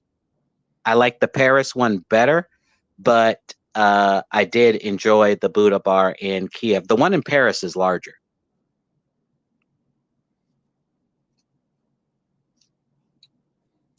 What other questions do you see, Austin?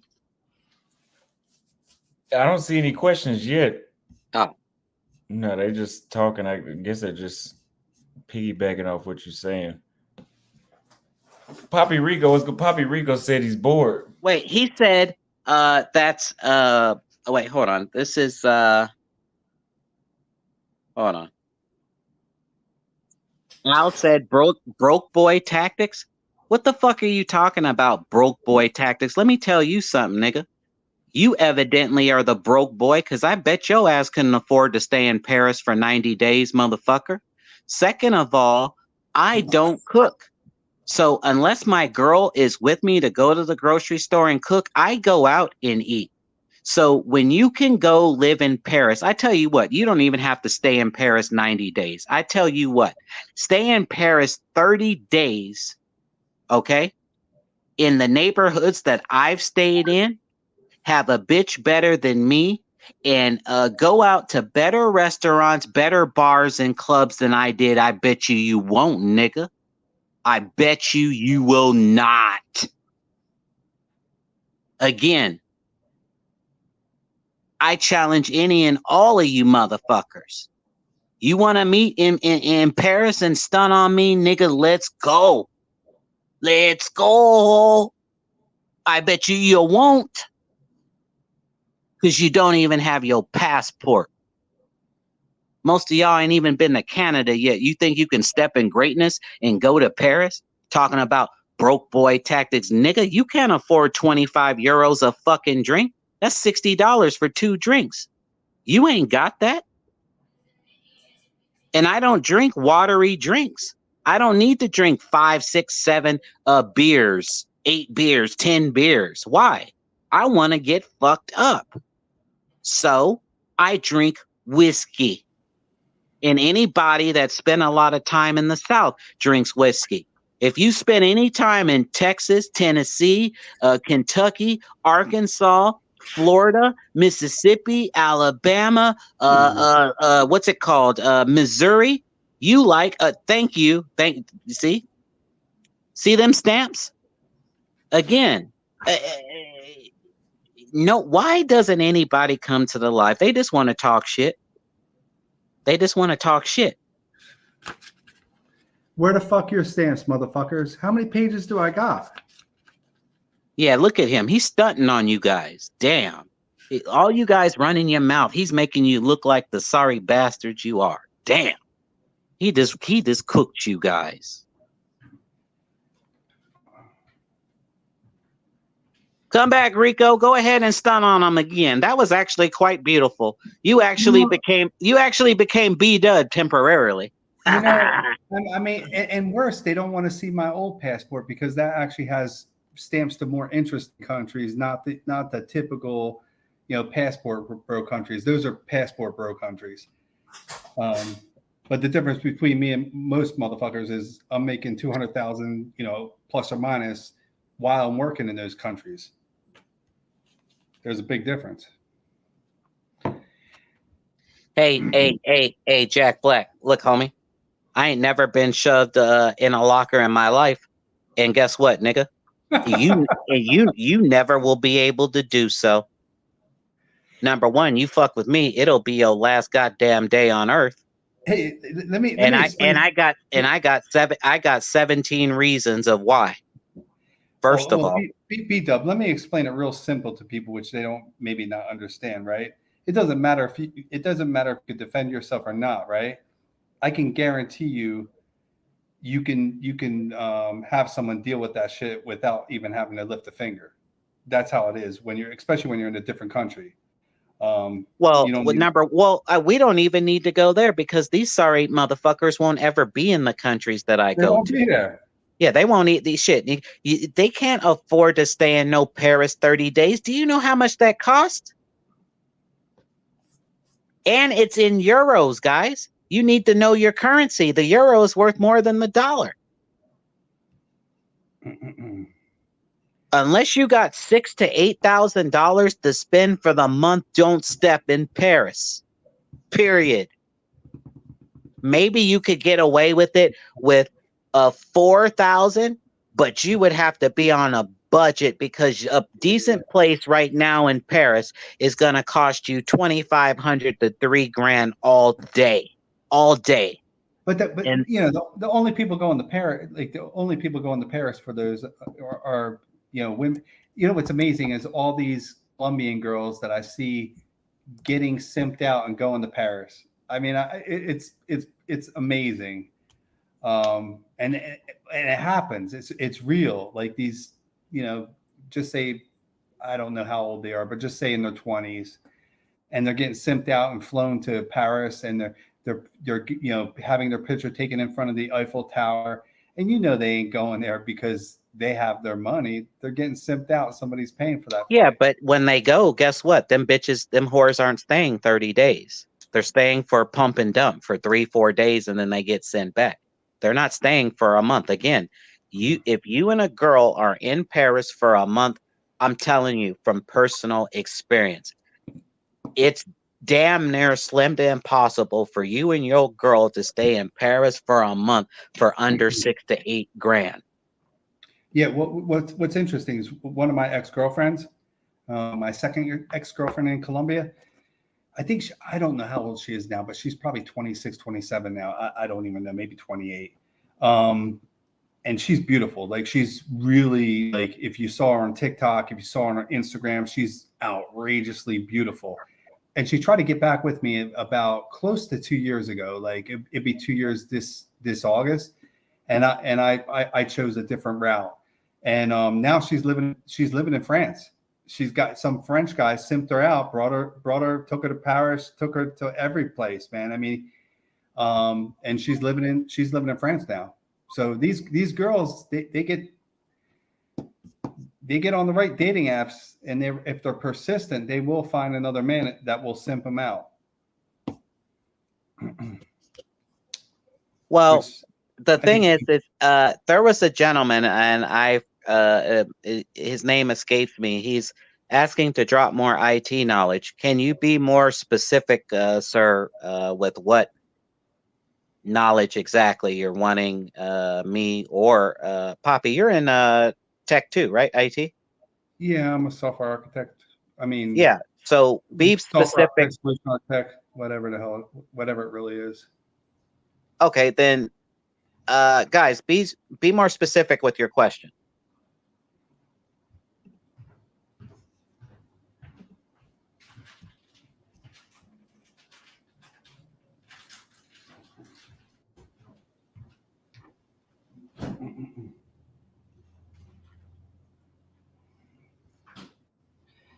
Yeah, I mean, it's interesting. I mean, we sort of could talk about stuff like that, like, and one thing, the Discord is sort of cool to talk about shit like that and trying to motivate people to try to build a good, foundational skills to actually make more money and possibly work remotely.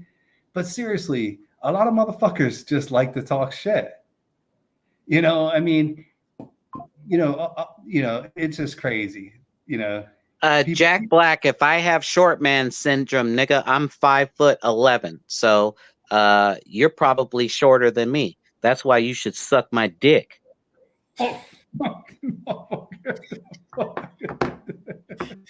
I love it. I live in this white rich neighborhood, and it's been getting richer since I moved here, and now I'm like the poor man in the rich neighborhood. And I always look out the window. I see these hot mamas walking by.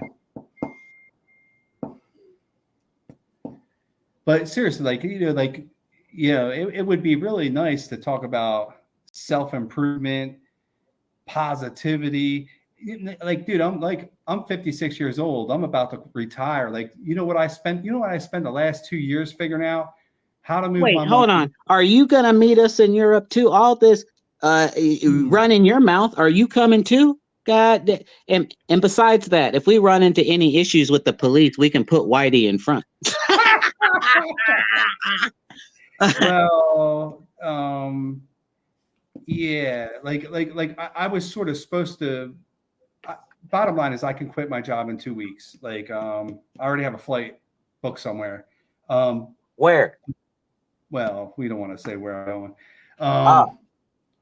Is it in Europe? No. It's not.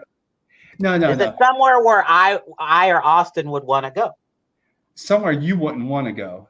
Oh, okay, good. Then you don't even need to tell me. So wait, hold on. Does Spirit go there? If Spirit goes there, you're right. Spirit would fly there. Oh no, because I can already tell you what kind of people are gonna be there. But part of me, like, one of the things I wanted to do today is call up Delta I got first class tickets to this place, just say, right? Wait, stop. Look, say it again, sir. What airline? Delta. And Delta. What class? What class? First class. I can show you my damn tickets.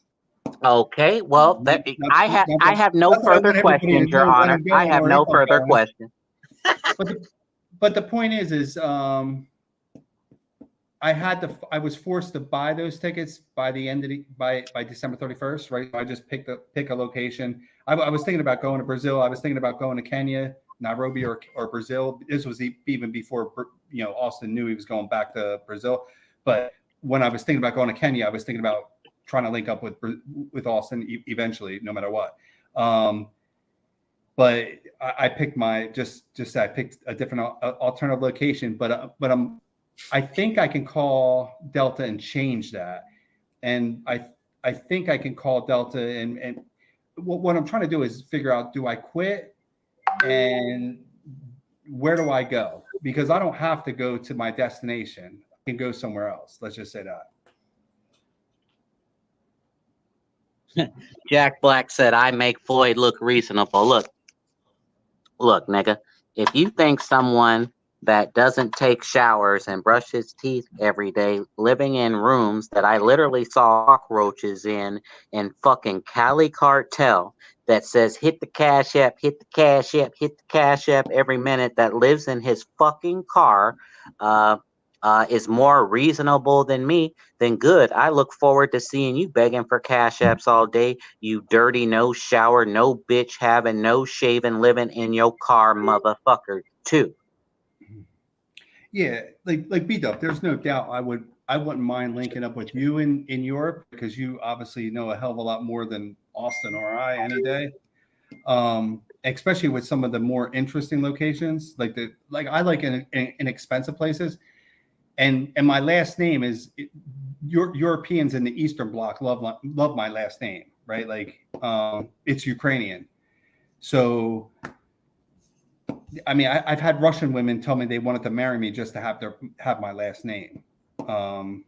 Yeah, and your passport to come to America to do bank fraud, wire fraud, credit card fraud, uh, and dude, then dude, divorce you and take half your shit. Them dude, fucking dude. look, them mail order brides. Look, homie, one thing I know about them Soviet countries, and Mm. just like with most girls, never bring them to Oh no, no, America. no! I'm talking about a Russian girl that was already in the United States. I wasn't talking about like. Oh, okay, all right. Well, I retract my statement. I used to date a lot of women that were from different countries in America because I prefer like I have nothing against American women, right? But I date mostly black women, and most of the black women would have been just say American women, but most of the black women were from Wait, Africa or Haiti. wait. Christopher Tracy said you beat up your mama was good last night. She put NBA to good use. Hey, look, listen here, Christopher Tracy parade. Listen here. First of all, I will parade my dick in your mouth. First of all, bitch ass, sorry, player hating ass nigga. I know you don't even have a mama because I'm sure she's a whore and she has sex with cockroach. She has cockroaches, sex with cockroaches. That's why she had a sorry bastard like you.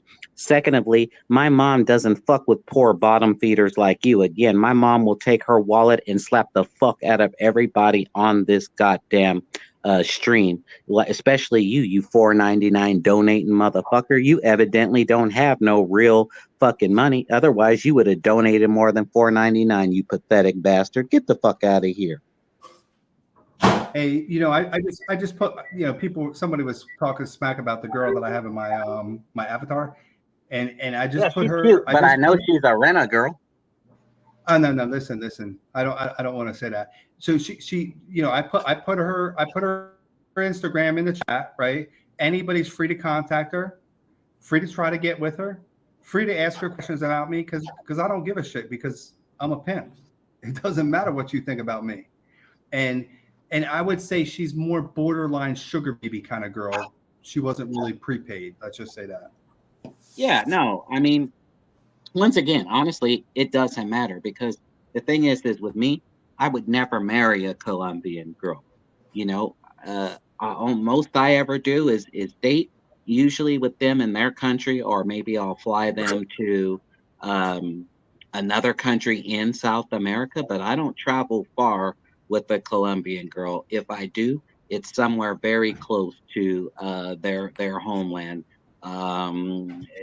So I mean, like I said, it's not me, and I hope most of you listen, but I know a lot of you won't. I wouldn't even ever consider marrying a Colombian girl. A Brazilian girl is way better. In fact, Brazilian girls and Colombian girls should not be mentioned in the same league. The Brazilian girls they have much better souls and hearts. They're nicer, warmer, kinder people. I'm fine with marrying a Brazilian, but I will never marry a Colombian ever, ever. Yeah, The closer, beat up.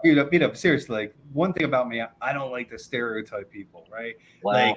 Like that's why I don't like the black comments. That's why I don't like the black comments, right? Like I don't like to stereotype people. Well, So I've been black for all my life, so I can talk about black people. And honestly, since I grew up around white people, I can talk about white people too, because I know you guys probably better than I know my own people. So, but the point is, it's like I wouldn't stereotype Colombians either. Seriously, like there's poor, there's rich, and even the poor ones. Some of those poor girls, they got so much pride they would never sell their box. Like they just would never sell their box. Look. If a fucking unicorn had wings, it would fly. Okay. I'm saying on average, I find it odd the majority of Americans getting murked and drugged and murdered and robbed are happening in Colombia, but that seems to not happen at all or next to not at all in Brazil. Why? Because the people are kinder, warmer. God lives more in Brazil than he does in Colombia. That's all I'm trying to tell you guys. You're much better off finding a girlfriend or a wife in Brazil on average. On average, once again, you may get lucky like Papi Rico and find the best Colombian girl ever. I'm saying if I were in a casino right now and I had to place a bet, I'm gonna say that the odds of you finding a long-term girlfriend or wife in Brazil versus Colombia is not even close. Brazil all the way. In fact, Austin, bring your lanky ass back over here. Answer the question. That motherfucker ain't that lanky. Lanky, what you mean by lanky? The fuck you calling him lanky for? Come on, man. I'm talking about his tall, skinny ass. I'm saying answer the question. What do you believe? Do you think on average, if 10 guys go to Colombia and 10 guys go to Brazil, what are the odds of them finding a long-term girlfriend or wife in Brazil minus William got scoped in Colombia? Ha ha ha clown. Hey, William, guess what, nigga? Guess what? It happened to me once and I went back a second time and didn't a goddamn thing happen to me.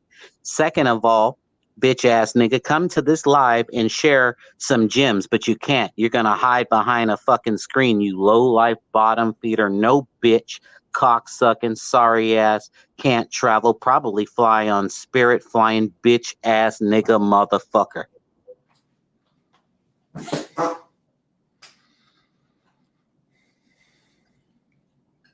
And donate some real money, you sorry bastard. Oh wait, you're poor. You can't afford to. Get out of here.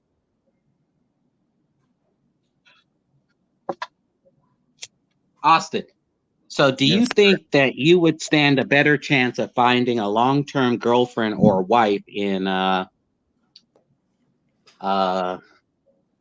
Colombia or Brazil? You know what? Exclude Sao Paulo. Exclude Sao Paulo. Oh yeah, Sao Paulo's out the discussion. Right. Brazil probably, but I don't know, man. Brazil it's liberal. They say it's conservative, but the women don't really move conservative. Maybe further south, but over here, No. I'm saying 10 guys go to Brazil, excluding Sao Paulo, and 10 guys go to Colombia. Do you think that those guys will stand a better chance of finding a long-term girlfriend or wife in Colombia or Brazil? I would say Brazil. Brazil's still my favorite. Yeah. They said you sound like a character from Family Guy. Bobby, he sounded like the. Hey, guess what? Guess what? And the character from Family Guy has money, right? That's how I'm able to share these travel gems and all the places I've been and seen. You can't share shit. So you would be complimented if someone would say you sound like a character of anything, but you're a nothing nobody and nobody cares about you. That's why you don't sound like shit. Because you ain't got shit, you ain't gonna be shit, your mama's shit, your daddy's shit, your whole goddamn family is shit, your house is shit, and the neighborhood you live in right now, I bet is shit. So kiss my black ass, bitch. I got cockroaches.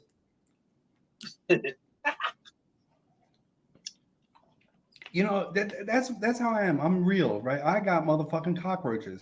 I can turn them. I mean, these cockroaches are so like, I guess, used to being in my house.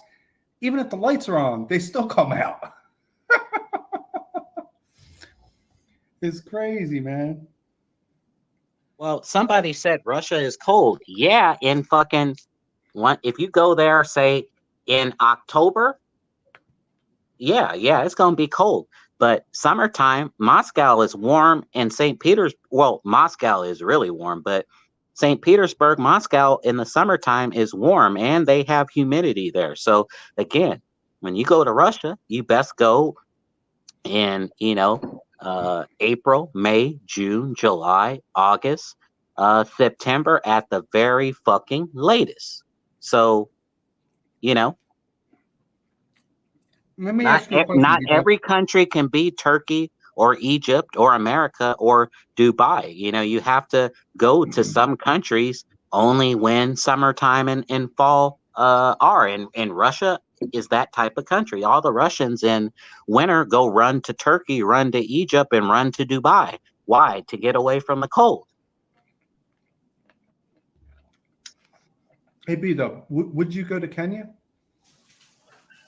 Yeah, like I said, I would like to go there and Tanzania because I want to go to Zanzibar and I want to go to Cape Town and Johannesburg. But again, Okay, when I do stuff, I do stuff strategically. So what I want to do eventually at some point is maybe meet Austin wherever. But at some point, I do have to go to Turkey because, again, strategically speaking, with Turkish Airlines being the third beat up is what I say. Hey, Christopher Tracy Parade. Look, nigga, guess what? My voice is high when I fuck your sister too. It Wait, it, wait, it wait, wait. starts screaming. Wait. Yeah. Tracy. Yo, man, So you meeting Kabasa? I'm eating yeah, Kabasa right now. yeah. Sorry ass bastard, Christopher Tracy, no traveling ass bitch. Anyway, back to the story. No. I'm not gonna let him Let's distract. not make a long story about it. Let's not make a long I'm story. not. I'm saying fly direct from Istanbul to Kenya to Nairobi. Mm-hmm. Fly direct to Johannesburg or Cape Town. When you're in Istanbul, you can fly to any major city nonstop from there. So again, that's why I say I can meet Austin wherever, but at some point he has to go to Turkey, and also at some point I have to go. In order, I think strategically speaking, to get to Africa, it would be much easier and efficient to fly from Turkey than say Poland, because you're going to have multiple stops if you're trying to get to Africa from Poland. You know what I mean? Or Romania. I'm not trying to do a bunch of damn stops. I don't have the attitude or personality for that. Yeah, I'm just curious if you were interested. So you are. Of course I'm interested. It's the homeland. Look, some of this stuff, you guys can't tell my attitude, tone, or temperament when I'm being serious or when I'm fucking around, which is good because I be hurting a lot of y'all bitch ass crybaby ass losers. I've been hurting your feelings, and you don't know when I'm joking or not, and that makes me feel happy to hurt your feelings because you're a sorry, weak bastard. But moving along, yes, I do want to see more of Africa. I tell you, I had the time of my life in Morocco, and honestly, the next African country that I really want to see, and I was talking to Austin about this, and I think I sent Austin some of my other friends' stuff. Henny, he spent like 3 months in Egypt. Honestly, from Istanbul to Cairo, it's only like a 2.5 hour, 3 hour flight. See, I like to do stuff strategically because I don't want to be sitting on a plane for a billionaire. So think about it. That's awesome. Seriously, that's awesome. Like, like hop, like do hops instead of going. Yeah. So totally agree. So like you fly from Istanbul to Cairo, right? And then, stay in Cairo, and then you go hit the Red Sea, all those beautiful towns on the Red Sea, right? And you're right next to Tanzania and Ethiopia at that point. Hit Tanzania, hit Ethiopia, and then once you hit Tanzania, then hit Kenya. Do stuff strategically and not be flying all over the place, burning your cash flow. See the beautiful countries that are surrounding you. Do stuff strategically, guys. Think with your brain. Totally agree, man. Totally agree.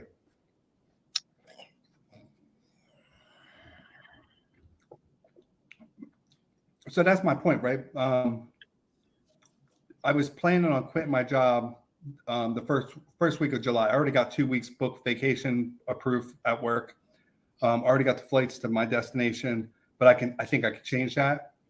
But the other option is maybe if I work till October 15th, then I max out my 401k, and I get to keep more stocks.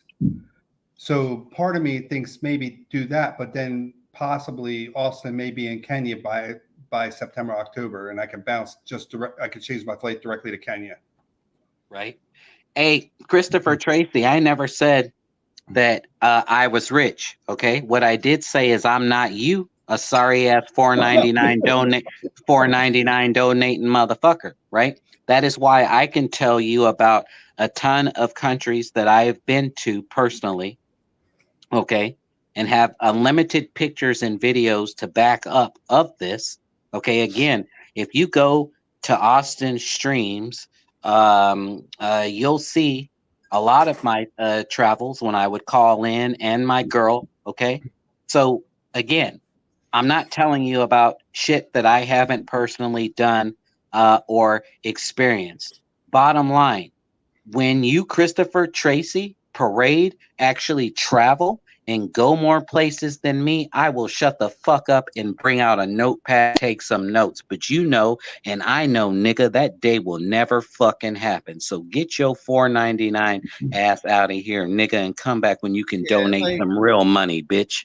and seriously, like, let's just say I have money. Look at me right now. I'm eating boiled kibasi with rice. You know what I do? I live a cheap life, and I stack that cash and I invest that cash. And guess what? Now I'm 56, going to be 57, and I don't need to work. I mean, come on. I ain't gonna charter no private jet. I do usually do business class on Delta. I used to do Comfort Plus, but what happened was my COVID flight got canceled. They gave me an e-ticket or e-voucher, whatever, for $1,300, and I was able to get a first class ticket, replace it. So what? Whatever. But normally I fly first class. I'm not first class, business class to short destinations, not far destinations. Hell no, because those cost a lot of money. But you know, if you're going to Colombia, if you're going to Panama, if you're going to fucking DR, if you can't afford business class, I mean, you don't need to pay. Like, that's everybody's option. Somebody can want to sit next to other people and have not a lot of space and have to worry about their carry-on or their check bags. I don't want to worry about all that shit. I just want to check my bags, get on the flight first, and get off the flight first. No, I feel you. Hey, travel vlog or travel. Hold on, Travel Lux. Hey, Travel Lux, you loser. You always are running your mouth. So I tell you what, if you know more about Istanbul or Istanbul more than me, motherfucker, bring your ass to the live and I will fucking burn you, nigga. You ain't never been, I bet. And if you did go, you stayed for 3 or 4 days, nigga. Every time I'm in that city, I'm there at minimal a fucking month. At minimal. And I'm there at a minimal another 2 months on the Turkish Riviera, bitch. So if you know more about Turkey than I do, nigga, bring your bitch ass to the live or shut your no traveling, always sitting on Austin's live, probably have no job, no life, no career, no bitch. You're probably at the point of sucking a fucking shotgun. Shut your bitch ass up. Man, I'll tell you one thing. These bosses are good. Hey, Beta, we got to get off the live. I got something to do right now. So I appreciate your entertainment for today in the debate we had earlier. All right, bro. Good chatting with you. All right, man. All right. See you. All right, man.